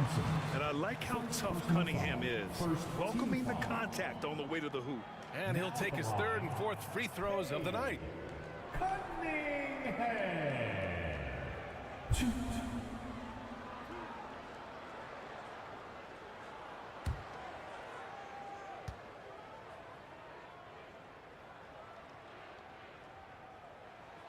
And he drops it first. So Miami going with almost an entirely new group here. Bassey, he's checked in for Rudy Gobert. Batum comes in for Evan Mobley. Wilson's checked in for Andrew Wiggins. And it's Bradley Beal in for Schroeder. A big group substitution here for Sacramento. Hayes is checked in for Allen. Jones comes in for Thompson. Spencer's checked in for Thompson. And Jerome subbed in for Pritchard. For Sacramento, they've gotten only 2 of 8 field goals to go in the second. Now a timeout by Sacramento. Yeah, hoping to tap into something that'll get them clicking. Yeah, they need to regroup and maybe try and draw something up that can get them a clean look at the basket. You know what time it is, fans. Make some noise for your Heat Breaker Dance Crew.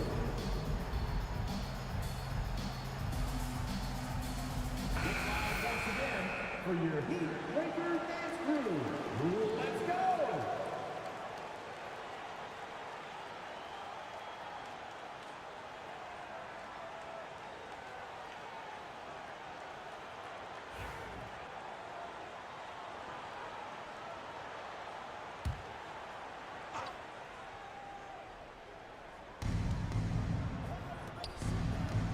Here's Spencer, hounded by Beal. Pass to Jerome. 6 on the shot clock. Jones with the ball. Wing shot on the way. And he wills that one in, sinking it right through the back of the iron. And it's Beal with the ball for the Miami Heat. They've only given up 6 here in this quarter. And following this game, they hit the road to challenge the Hornets at Spectrum Center in Charlotte. It'll be the front end of a 2-game road trip. Now here's Beal. Right now averaging 5.5 a game. Spencer grabs the miss. Had enough room to finish, and that's one he'll usually make. Pass to Jerome. Hayes with a screen. To the paint. Shot clock at 6. Here's Jerome. Misses the jumper. Miami trailing. Now here's Cunningham. He has 7. Tipped away. Here's Spencer, hounded by Beal. Inside. Wilson, no good. Sacramento has gone 0 for 3 from deep to begin the second. Pass to Jerome.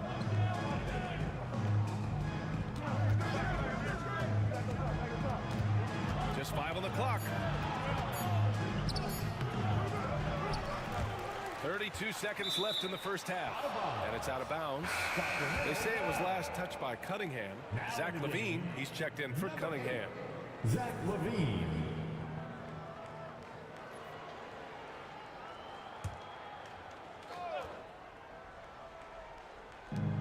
There's 31 seconds left in the second. Now here's Hayes. He's guarded closely. 4 on the clock. Makes the most of the high percentage shot. Heat trail by 4. Beal with it. With the drive. Here's Bassi. Pass to Batum. To the inside. Oh, he got it up in time, but it wouldn't fall for him. And the first half comes to an end. We got a close game going here. Kings ahead, leading by 4.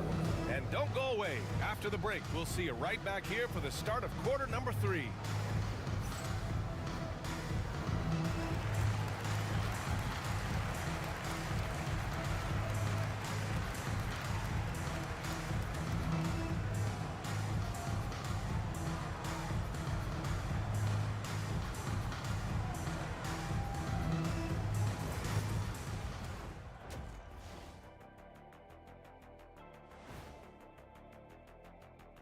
Thanks for joining us. The story through the first half, the Miami Heat in a game so far that's been close.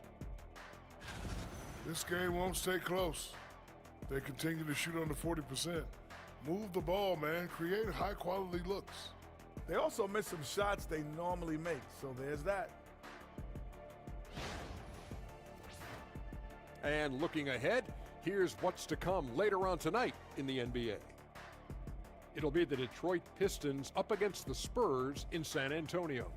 7:30 Eastern for the tip-off in that one. 2 elite squads, Ernie. 1 winner. I'm expecting big things. No doubt. Everyone in the league will be watching. Glad you could join us. Ryan Anderson and crew are ready to take it away for the start of the third quarter.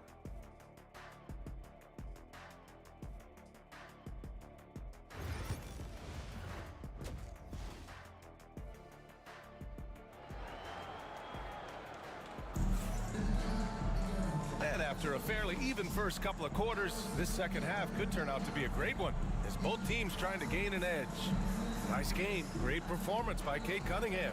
Yeah, even with the extra attention he's getting from the defenders, he's finding ways to excel. He's just that good. You can plan for him, but he just makes great adjustments on the fly. Second half of basketball is upon us, and we may be in for an exciting finish based on how close of a game we've seen so far. Andrew Wiggins is out there with Evan Mobley. Then there's Zach LaVine. Then there's Rudy Gobert. And it's Cunningham in at the 1. That's the group for Eric Spoelstra starting the second half. Tatum with a screen. Thompson in the post. Covered by Mobley. Ooh, great D that time from Gobert. LaVine feeling it out a bit. Pass to Cunningham. Tries it from 19, and he gets it to go off the front iron. Cunningham's gotten his 3rd basket of the night. A sharp shooter from the mid-range. Cunningham doesn't need much room to feel comfortable firing away. Tatum against Mobley. Tatum inside. He's got 5. It's hauled in by the Heat. Mobley's got 4 rebounds now. You know, Grant, in interviews, Jason Tatum often seems understated and soft-spoken, but that's just him, isn't it? That's true, B.A. Tatum has a quiet confidence about him. He doesn't feel the need to be loud or act out. He lets his work on the court do all the talking for him. And another miss by Sacramento. That's not how you want to come out of the break. 3 straight misses. They need to settle in quick. Thompson against LaVine. And there's the lob. And Mobley throws it down. Yeah, and Mobley's teammates left lobs his way. Why? Because he catches pretty much anything you throw up there. Timeout call. Sacramento. Calls timeout.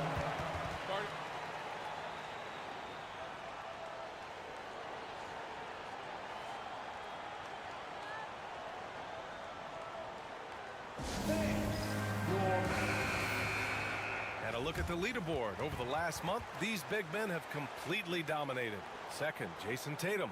These big fellas come at you in all kinds of ways. They may not share styles, but they're all effective scorers. Yeah, the collection of post moves these big fellas have is unreal. I'd say some of them are the most unstoppable moves in the game.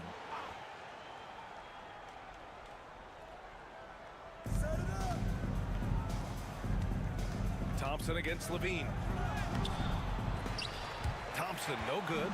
Gotta love how they've been crashing the boards, fighting hard for every miss. Pass to Levine. Mobley, a screen on Thompson. Down low. And Mobley throws it down. When you're looking at top pick-and-roll partners, Mobley is squarely in that discussion. And Tatum's got the ball here for the Kings. Still looking for their first bucket of the second half. Thompson with it. Back to Tatum. Now Allen. To the paint. And he's going for the lob. Stolen by Mobley. Cunningham, left side. Powerful take from Cunningham. As strong as they looked in that first half, their defense hasn't been the same here in the second. They just look slow, not very sharp. Pass to Pritchard. And stolen by Cunningham.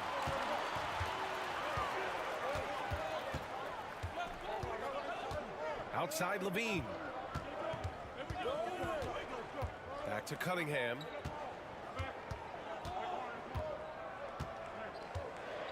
Just 5 to shoot.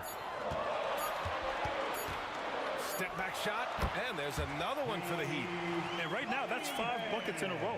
Looking like a well-oiled machine coming out of the break. Timeout call, Sacramento. And the players take this opportunity to get some Gatorade. Getting some fluids in you is so important during these timeouts. Get fresh, keep those batteries charged.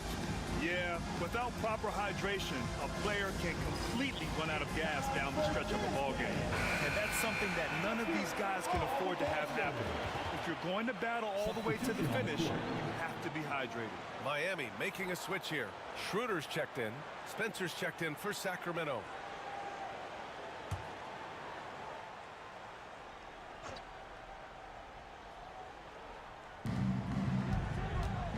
Thompson with it, and it's Gobert picking him up. Pass to Allen. Shoots over Schroeder. They double team Allen. And we're going to have a jump ball. That's a jump ball.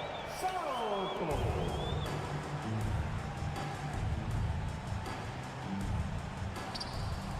Tatum passes to Thompson. Shot clock at 3. Shoots over Schroeder. Nice jump shot. A much-needed bucket after clanking their first 4 shots. Pass to Levine. Here's Mobley. The putback. Oh, he hangs in there and cashes in on the second chance points. Their strong work ethic has been evident on the glass, really getting after it and being physical. Here's Tatum, covered by Mobley. Tatum inside. Mobley's on him. Thompson outside. Tatum a screen on Schroeder. Here's Thompson. Up and in on the layup. Thompson's got 6. You see there, Thompson does a good job of sneaking into the lane and finishing. Wiggins outside. Mobley a screen on Thompson. Oh, he powers right through the defender for the dunk. Draws the foul, too. And he'll go to the line. They'll pin that one on Jared Allen.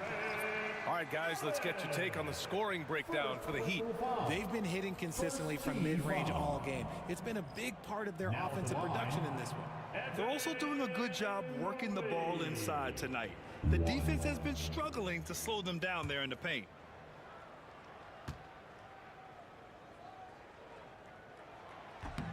Free throw no good for Mobley.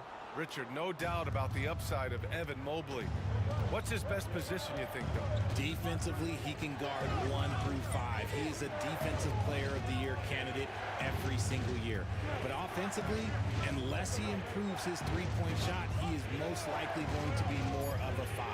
If he wants to play the 4, he's got to be able to stretch it from 3. He had more than enough room to hit that, just couldn't make it happen.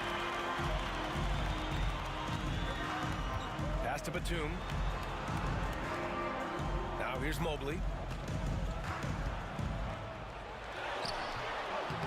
Up again. And Mobley throws it down. Oh, he's skinny, but showing some grown man strength there. Evan Mobley knows how to fight through contact. Here's Jerome. Jones sets a screen. Jacks up a three. Mobley grabs the board. Mobley's got 9 rebounds in the game. Boy, he's getting it done. Good job hitting the glass. They're +8 in rebounding. Beal outside. Got it. Good job in the low post. And it's a 10-point Heat lead. They're fortunate to be leading after shooting below 40% in the first half. Pass to Spencer. Here's Jerome, covered by Schroeder. The three. Jerome, that's good. Jerome's got 5 now. Can't give those openings defensively. He'll just keep exploiting them. Mobley passes to Schroeder. Takes a 13-footer. It's rebounded by Salon. Kings trail by 7. Here's Jerome. 5 points in the game.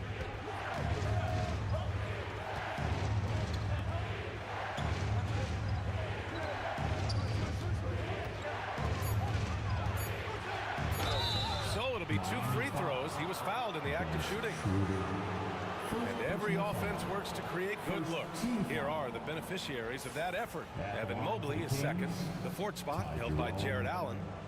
The shooting has been phenomenal from both of these guys this season. Just look at the percentages they're maintaining.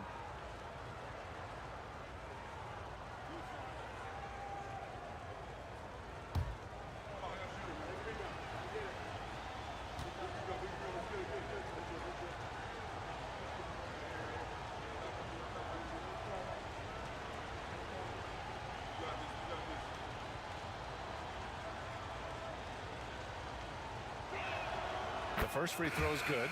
Massey, he's checked in for Miami.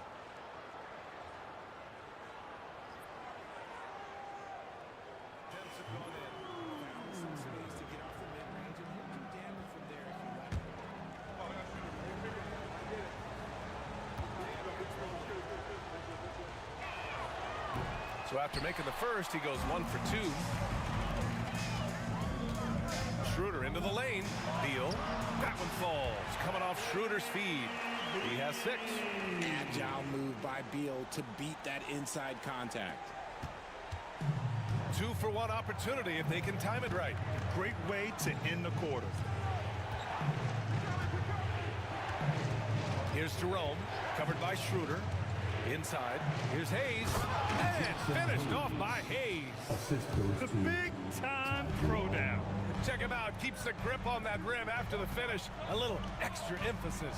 And it's Beal penetrating. Spencer grabs the miss. Jerome on the wing, covered by Schroeder. Jerome, no good. Here's Beal. Played it in with a nice touch off the window. Beal's got a great teamwork on that drive, punctuated by a strong finish. Yeah, that's nice execution, running with purpose and creating an easy scoring opportunity off the break. And so it's Miami, up by a healthy 8 points at the end of the period. And it's all due to their ability to own the paint. And meanwhile, Eric Spoelstra rallying the troops. Trust it. Good to great. Good to great. Don't settle for average shots. Move it. And Coach Spoelstra instructing his guys to look for the best option. Yeah, there's no reason to rush any bad shots, especially with 24 seconds to work with. The fourth quarter has arrived. So good to have you with us. All right, a look at the 5 for the Kings to start the fourth quarter. They've got Peyton Pritchard, Jason Tatum out there with Jared Allen. Then it's Asar Thompson, and it's Thompson in at the 2. Kings trail by 10. Pass to Thompson. Tatum against Batum. Tatum inside. Fades away. Yes, it's good. The defense must be aware of where Tatum is, especially when he's roaming around that mid-range. Heat leading by 8. Batum, pass to Cunningham. Tatum against Batum. Here's Cunningham. Cunningham going to work inside. Setting each other up beautifully. I love it. 8 of their last 10 points coming off assists. Thompson outside. Pass to Thompson. Tatum, a screen on Wiggins. Here's Thompson. And it's Miami with a rebound. You have to credit their effort. I mean, they've done an amazing job on the glass. To the middle. Here's Bassey. And he takes the fantastic lead pass up strong for the slam. Nice one-handed jam. Simple and effective, B.A. Hey, with the lead, I'm surprised he didn't come up with something a little more creative. Thompson with a screen. Picked it. Now Wiggins. Right side, Levine. Batum outside. Cunningham, left side. 6 on the shot clock. The Heat need to get one up in a hurry. Batum, shot is off. Kings trail by 12. Thompson gets a good look. And some very quick points for him on that possession. Yeah, Tatum read the floor and fed the best guy he could find. And so it's Eric Spoelstra with the timeout here. He is not messing around, calling them into the huddle.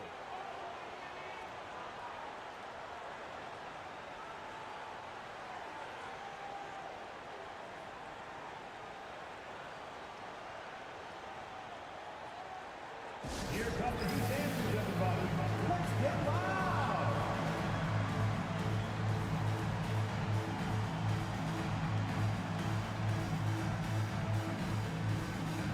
Gobert's checked in for Miami. Mobley comes in for Batum. Let's check in with our reporter, Allie LaForce.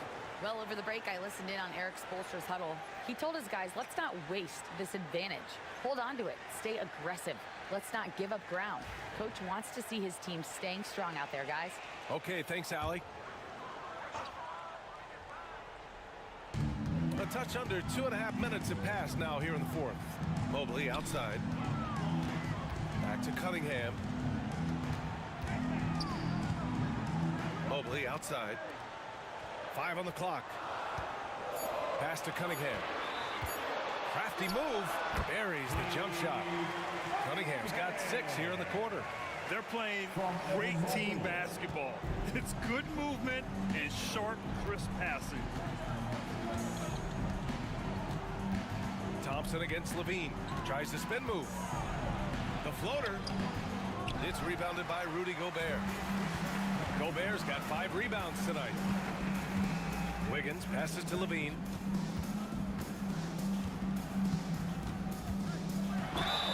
And they're going to count that bucket, and they'll send him to the line. It could be a 3-point play.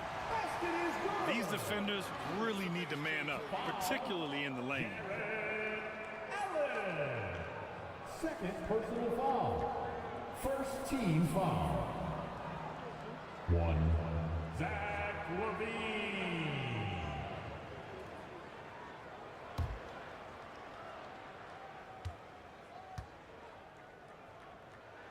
That free throw good from Levine.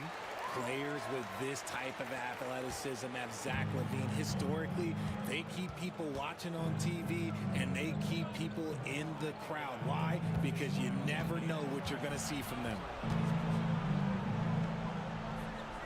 Tatum passes to Allen. Thompson in the post. He's covered by Levine. And he got the whistle on the way up. So he'll be headed to the line for a pair. The sheer size of Thompson makes it difficult for defenders to match up well against him. Thompson, 2.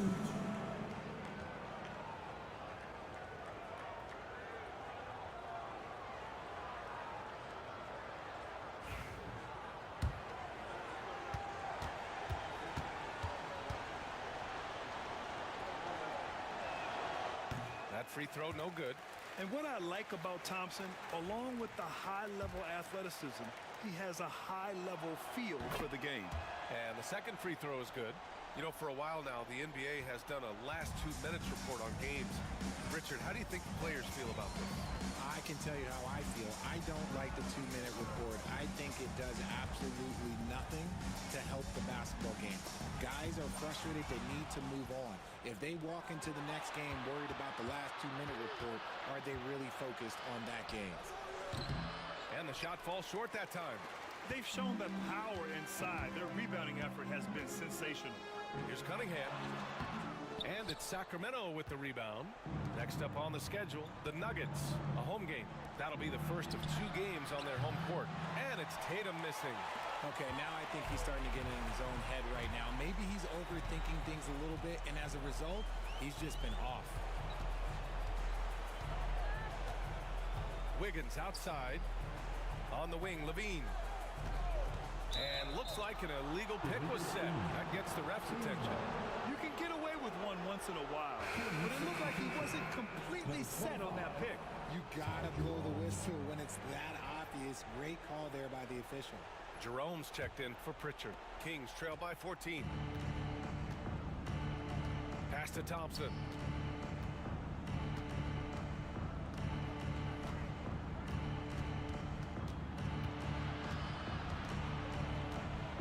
Back to Thompson. Thompson, a screen on Wiggins. Fires from 14. Jump shot is good that time. So it's Miami now. The biggest lead of the game, 15 points. Cunningham outside. Pass to Wiggins. And here's Cunningham.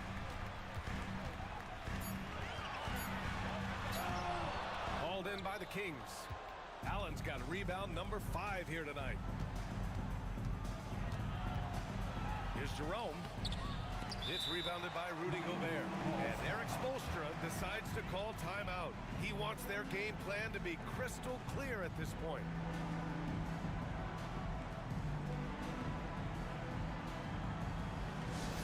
Give it up for your Heat High Squad.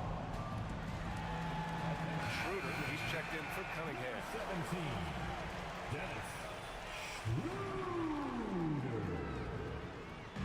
And it's Levine with the ball for the Heat. They've allowed just 7 points here in the 4th. And there's the call on Amin Thompson. That'll be a second foul of the game. Second team foul.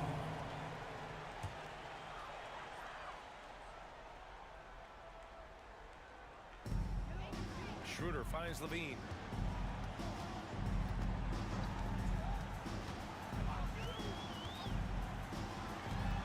Down low. Here's Mobley. And he's going to the line for 2. The official saw contact while he was going up. They'll pin that one on Jared Allen. Smart play there by Mobley, a coach's son, man. This guy, he's been around the game his entire life.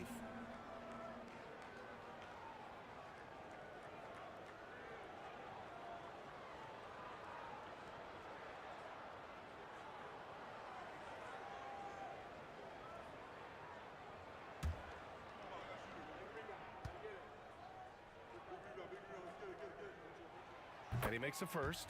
When you're talking about Mobley, where do you start? In terms of length, skill set, he's got a great offensive skill set, and he's got a great defensive skill set. This man has the old school grit and grind mentality.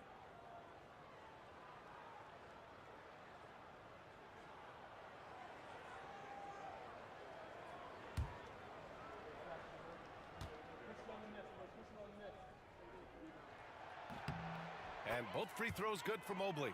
Yeah, Mobley better get used to getting to the line, especially with his style of play. Kings trail by 14. Boy, they'd love if anyone could get a bucket. Yeah, their offense has been grinding to a halt. Allen, pass to Jerome. Now Tatum. Clock at 6. Pass to Thompson. Shoots over Levine. Thompson's shot is off. Well, the defense didn't have any impact on that shot, but somehow he still misses it. Outside Levine. And Here's Wiggins. Mobley, a screen on Thompson. Wiggins down low, working on Thompson, and he was fouled while in the act of shooting, so he'll take 2 free throws.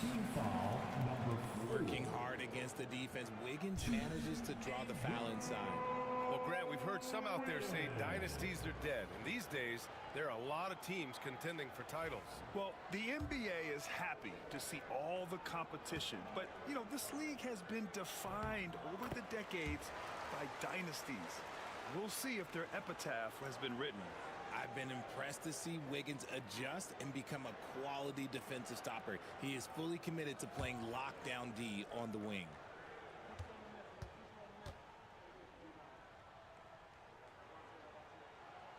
And Wiggins drops them both. What I appreciate about Wiggins is that he doesn't force anything. He just lets the game come to him naturally.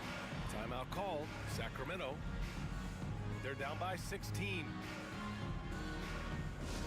Give it up for your Heat Squad.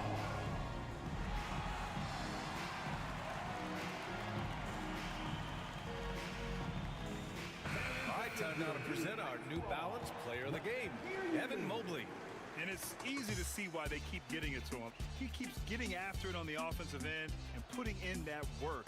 He's been getting good looks and shooting the ball efficiently all night. Well, they were coming off 2 straight losses, and he put his foot down. He stepped up his game, had a big night, and got them moving in the right direction again.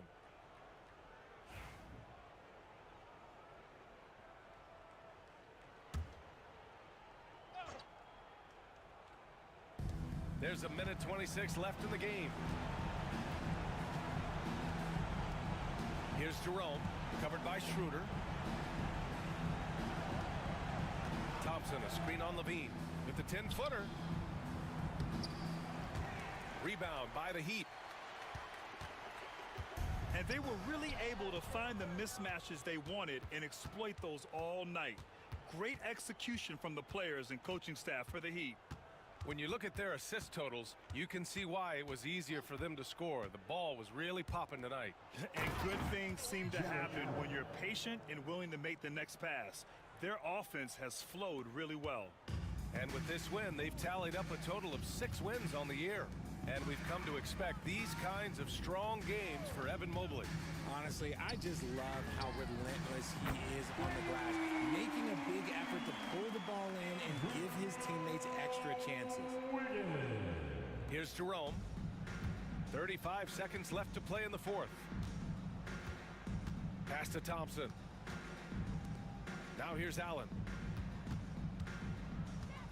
Back to Jerome. Outside Tatum. 5 to shoot. Over Mobley. And it's Tatum missing.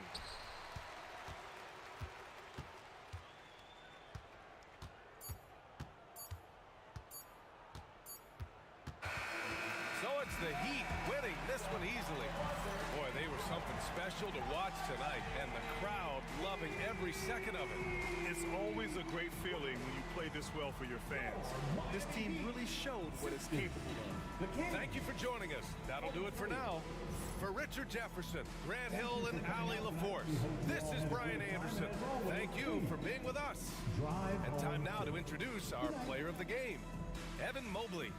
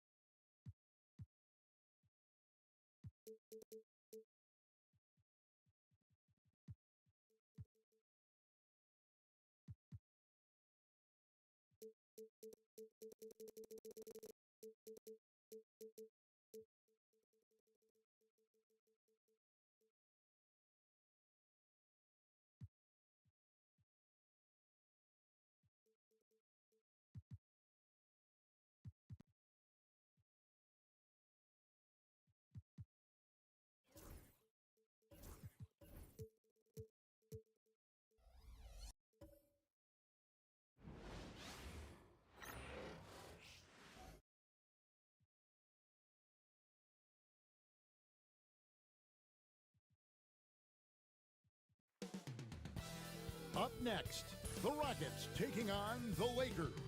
For the Rockets, in the standings 6 games off the conference lead, they're trying to improve their playoff position. Lakers, Rockets, tip-off just moments away.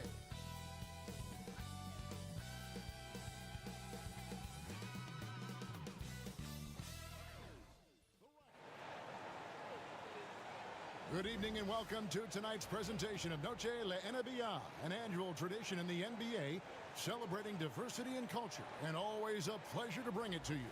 Kevin Harlan here with Greg Anthony and Clark Kellogg, and we'll have David Aldridge filling us in from the sideline.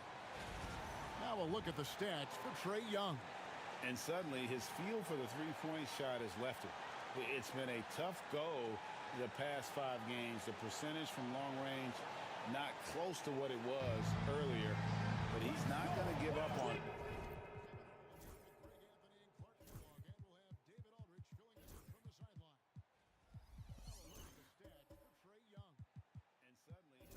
three-point shot has left it. It's been a tough go. He'll try to get it going here tonight. Now let's check out our starters for the Los Angeles Lakers. Simmons is out there with Heel. And it's Durant, and there's Porzingis, and it's Butler in at the 3. And for Houston, we've got Avdia. Young is out there with Hero. Then it's Santi Aldama, and it's Embiid in at the center position. And always hovering around the 50-40-90 mark, Kevin Durant is both prolific and Greg efficient. And Kevin, you want to talk about guys in this league who make winning plays time and time again? KD is right at the top of that list.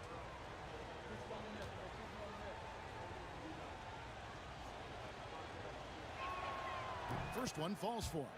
And teams getting geared up, Greg, for the stretch run. Does that give you extra motivation as a player? Oh, yes. Seeing that finish line can really help you out down the stretch. As a player, ending the year strong is key, whether you're in the playoff race or in the lottery. And so Durant nails them both. Probably as close to a sure thing as you can have at the free throw line. And here's Young, outside Hero.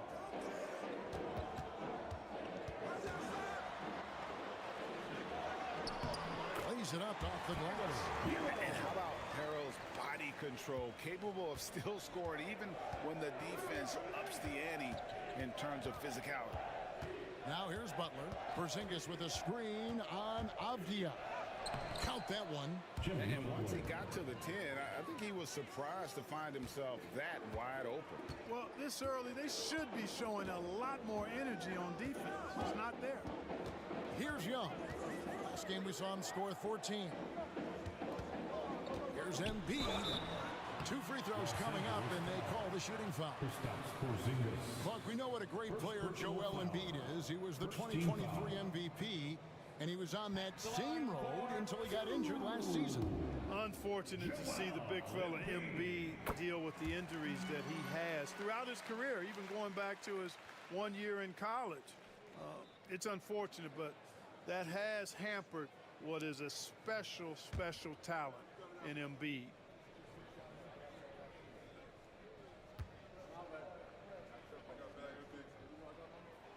He's perfect from the line this time. And Joel Embiid is a giant center. Clark, his size, his arm span. How does his sheer size, do you think, affect the game? Well, he's a mountain of a man. Not only is he tall, he's wide, and he's deep too, Kevin. In other words, he's hard to get around. And he's also hard to challenge because he's north and south. So, and you factor in his touch. This guy does things that I've not really seen a guy of his size do, particularly when you talk about pity-patting the dribble and knocking down face-up jumpers all the way out to the three-point line. It should almost be unlawful for a guy north of 3 bills to be doing that. Porzingis can't hit. Well, he's much better than that. Really no excuse for missing that lead. Pass to Young. Embiid with it.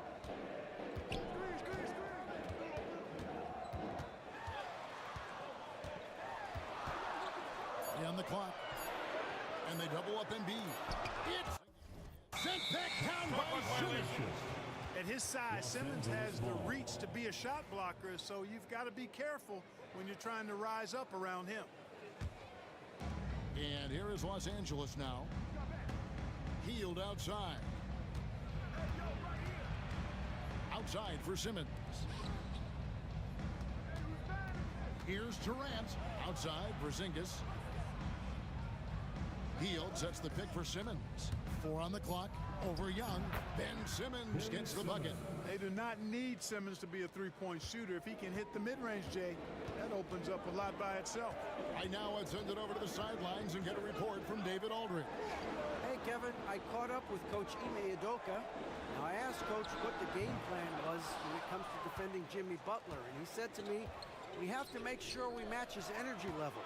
Jimmy is one of those guys that goes all out every second. We want our guys to do the same on D. It won't be easy, but I think they found a way to contain him. Guys? Thank you, David.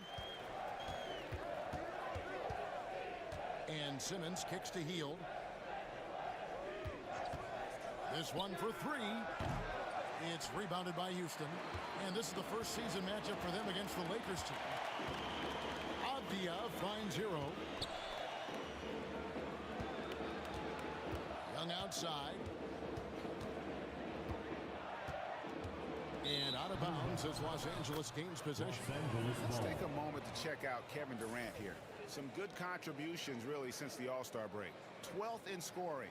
And don't forget, top 20 in the league in rebounds per game. He's got a great nose for the ball. And yeah, one of the most dangerous scorers in the game. He's already come up big in some key games this year. His teammates really feed off his presence, I think. And the Rockets making a change here. Bitadze's checked in. Durant with a wide open look. Los Angeles with another miss. And I thought that was going to drop. It looked good from here. Simmons against Young. Pass to Hero. Now Eldama. Young for 3. And they recover it. And he could not get that one to go. Out of contact, and he'll go to the line for 2. One is on Hield. Yeah, the defender all over it.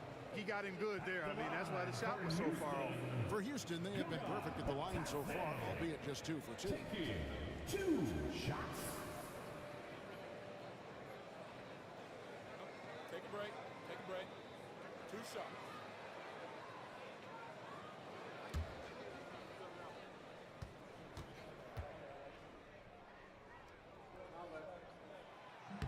And the first one at the line is good. And Clark for the Lakers. Their last 2 seasons ended in playoff losses to the Denver Nuggets. And I tell you what, they fought hard both times, Kevin. The point differential was only 24 points over the 4 games in 2023 and just 11 points in 2024. LA actually led most of the 5-game series, but weren't able to advance. And so he's able to get 1 of 2 And Clark, the Rockets, just one of a handful of franchises to win back-to-back NBA titles. Can you believe that, Kevin? It was roughly 30 years ago that the Rockets did that, led by Hakeem Olajuwon, perhaps the best player in the league at that time. Of course, this was while Michael Jordan was retired from the NBA the first time. Here's Okogie, following the basket by Kyle Anderson.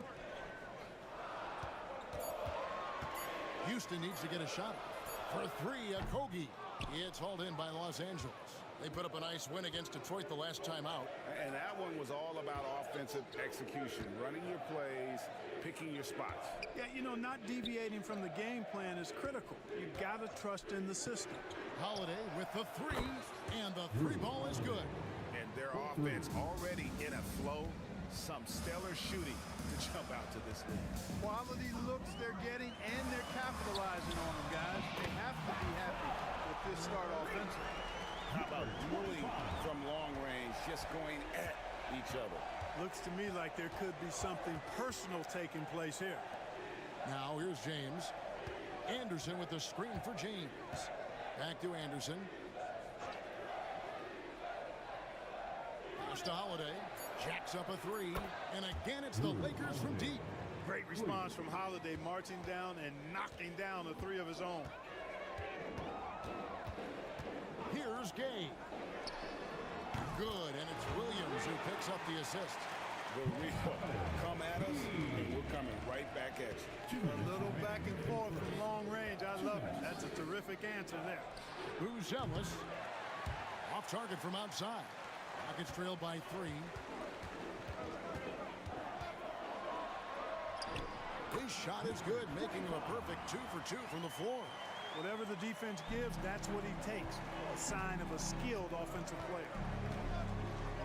To the middle. Here's Heaney, and it is flushed down with a nice jam.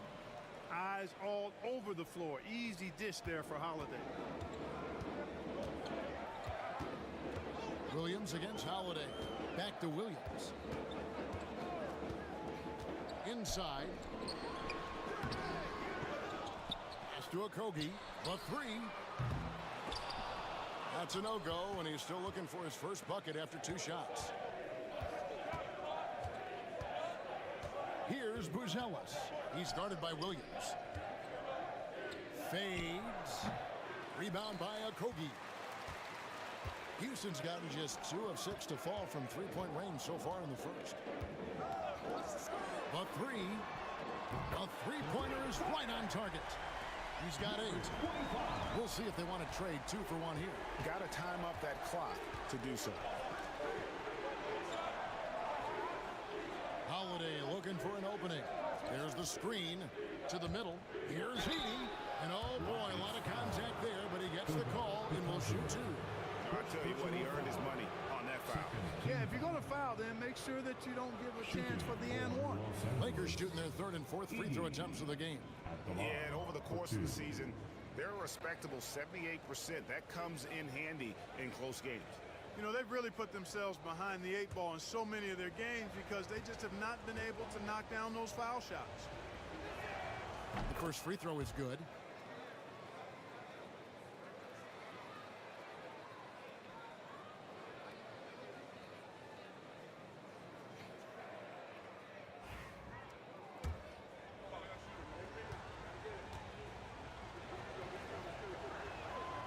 So he gets them both. There's 25 seconds left in the first quarter.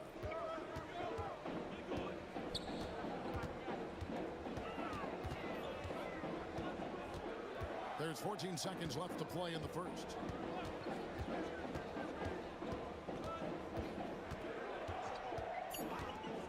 Launches it. He doesn't hit that one. So at the end of 1 quarter of play, still a close game. Lakers lead by 2. We've got more in store for you right after this.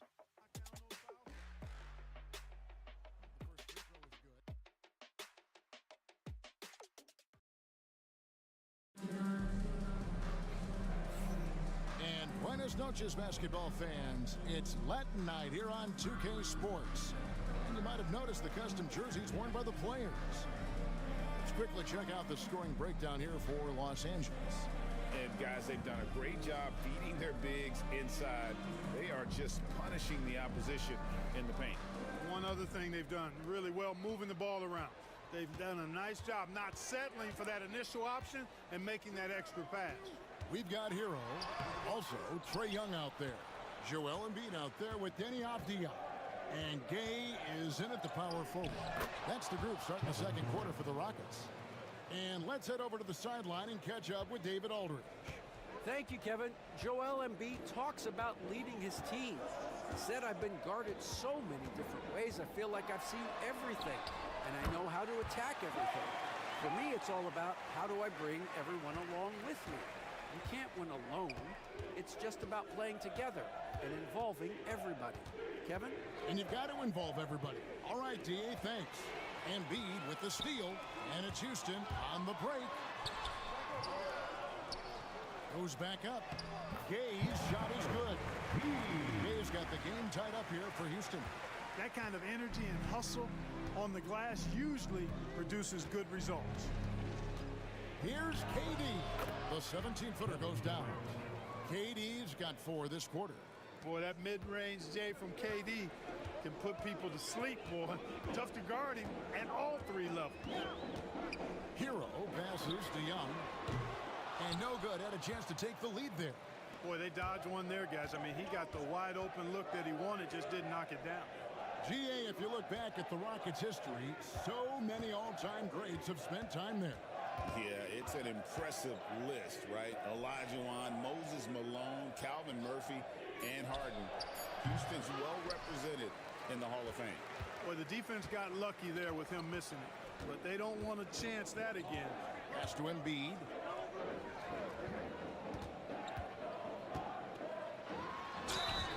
And he gets the whistle. 2 free throws coming up.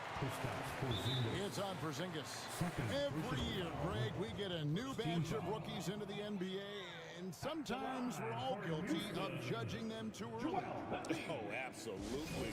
I think we need probably 3 years to evaluate a player. You know, fans and media can be a little harsh at times, but not everybody develops at the same rate.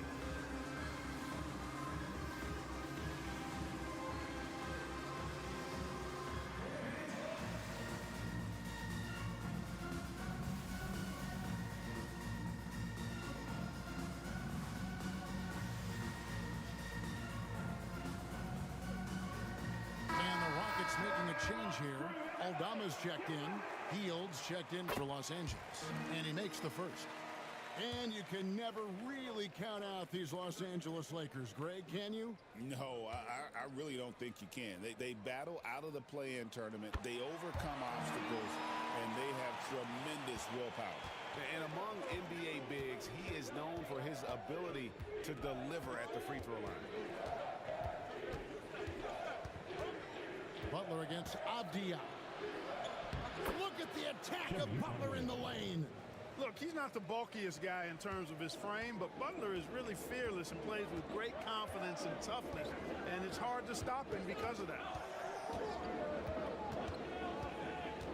Young inside, guarded by Simmons. Simmons against Young. Over Simmons. Bank shot, no good. And not allowing the shooter even an inch of breathing room on that one. And guys, that's exactly the kind of high-impact defense they want to see out of him.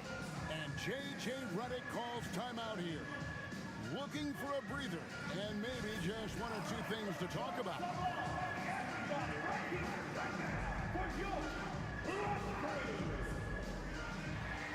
Los Angeles making a switch here. Holiday's checked in.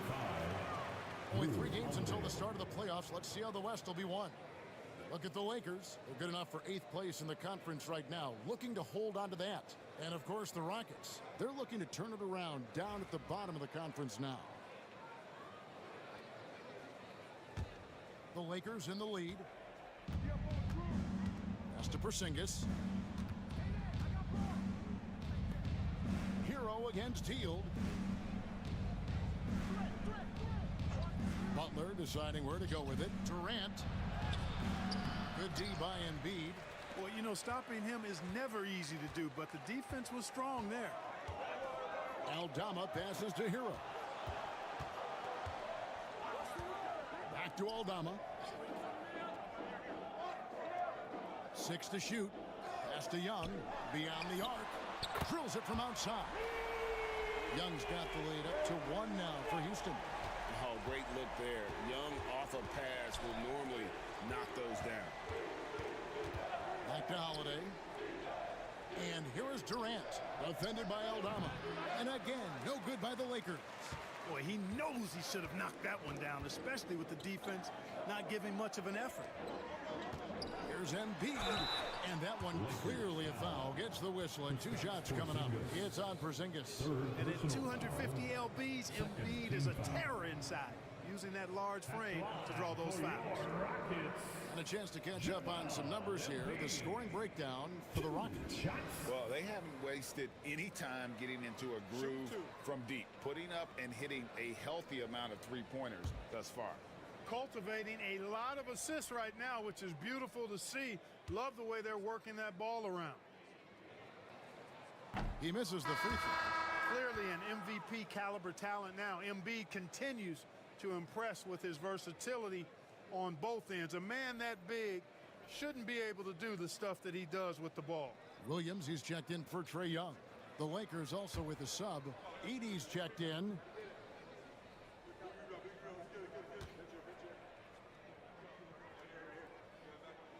And the second free throw, good.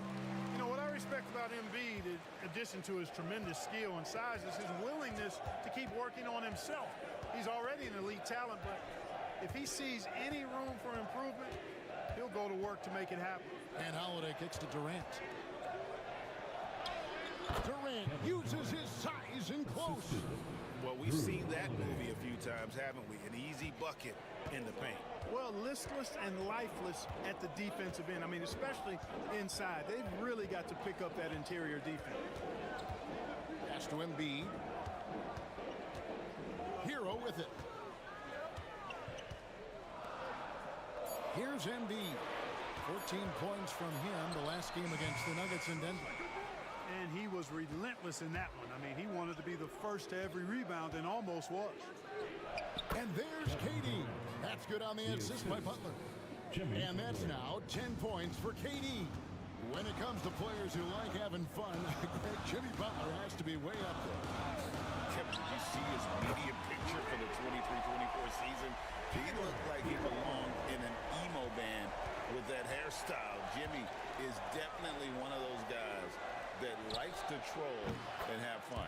And he's good on the 3-ball. Wow, unconscious has he been this quarter. They're riding that hot hand. And we've got a timeout called from Ime Udoka. Wants to talk some things over, might be seeing some things to adjust. All right, fans, it's touchdown time. Get ready to dance like everybody's watching.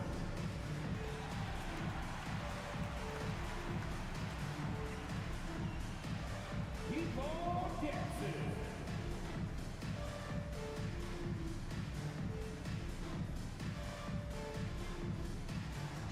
You're on the big. Anderson, he's checked in for the Lakers.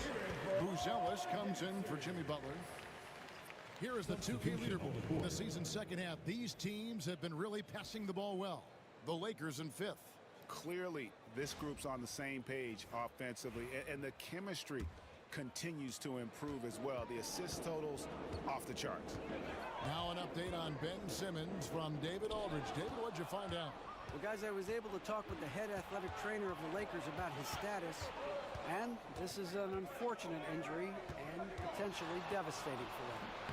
If he were to miss time right now, it would really hurt this team, especially during the latter stages of the season. Kevin?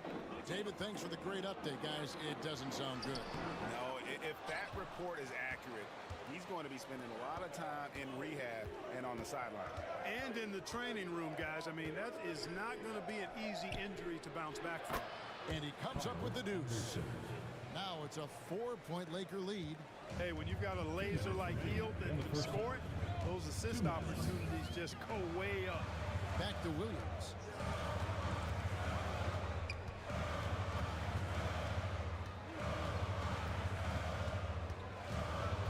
good screen. And the officials calling for a 3-second violation. All right, a chance to check out the stats for Anderson. How the second half of the season has shaped up for him.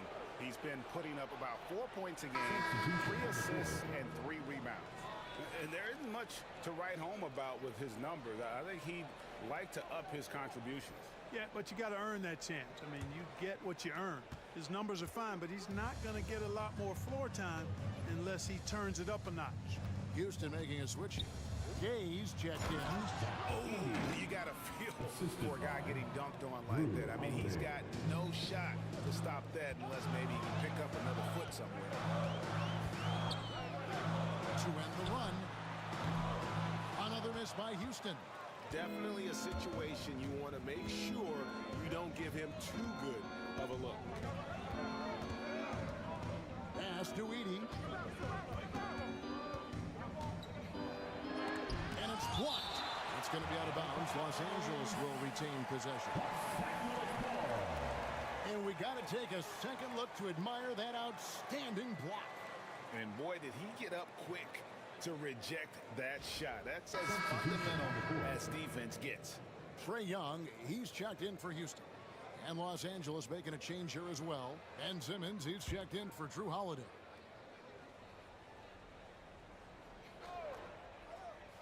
And a wide open look for Simmons. No good on the quick three. And on an open look like that, he's very gifted at making the weak coverage pay. Okogie, the pass to Young.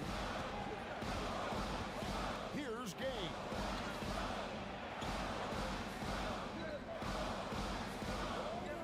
Just 4 to shoot.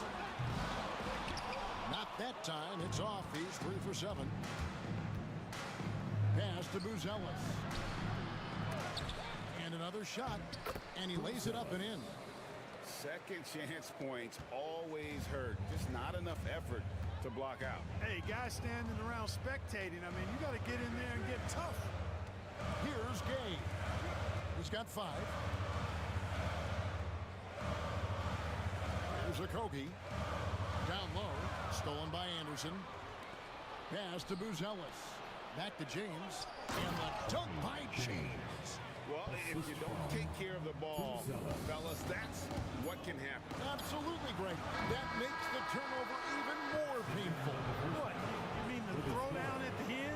I'll tell you what, fellas. I mean, the highlight shows are going to pain them even more. And the first half is now in the books. Los Angeles on top. They're up by 10. It's time now to go courtside as we send you over to David Aldridge from the sideline. David, take it away. Kevin, thanks. KD, you're running and gunning out there. How much fun is it when the offense is flowing like that? Well, I think this team is very well disciplined, and they do all the details, and we just wanted to play harder, man. And I think we got some steals, got some fast break points, and we're playing together, everybody touching the ball. It's just fun when we playing like that, so we got to continue to do that. KD, thanks for your time. Back to you, Kevin. Thank you, David, for that interview, and we'll see you back here after the break for third quarter basketball. Please direct your attention to center court and get ready for the fan half-court shot. Rumble. They're measuring up the shot. Almost had it. One more time, a round of applause for the first.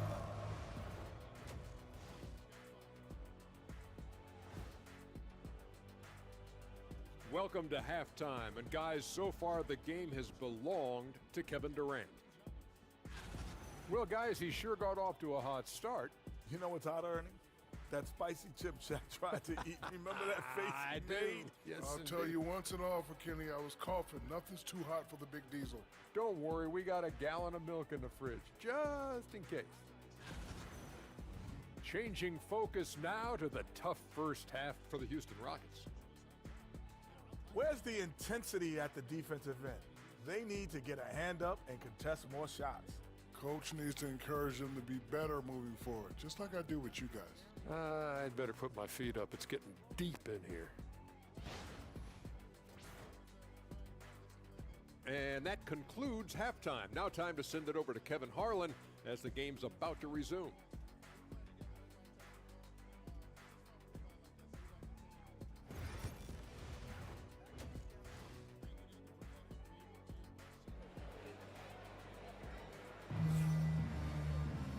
and happy you could join us. We've got 2 quarters left to go in regulation. What a game we're seeing from Kevin Durant. You just love the patience in that first half. Waited until he got the look he wanted. Well, you know what, guys? It was all about efficient offense, not rushing things, taking your time, finding the best shot on every possession.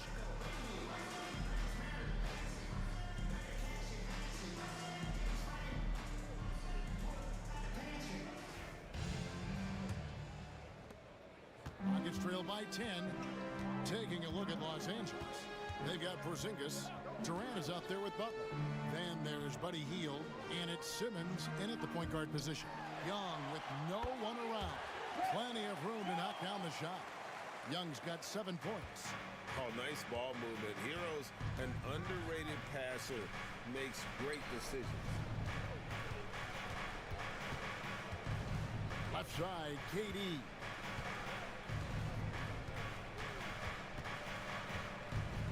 Shoots over Aldama, and another basket for the Lakers. A 3-level score. Durant is a pick-your-poison matchup for defenders. Young against Simmons. And Young kicks to Hero. Off the mark there with the 3-point shot.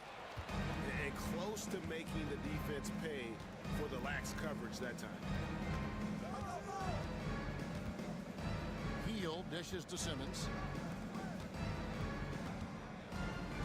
Embiid against Porzingis. Just 5 to shoot. Over Embiid. It's rebounded by Houston. The shot's there for him, and he's got to take it. I don't care if he doesn't convert. That's a shot he has to continue to take. And Simmons has got the ball here for the Los Angeles Lakers.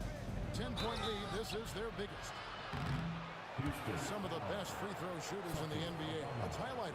Second, Joel Embiid. And you simply got to avoid sending him to the line. Absolutely no one has better form from the stripe than he does. Taking 2 shots.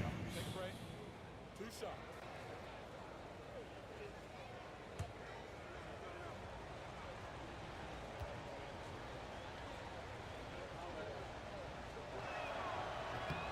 The free throw drops for Durant. Talk about a modicum of consistency. Kevin Durant has played at an elite level since he's been in the league, and that's a lot of years, and continuing to do just that. And that's good as he hits both of his shots. Rockets trail by 12. Outside, Hero. With the floater. The shot missing. Nice defense from KD. That's 1 for their first 4 to start the second half. And he makes the bucket, gets the whistle, and now a 3-point play chance here for him. They should continue to get the ball inside. The defense struggling to contain them.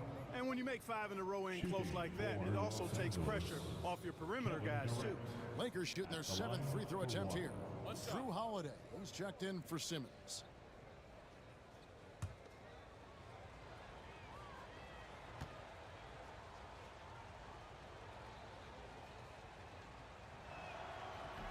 The free throw off from Durant. Such a unique player. Kevin Durant, pure shooter, incredibly skilled, all at nearly 7 feet tall. Young finds Embiid. Here's Embiid slashing inside. Porzingis with the block. Yeah, the offense scuffling a bit to start this second half. Only 1 for the first 5. Hield can't hit. Rockets trail by 14. A touch over 2.5 minutes of basketball played here in the 3rd quarter.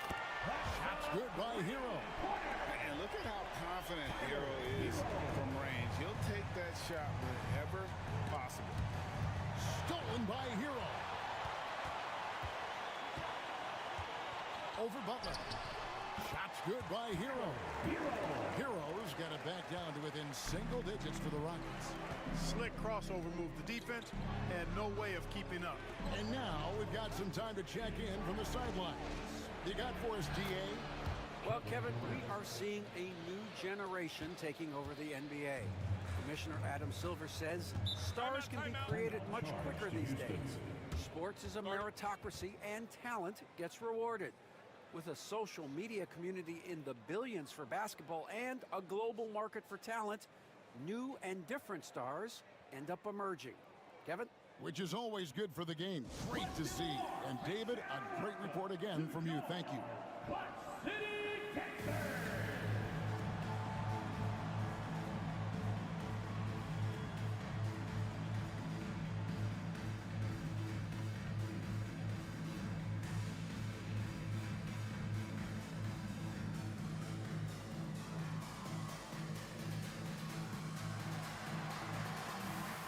James checked in for Drew Holiday.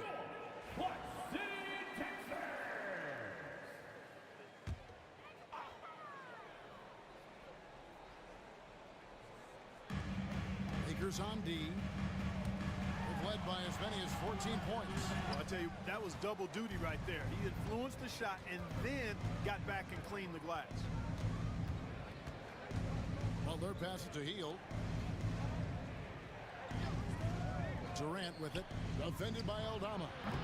From outside, off the mark. One made three formed for the game. Does he focus closer in? Let's see. I'm not in a... Here's Young. It's blocked. And here we go. It's Butler. It's rebounded by Houston. Avdiaz got his fourth rebound with that last one here tonight. To the paint. Left side, Hero. And off the glass. That one's good. Hero's got 14. And this is why many are high on Hero. Possesses ability to kick it up a notch and just take over. Durant for three. The rebound by Young. And so Young will bring it up for the Rockets. 9-point game. We're talking about Trae Young here, GA. What stands out most about him to you? Well, Kevin, I'd say just how confident he is, right? He plays with that unique energy and swagger. You love him if he's on your team and can't stand him if he's playing against you. James finds Porzingis. Now here's Hield. Gets the three-pointer to fall. Hield's got his first bucket of the game, and he's on the board for three. Here's Hero. 14 points for him. And out of bounds as the Lakers gain possession. And they also show up in the top five in opponents' points per game. I love how they just scratch and claw. They really trust each other on the defensive end. And the points off turnovers you talked about. You have to like how quick they are to react to a mistake. They get right up the floor as soon as they get their hands on the ball. Bruce Ellis is checked in for the Lakers. And J.J. Redick calls timeout here. This will give them a chance to discuss some potential alterations.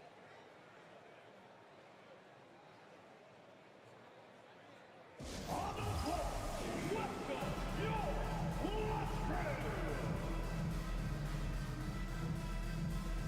Houston making some changes. Gay's checked in, and Okogie subbed in for Tyler Hero. Edey's checked in for the Lakers. Kyle Anderson comes in for James. Anderson outside.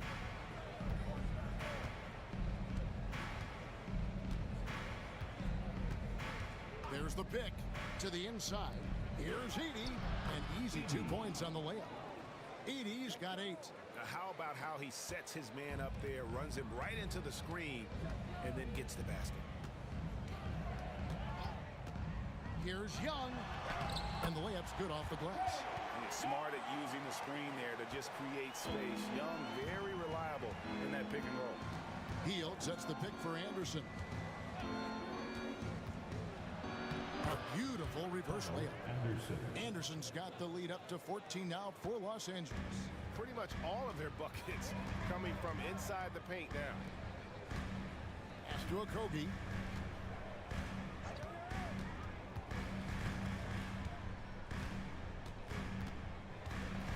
Here's Gay. Guarded by Porzingis. Clock at 4. Porzingis with the block. That reach of Porzingis is just outrageous. I mean, I love when he uses it on defense to stifle shooters. And Simmons, he's checked in for the Lakers. Number 1, Ben Simmons.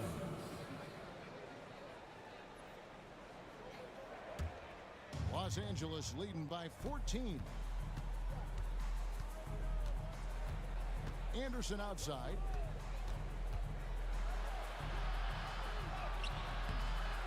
Rockets with the rebound. They'll be off to Charlotte for a game against the Hornets. It's game 1 of a 3-game road trip. And that'll be 2 free throws coming up. Officials on the call with the foul. You know, you can't be overzealous inside when you guard young. You got to be better at contesting without fouling. And a chance to catch up on some numbers here. The scoring breakdown for the Lakers. Well, you know, for me, the passing has been fantastic all night. Everybody loves watching this style of basketball where the ball moves and players move. Coaches, fans, and even us broadcasters can appreciate that kind of action. And another thing, they continue to work it inside and score.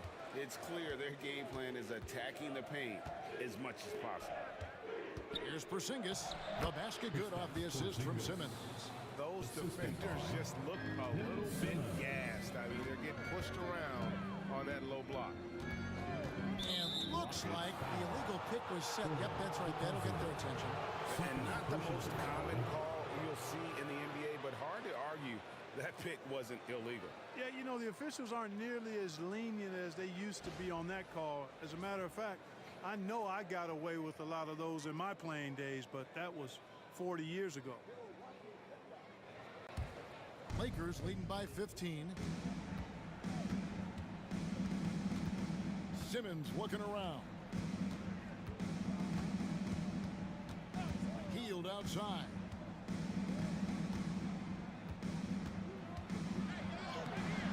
The rebound by Batadze. Houston's gone 1 of 2 from beyond the arc since coming out of the break. Pass to Gay. Young up top, guarded by Simmons.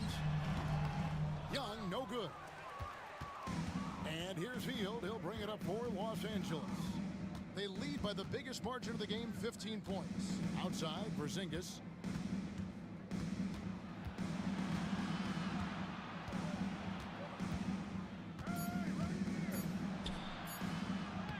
Got him with the pump fake, but couldn't finish. And so it's Kevin Durant making headlines and highlights for the Los Angeles Lakers. It's been an excellent game for him offensively. He's got 21 points and counting. We'll get you back to the action after this break.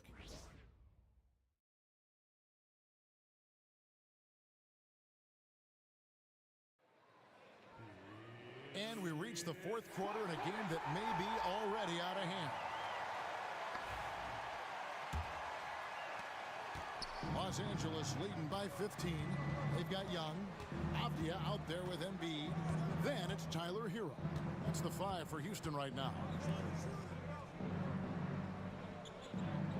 Here's Edey, guarded by Embiid. Clock at 6. Edey gets the bucket. And the Lakers lead by 17. Edey's gone 4 of 6 from the floor here tonight. Embiid with a screen on Simmons. Here's Young. Softly drops in the floater. Nice job capitalizing down there. Young good at probing inside and finding some space. Butler finds Durant. Back to Butler.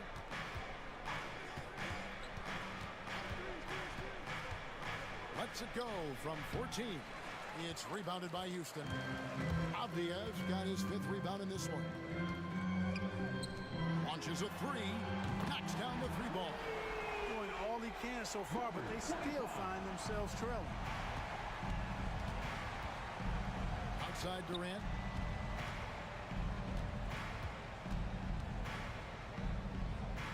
Hield outside. Simmons a screen on Hero. Down low. And Simmons gets it to go on the assist by Hield. Hield's got 3 assists in the game. Rockets trail by 14. Young pass to Embiid. Outside, Avdia.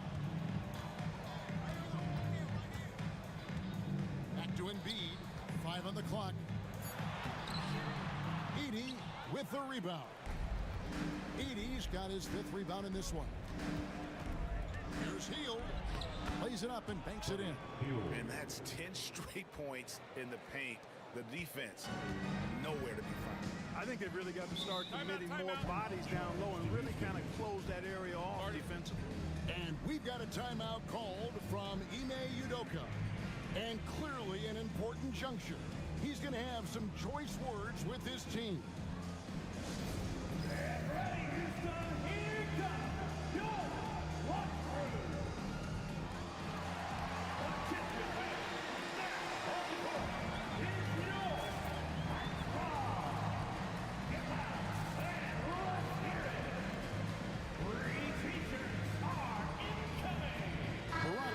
Switch here. Aldama's checked in. Number 7, Santi Aldama.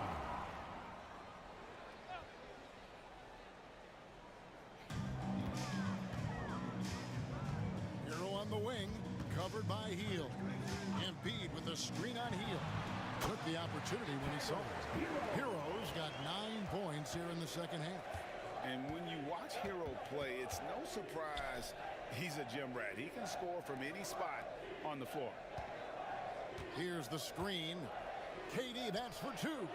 The putback controls the rebound and puts it back up and in. And the Lakers lead by 16.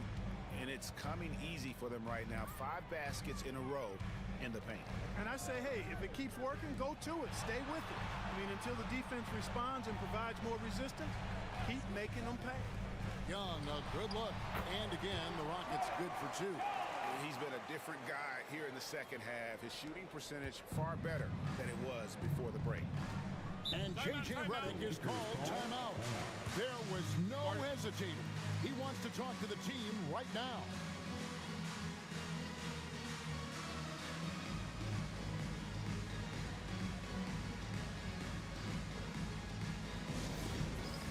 It's time for the dance cam. If you see yourself on the big screen, then you know what to do. Show us your moves.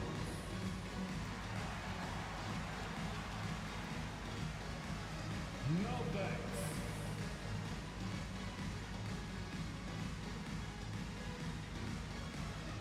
And the Lakers making a change here. Porzingis is checked in. And now the latest from our reporter, David Aldridge. Hey guys, J.J. Redick's message with his team was simple. He told them, don't look at the scoreboard. We have to play like we're tied. They want their team to sustain that level of effort. See how it works out. Kevin? Thank you, David. They're scoring boatloads of buckets. It's raining buckets from inside. Well, the defensive rotations have been a step slow, and it's really helped them get that ball inside time after time. Here's Hero. And a lot of contact on that one, so he'll shoot 2 here. And this guy is a gamer. Hero embraces any chance he can to draw a foul while taking a shot. Tyler Hero taking 2 shots.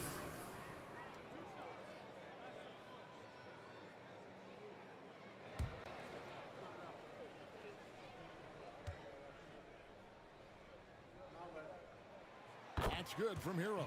And Hero, one of those guys in the league that can nail free throws with his eyes closed.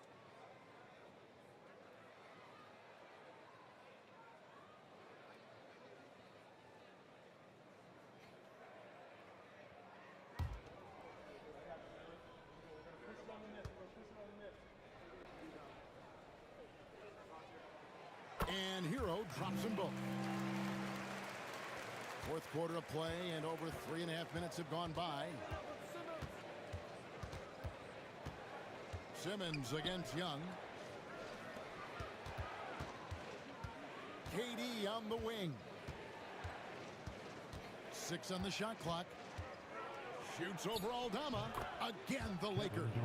And the jump shot has been a dimension of this game where they've had a clear advantage.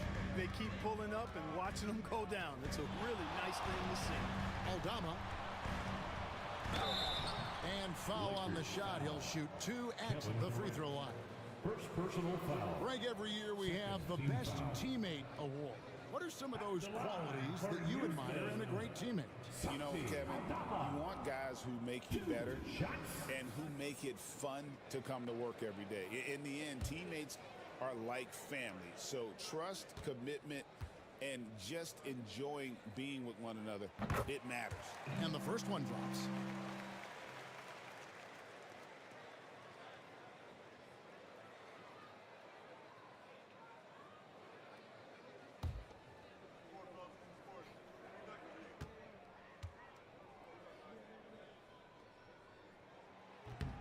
That one is no good.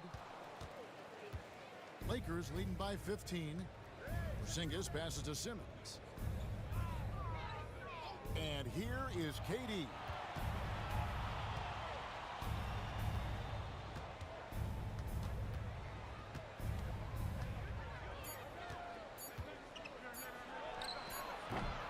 It's hauled in by Hero. Well, they'll be happy with that look, even though it didn't fall. You know what? That's a confidence shaker for him, though. I mean, that's a shot he expects to make every time. Pass to Embiid. And they double up Embiid. Porzingis with the block. And with that 7'6" wingspan, Porzingis has always been a big-time shot blocker. Yep, that one goes. And the Lakers lead by 17.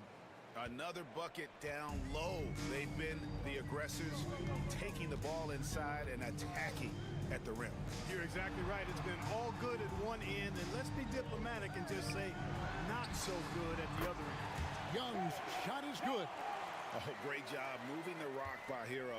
Not a ball stopper. Tyler is a team player. KD on the wing. Defended by Aldama. Shooting foul as the whistle blows. He'll shoot 2 free throws. That one on Embiid. Yeah, good job to take it right at the D. Yeah, really left him no choice there. He had to foul and keep him from converting the easy bucket.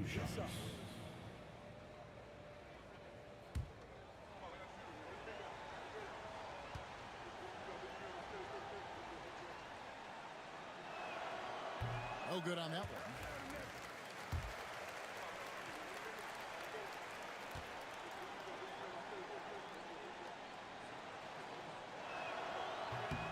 He hits the second from the line. Here's Young.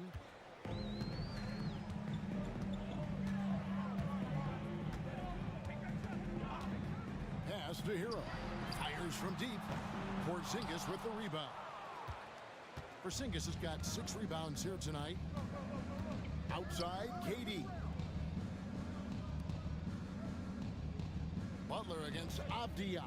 2 minutes remaining. Now here's Simmons. 2 minutes. Outside for Durant.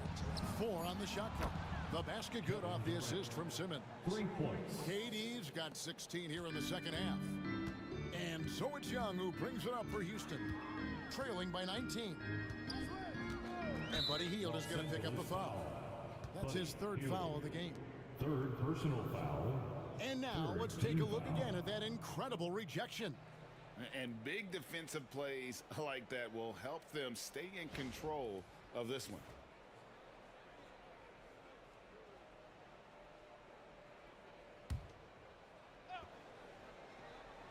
Tries a 3 off the inbound. Avdia gets the bucket. Avdia's got himself on the board with 3 there. And an eye for an eye. Both teams working to stretch the floor. Nothing like answering back. One team gets 3, you fire 3 of your own. Boom. A floater and 2 free throws coming up. Unable to get that one to go with all the contact. And the league limiting players from making public trade demands, which I guess makes sense. It's a big change from the past, isn't it? Yeah, I think it saves franchises from being put in a tough spot. Keeps a player's trade value high, which helps the team they're leaving. The Lakers making a switch here. Edey's checked in.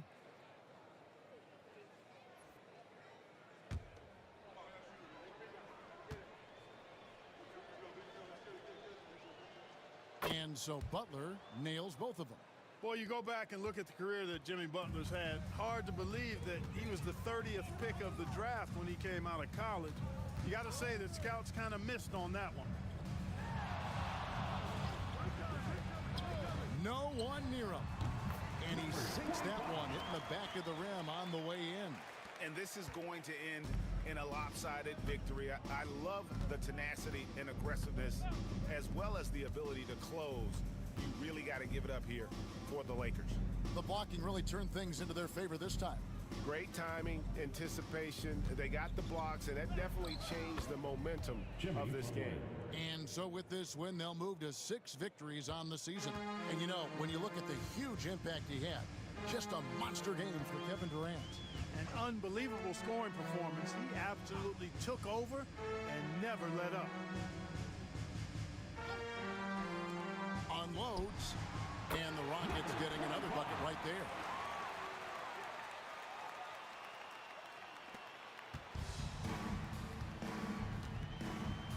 We've got 33 seconds left in the fourth quarter.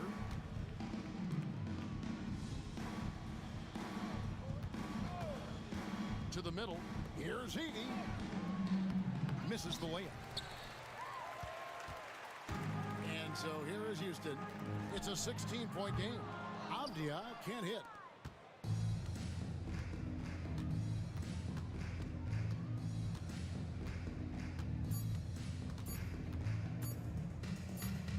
And so it's the Lakers taking care of business here.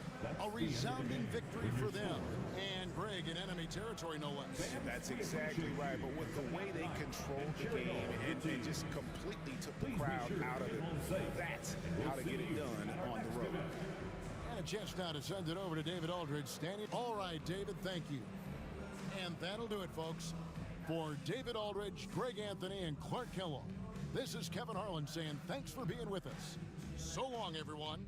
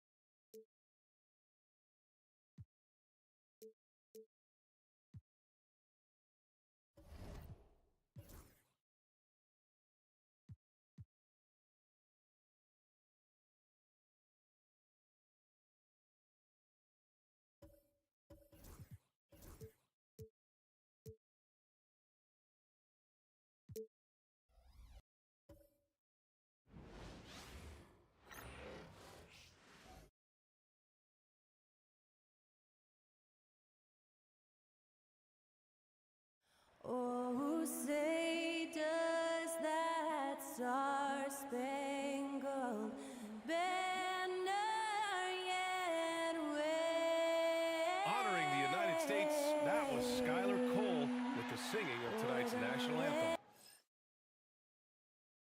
Thursday night, the best night of the week for NBA basketball. Hi there, everybody, and certainly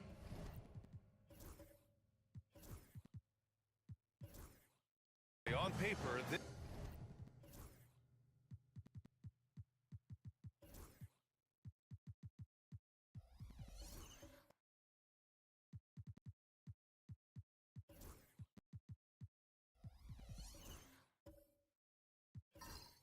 this game is something of a mismatch, Doris. Yes, it is, but it's always dangerous when one team is expected to win by a large margin. Because why? Human nature. Can't skip steps. These are still professional basketball players. That underdog can be a real dog. Here are the five for Philadelphia. We've got Jared Vanderbilt. Shai Gilgeous-Alexander is out there with Derek White. Then it's Chet Holmgren. Pass to Murray. Caldwell Pope, a screen on Gilgeous-Alexander. Murray from outside. Towns. Nice persistence to tip it back in. Just excellent anticipation by Karl Anthony Towns. You got to know where that ball is going to come off there. Vanderbilt against Towns. Back to Gilgeous-Alexander. Robinson with a steal. And stolen by Vanderbilt. Defended by Murray. Pass to Holmgren. Oh, Robinson with a block. Well, this is the special aspect of Mitchell Robinson. That rim protection, that ability to send it back. Look out. High post Towns. Working on Vanderbilt. Back to Towns. Towns on a screen. Launches a three. It's hauled in by the Sixers. And the shooter had very little space on that attempt. Right, he stays connected, and great timing on the contest. It's rebounded by Hendricks. Nothing going right on the offensive end. 0 for 4 from the field. Pass to Murray. Caldwell Pope, a screen on White. Here's Murray. And the 17-footer goes down. So active on offense. Murray doing it himself. Well, Grant, when you think of Jamal Murray and all he's been through, health is of utmost importance for him. Oh, extremely important, B.A. Because when Murray is healthy, he's a lethal player and a huge part of his team's success. Wow! Always fun to see point guards who can elevate above the rim like that. Oh, a strong mindset and even stronger finish. Boy, it's incredible how much explosive scoring ability can come from the lead guard position. That is a big-time play. Pass to Holmgren. Here's Gilgeous-Alexander. Holmgren with a screen on Caldwell Pope. Takes the three. Gets the three to fall. Well, you see SGA and the strides he's making as a playmaker. This guy is so good, on point with his reads. And we've got a timeout called by Mark Daigneault. And we might see some changes. Coach potentially looking to adjust. Let's take a look at the best defenses in the league over the last 10 games. The 76ers, number 1. Well, I just love the tenacity on the defensive end. They have been in lockdown mode.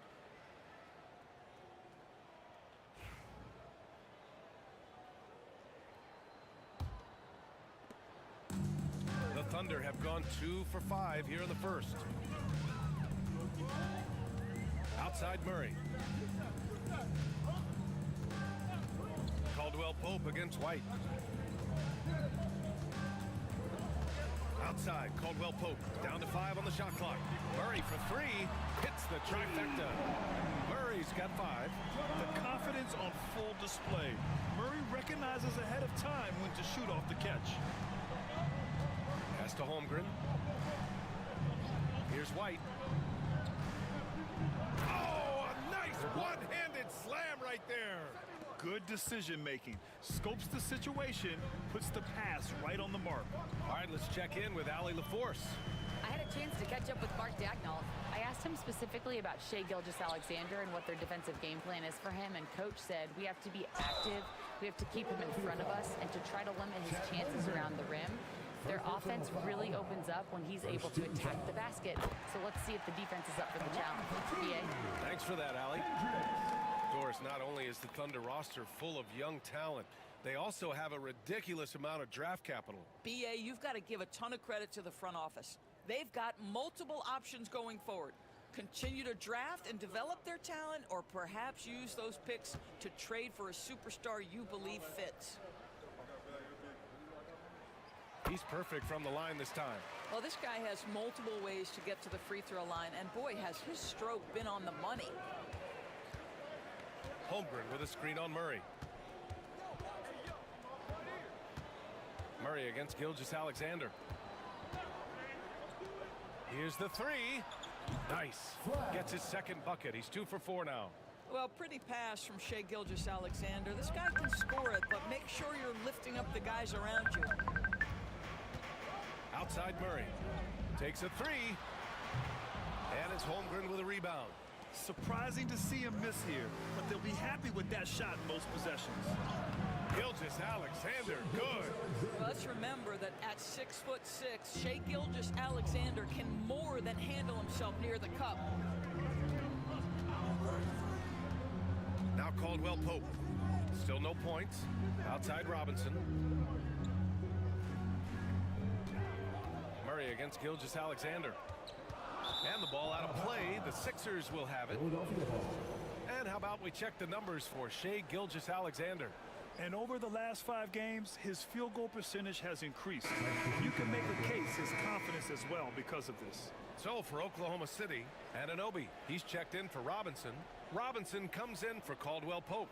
And it's Chris Paul in for Jamal Murray. And Philadelphia also making a switch.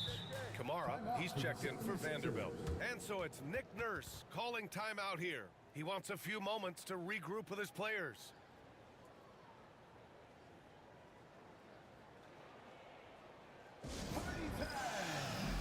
So for Oklahoma City, Claxton comes in for Towns, and it's Stewart in for Hendricks.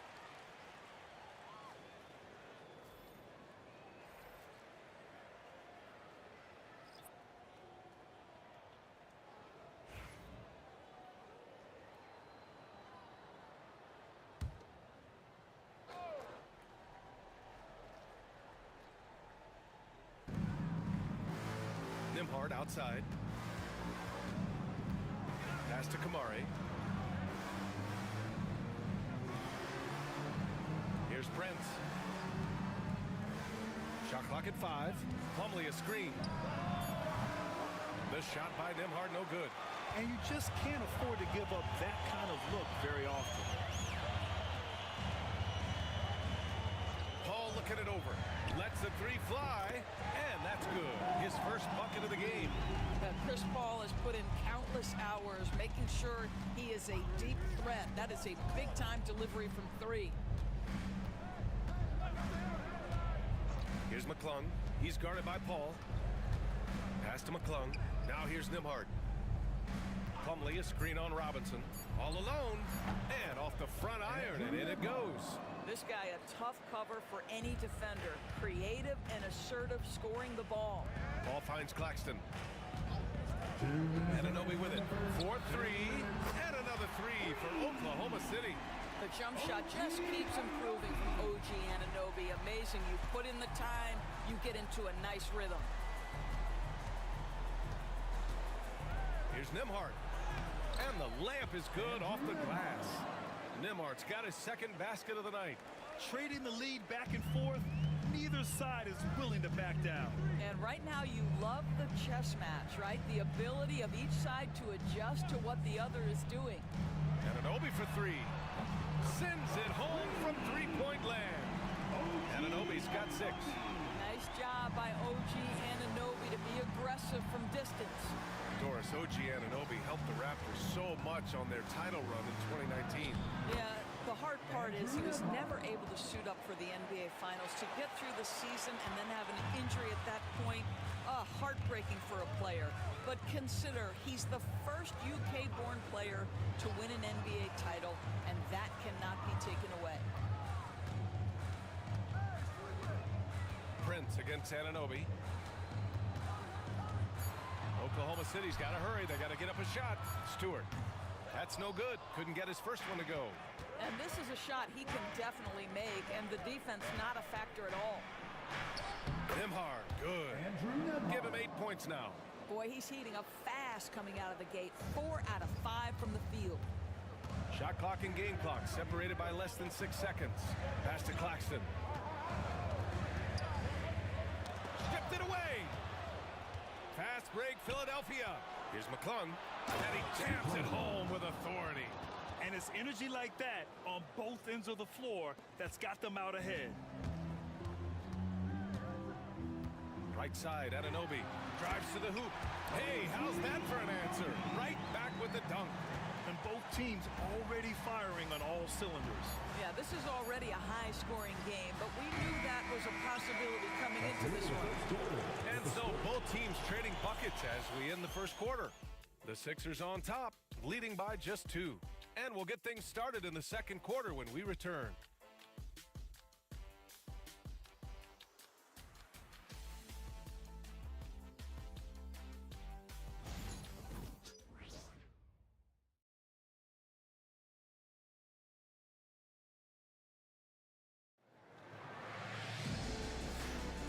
Good action already in this one, but a fairly even matchup after this first quarter of play. And a moment now to quickly take a look at the offensive approach for Philadelphia.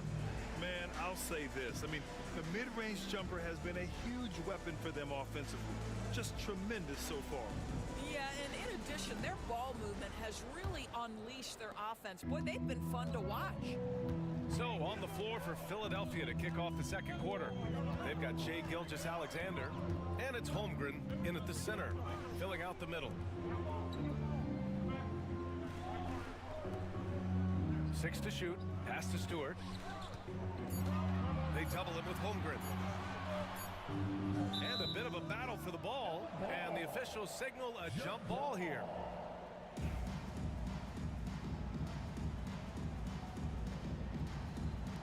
And they force the shot clock violation. Great D.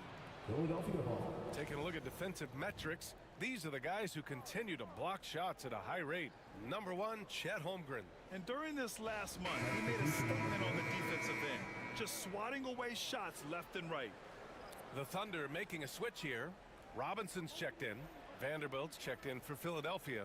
Derek White comes in for McClung. Now here's Gilgeous-Alexander. Last game out, 36 points for him. Vanderbilt. Oh, and Towns with the block. Love the hustle from Towns right there. Boy, engaged defensively.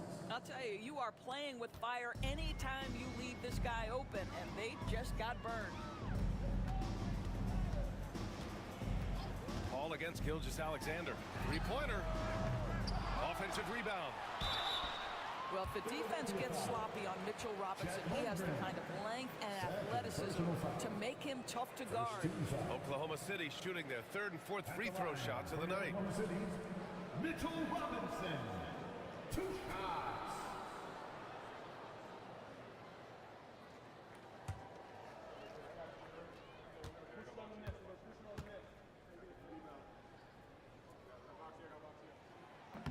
And he can't get the first one. Well, Doris, for a while, the amount of three-pointers seemed to grow exponentially.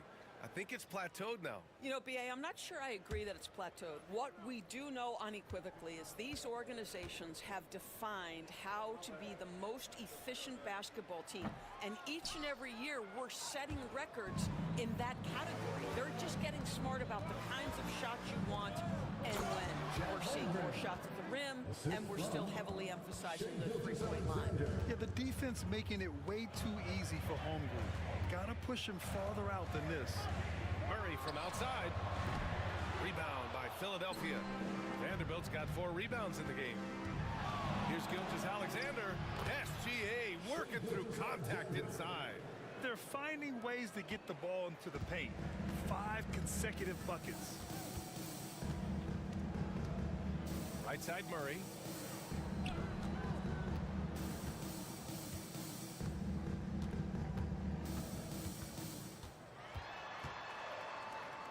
Back to Caldwell Pope. Clock at 4. Here's Hendricks. Drains the triple. Hendricks has got 5. Well, that's his shot right there. You know, if he gets any kind of room, he's going to dial it up from distance. Pass to Holmgren. Shoots over Robinson. There's Holmgren on the slam. That's a big-time finish for Chet Holmgren, boy. You get him in the restricted area, look out. And we've got a timeout called by Mark Daigneault. He's going to talk it over with his guys.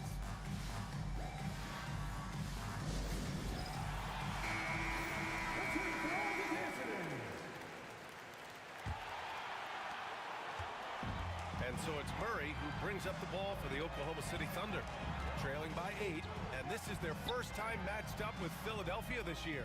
Yeah, they were impressive against this club in a clash of the Titans last year, sweeping the season series. And that one goes out of bounds. Last touch by Robinson.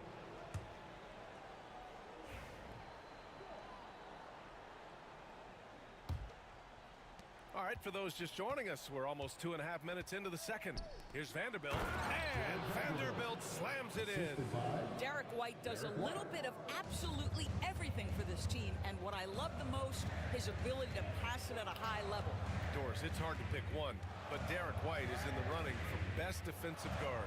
It's so true, and what Derek White does perhaps better than any other guard is block shots. When we talk about top on-ball defenders, he's also on that list. You want to talk about somebody who can get in the passing lane and be disruptive, he's on that list. Truly can do it all. And play stops. A whistle there on what looks like an illegal screen. You can get away with one once in a while, but it looked like he wasn't completely set on that pick. I don't think there's any question. There are so many rules that favor the offense these days. You've got to be able to equal things out when an illegal screen is set. Pass to Hendricks.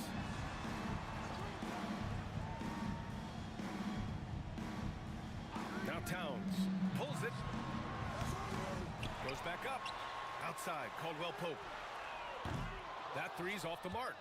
Nice rebound. Trying to match the other team's intensity right now.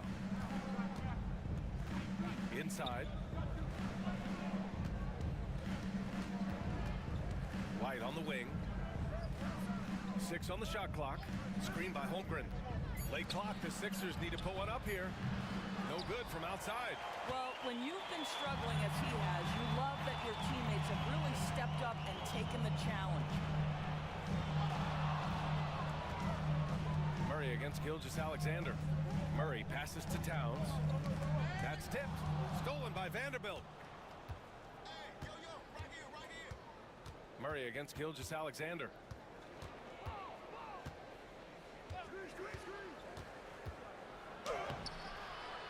Towns with a rebound. Thunder trail by 8. Caldwell Pope. The pass to Murray. Back to Caldwell Pope. Outside Murray. He shoots. And he drops that one in. Murray's got 7 points.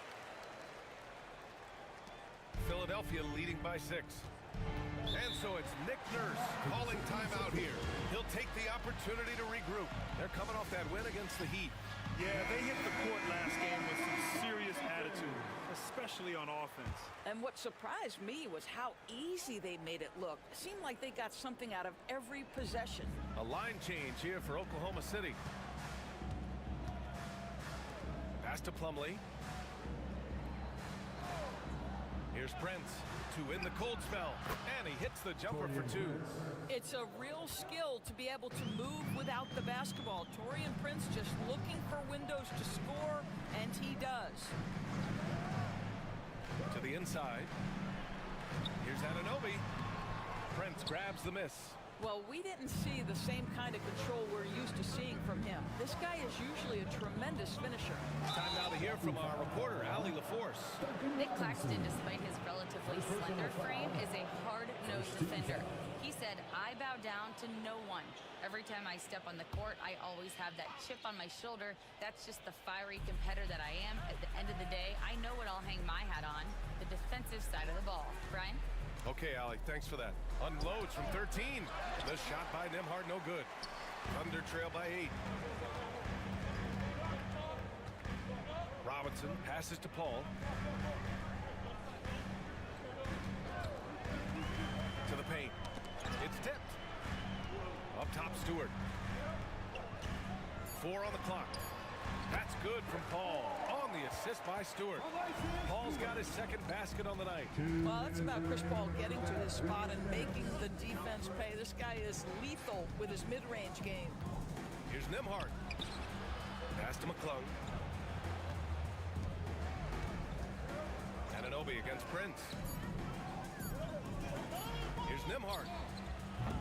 The rebound by Stewart. And so it's Paul who brings up the ball for the Oklahoma City Thunder. 6-point game. They're moving on after the tough loss they took at the hands of the Hornets. It was, frankly, embarrassing. I was shocked by their disorganization, and I think they were too.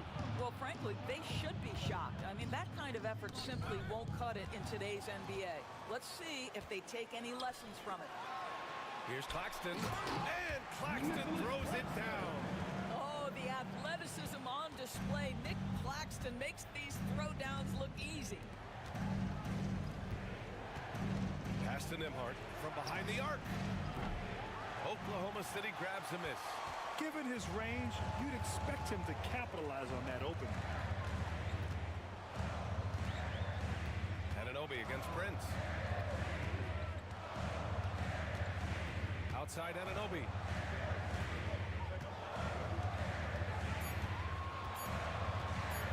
From deep three-point range, Plumlee pulls down the board.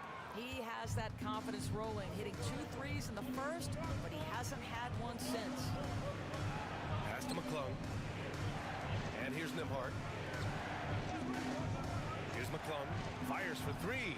And that one's good. That makes him 2 for 3. Paul with it. 5 points in the game.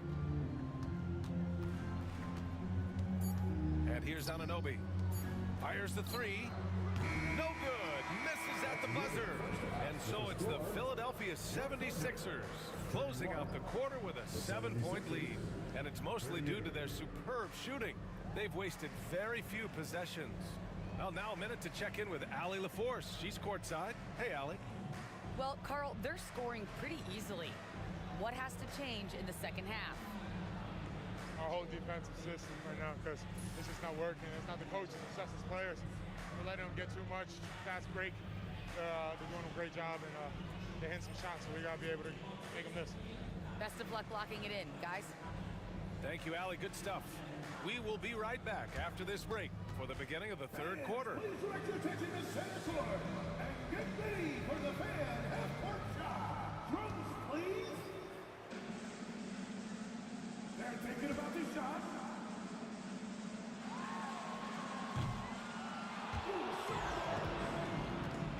One more time, a round of applause for the participants.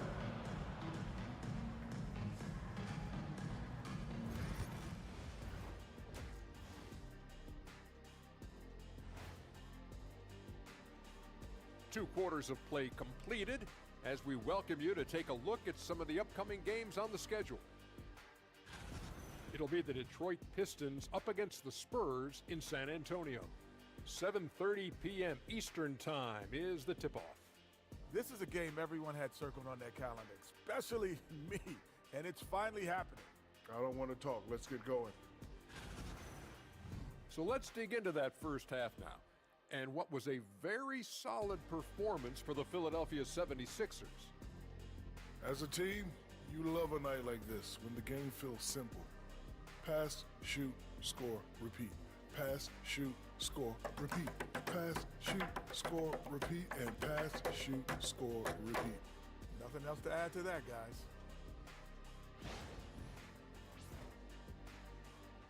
That's it for us. Thanks for tuning in.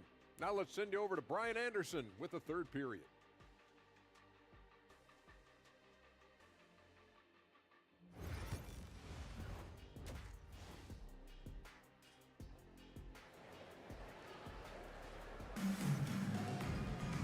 And we played through the first half. Plenty of basketball left in this one.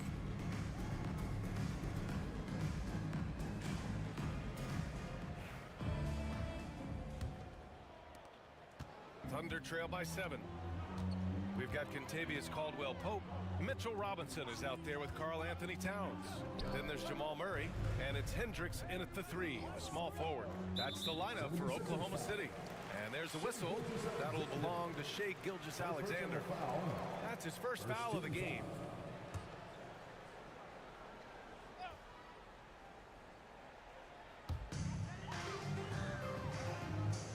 Here's Hendricks. Just 5 on the clock. Pass to Robinson. From downtown. And it's Holmgren with a rebound. Holmgren's got 4 rebounds now.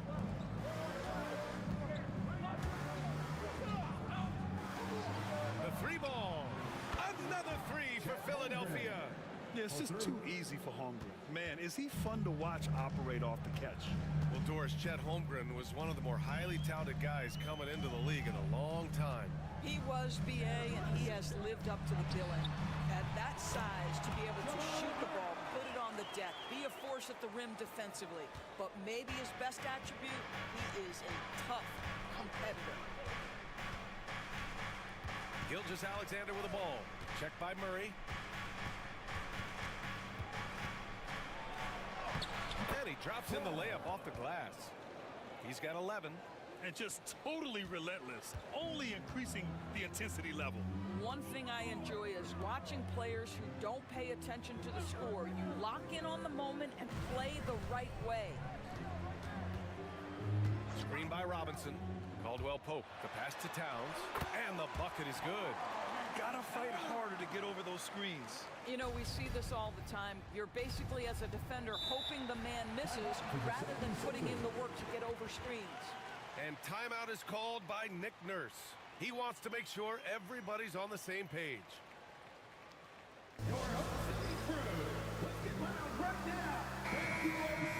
And now the 2K leaderboard will give us a glimpse of the top rebounding teams in the second half of the season. 5th on the list, the 76ers. Incredible rebounding numbers since the break. They've put in a lot of effort on the glass.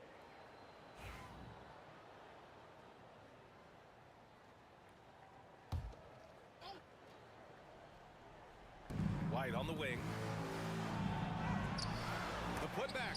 It's hauled in by Robinson. And so Murray will bring it up for the Oklahoma City Thunder. Trailing by 8.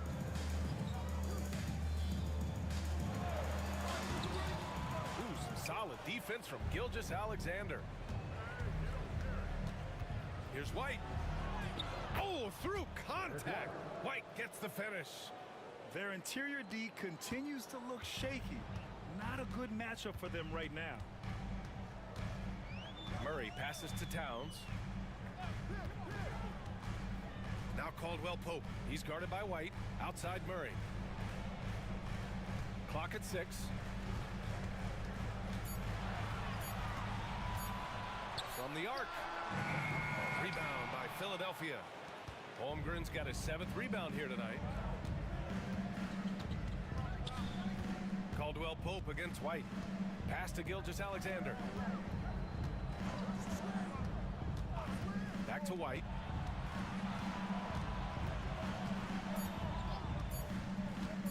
Let's go with a three.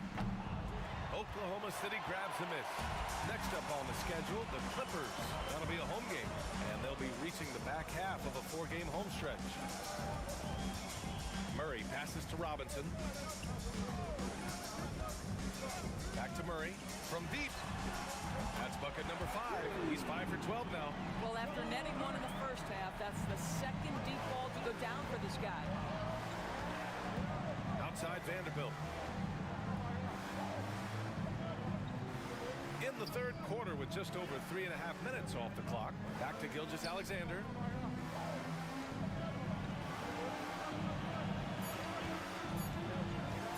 And he drives in. The kick out to White. Holmgren with a screen on Caldwell Pope with 1 on the clock. And they blow the whistle just as he gets it off. That's 2 points with a chance at another one at the stripe. And they've really managed to dominate inside. Philadelphia shooting their first foul shot of the night. And timeout is called by Nick Nurse. I think right now he must be looking at some adjustments. A different look for Oklahoma City. Stewart, he's checked in for Robinson. OG Anunoby comes in for Hendricks. And it's Paul in for Caldwell Pope. Kamara, he's checked in for the Sixers. Nembhard comes in for White. And what you immediately notice about Chet Holmgren is his uniqueness. He's got size, but also tremendous agility. He can hit outside shots or battle down low. Outside Murray.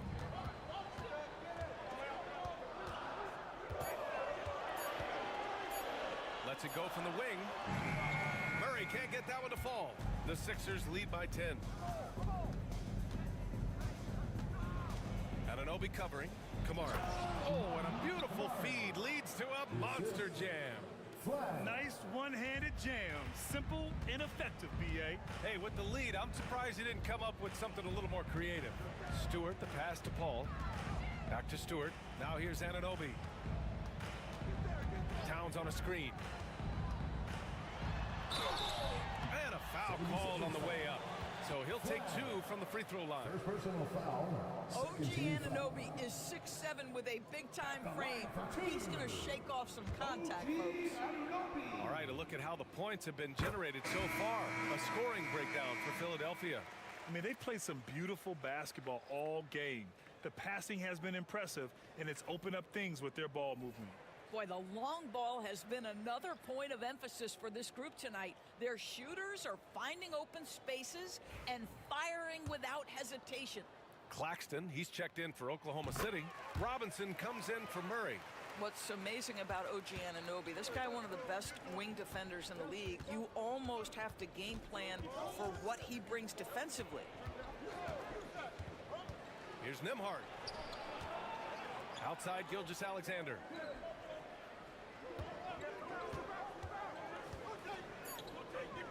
Nembhard outside. From outside the arc. It's hauled in by Robinson. Thunder trail by 10. Stewart outside. Outside Anunoby. Pass to Claxton. Here's Paul.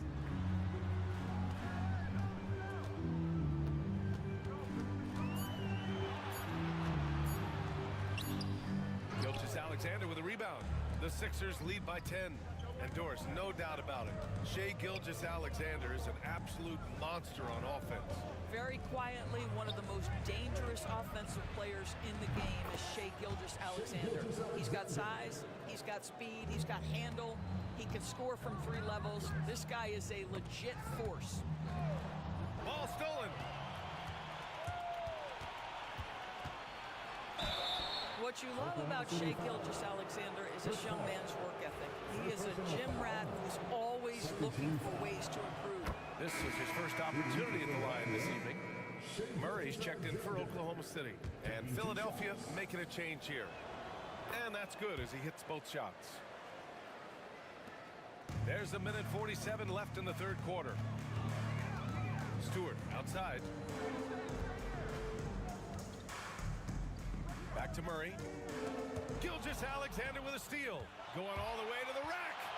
And slam dunk by Gilgeous-Alexander. Yeah, Gilgeous-Alexander has length, he has anticipation, makes a defensive play and turns it into offense. To the middle. Oklahoma City grabs a miss.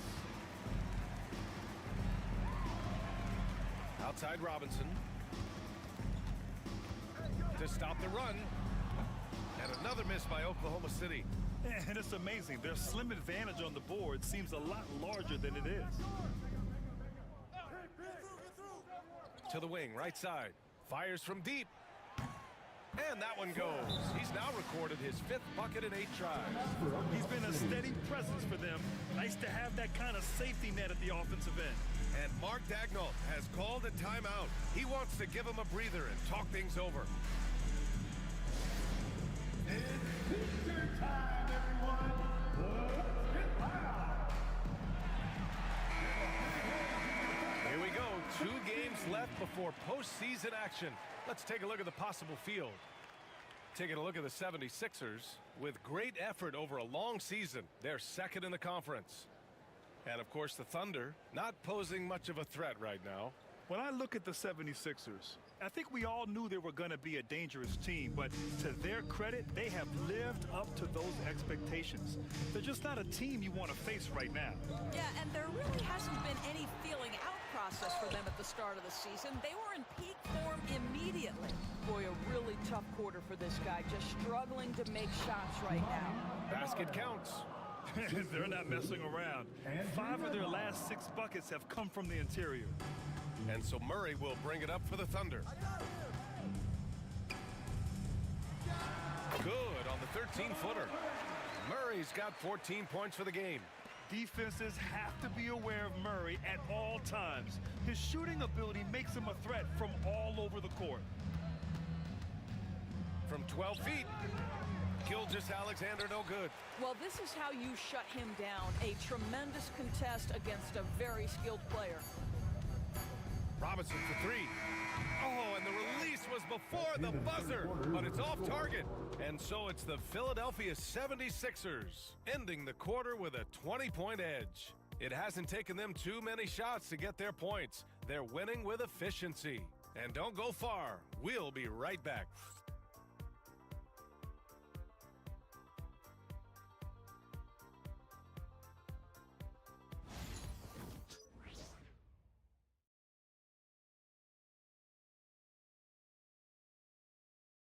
And let's take this opportunity to show you our State Farm assist to the game.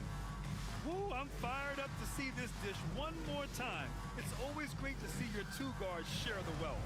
Love the unselfishness, finding the best look, and it doesn't matter who's taking it.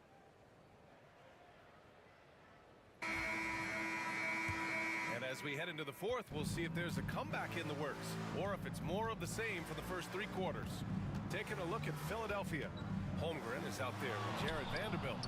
Then it's Shai Gilgeous-Alexander. Then there's Andrew Nembhard. Thunder trail by 20. Murray passes to Caldwell Pope. Shot from 16. Murray's shot is good. We've seen this before from Murray. In big games, too, a dynamic scorer. Gilgeous-Alexander passes to Holmgren. And good whistle there.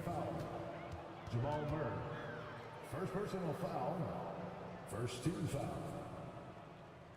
At the line for the 76ers, Shai Gilgeous-Alexander taking 2 shots.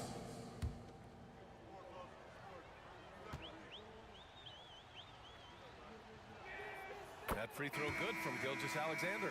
Boy, Shai Gilgeous-Alexander has become a walking bucket, folks. This is now an elite NBA scorer. White, he's checked in for Nembhard.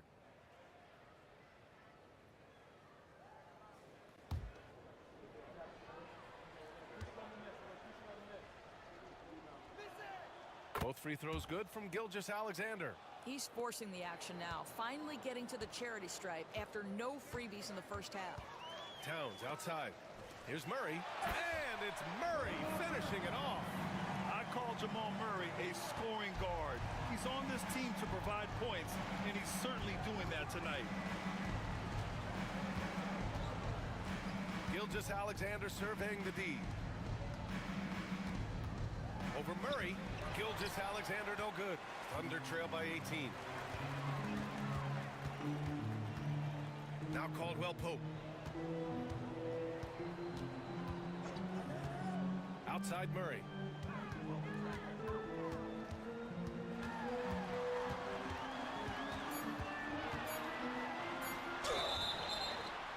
Oh, and he got fouled on his way up.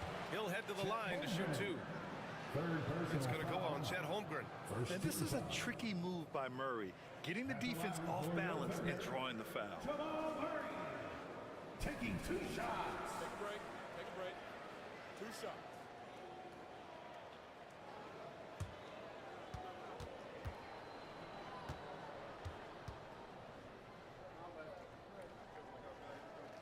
Free throw drops from Murray. You know, I just love the moxie Murray has to his game. He's so fast and supremely confident.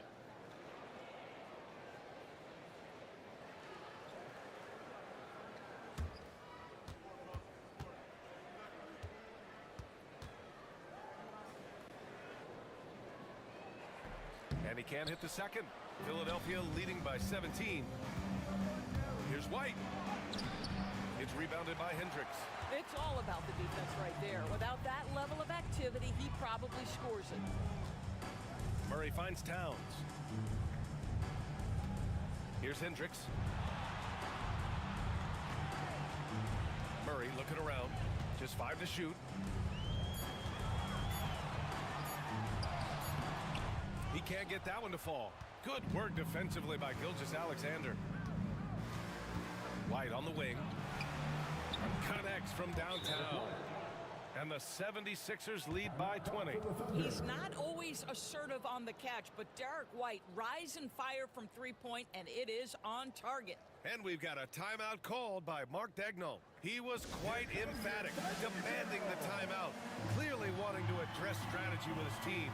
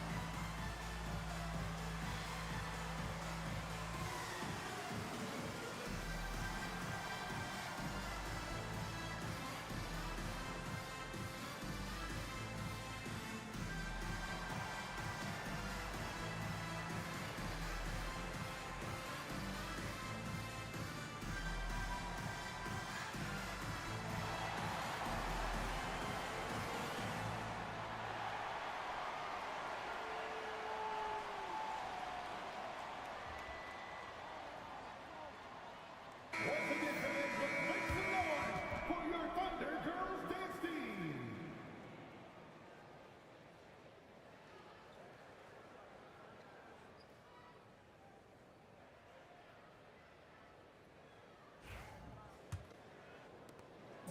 And so Murray will bring it up for the Thunder. Pass to Towns. Here's Robinson. And a big finish by Robinson. Long arms, tremendous athleticism, and pursuit of the basketball. Mitchell Robinson working the glass right now. And here's Gilgeous-Alexander.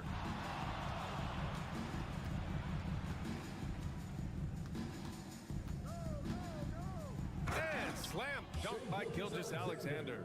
Yeah, Shai Gilgeous-Alexander has now emerged into a superstar, and on nights like this, guys, he's unstoppable. Towns outside. They kick it out to Murray. Three-pointer, no good. The Sixers lead by 20. To the inside. And Holmgren with the basket on the assist by White. White's got his 4th assist in this one. Oklahoma City has gone 0 for 2 from outside here in the 4th quarter. Caldwell Pope, the pass to Murray. Sinks the tray. Murray's got 22 points. You have have to watch Murray closely at the perimeter. He won't hesitate to flex his range. Pass to Holmgren. Outside Vanderbilt. White on the wing. Vanderbilt against Towns. Vanderbilt, the pass to White. Lets it go. Oklahoma City grabs a miss. Robinson's got 6 rebounds in the game. Now here's Murray. Towns outside. Nice move. Back to Murray. There's the triple. Vanderbilt pulls it in. Vanderbilt's got 6 rebounds here tonight. Here's White. From down in the low post, it goes. You love that this guy doesn't get down on himself after a rough first half. Keep your composure and keep grinding. Towns outside. Pass to Caldwell Pope. Now here's Murray. Gilgeous-Alexander defending. Gilgeous-Alexander against Murray. Doesn't go that time. The Sixers lead by 21. Defended by Murray. Outside for Gilgeous-Alexander. Caldwell Pope against Gilgeous-Alexander. Murray. Towns outside. Pass to Robinson. Caldwell Pope with it. Gilgeous-Alexander defending. Shot clock at 6. Here's Hendricks. He's guarded by White. The Thunder with another miss. For Philadelphia, they've got 4 of 8 shots to drop here in this final quarter. You know, Grant, we've seen career performances in the play-in tournament, but the stats don't count for regular season or the playoffs. You know, that's crazy, BA. So let's just count them as playoff stats. It used to be only 3 rounds instead of 4, so there is a precedent to adding more games to the official postseason. Shea Gilgeous-Alexander. Second personal foul. Second team foul. At the line for your Oklahoma City, Jamal Murray. 2 shots.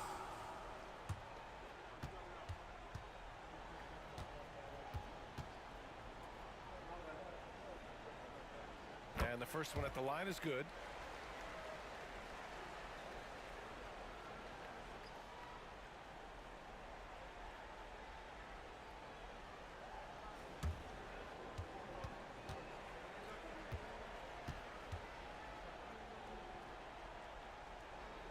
And Murray drops them both.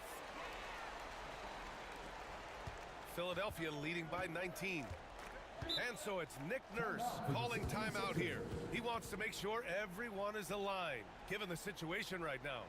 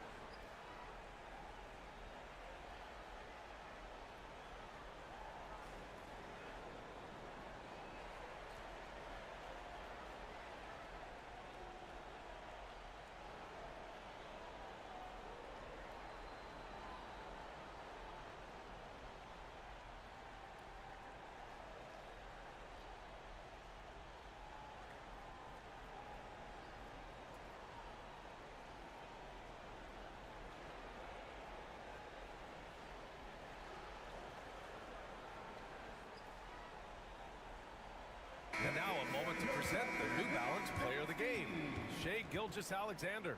I mean, come on. His offensive focus was just second to none in this game.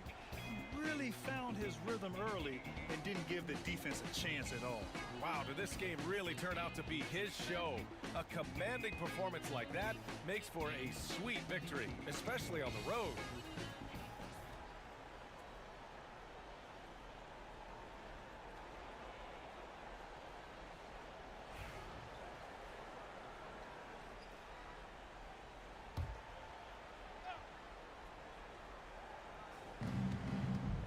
Gilgeous-Alexander on the wing. Pass to Vanderbilt. 2 minutes remaining in the game. 2 minutes. Back to White. Throws it up high. Robinson with a steal. And up the court come the Thunder on the break. Here's Caldwell Pope. And a big finish by Robinson. And this is something he does all too well. Great position for the putback there. And I like how he doesn't think twice about passing it out. Just going right for the slam. No reason to do so there. He was going to leave, no doubt. Back to Gilgeous-Alexander. Down to 5 on the shot clock. White, the pass to Gilgeous-Alexander. A deep three. Karl Anthony Towns comes up with a rebound. Towns has got 4 rebounds now. It looks like it'll be a big win for them here. Time to just cruise to the end of the game and chalk up the victory for the 76ers. Their unbelievable shooting was probably the biggest difference tonight, but they also got stops. Yeah, great effort on both ends. Now, they worked for good shots, and they were stingy defensively as well, but just really impressive. And with this one, they go double digits in the win column. We've come to expect big-time games from him. Just another day at the office for Shai Gilgeous-Alexander. I have to say, he was totally unleashed tonight. Flying up and down the court, helping out however he could. He made a big impact on both ends. Oh, and that one, no question, powered it down. Showing us that killer instinct right now. No letting the foot off the gas for them. And you want to save your best for last. Tonight, they've done that and then some. Caldwell Pope finds Murray. He drops it from range. And so it's Gilgeous-Alexander with it. He brings it up for the Philadelphia 76ers.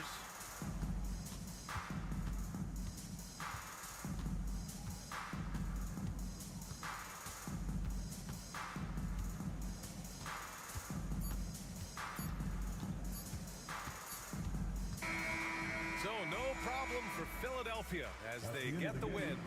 Boy, this crowd has to be shocked by the way their team was dismantled.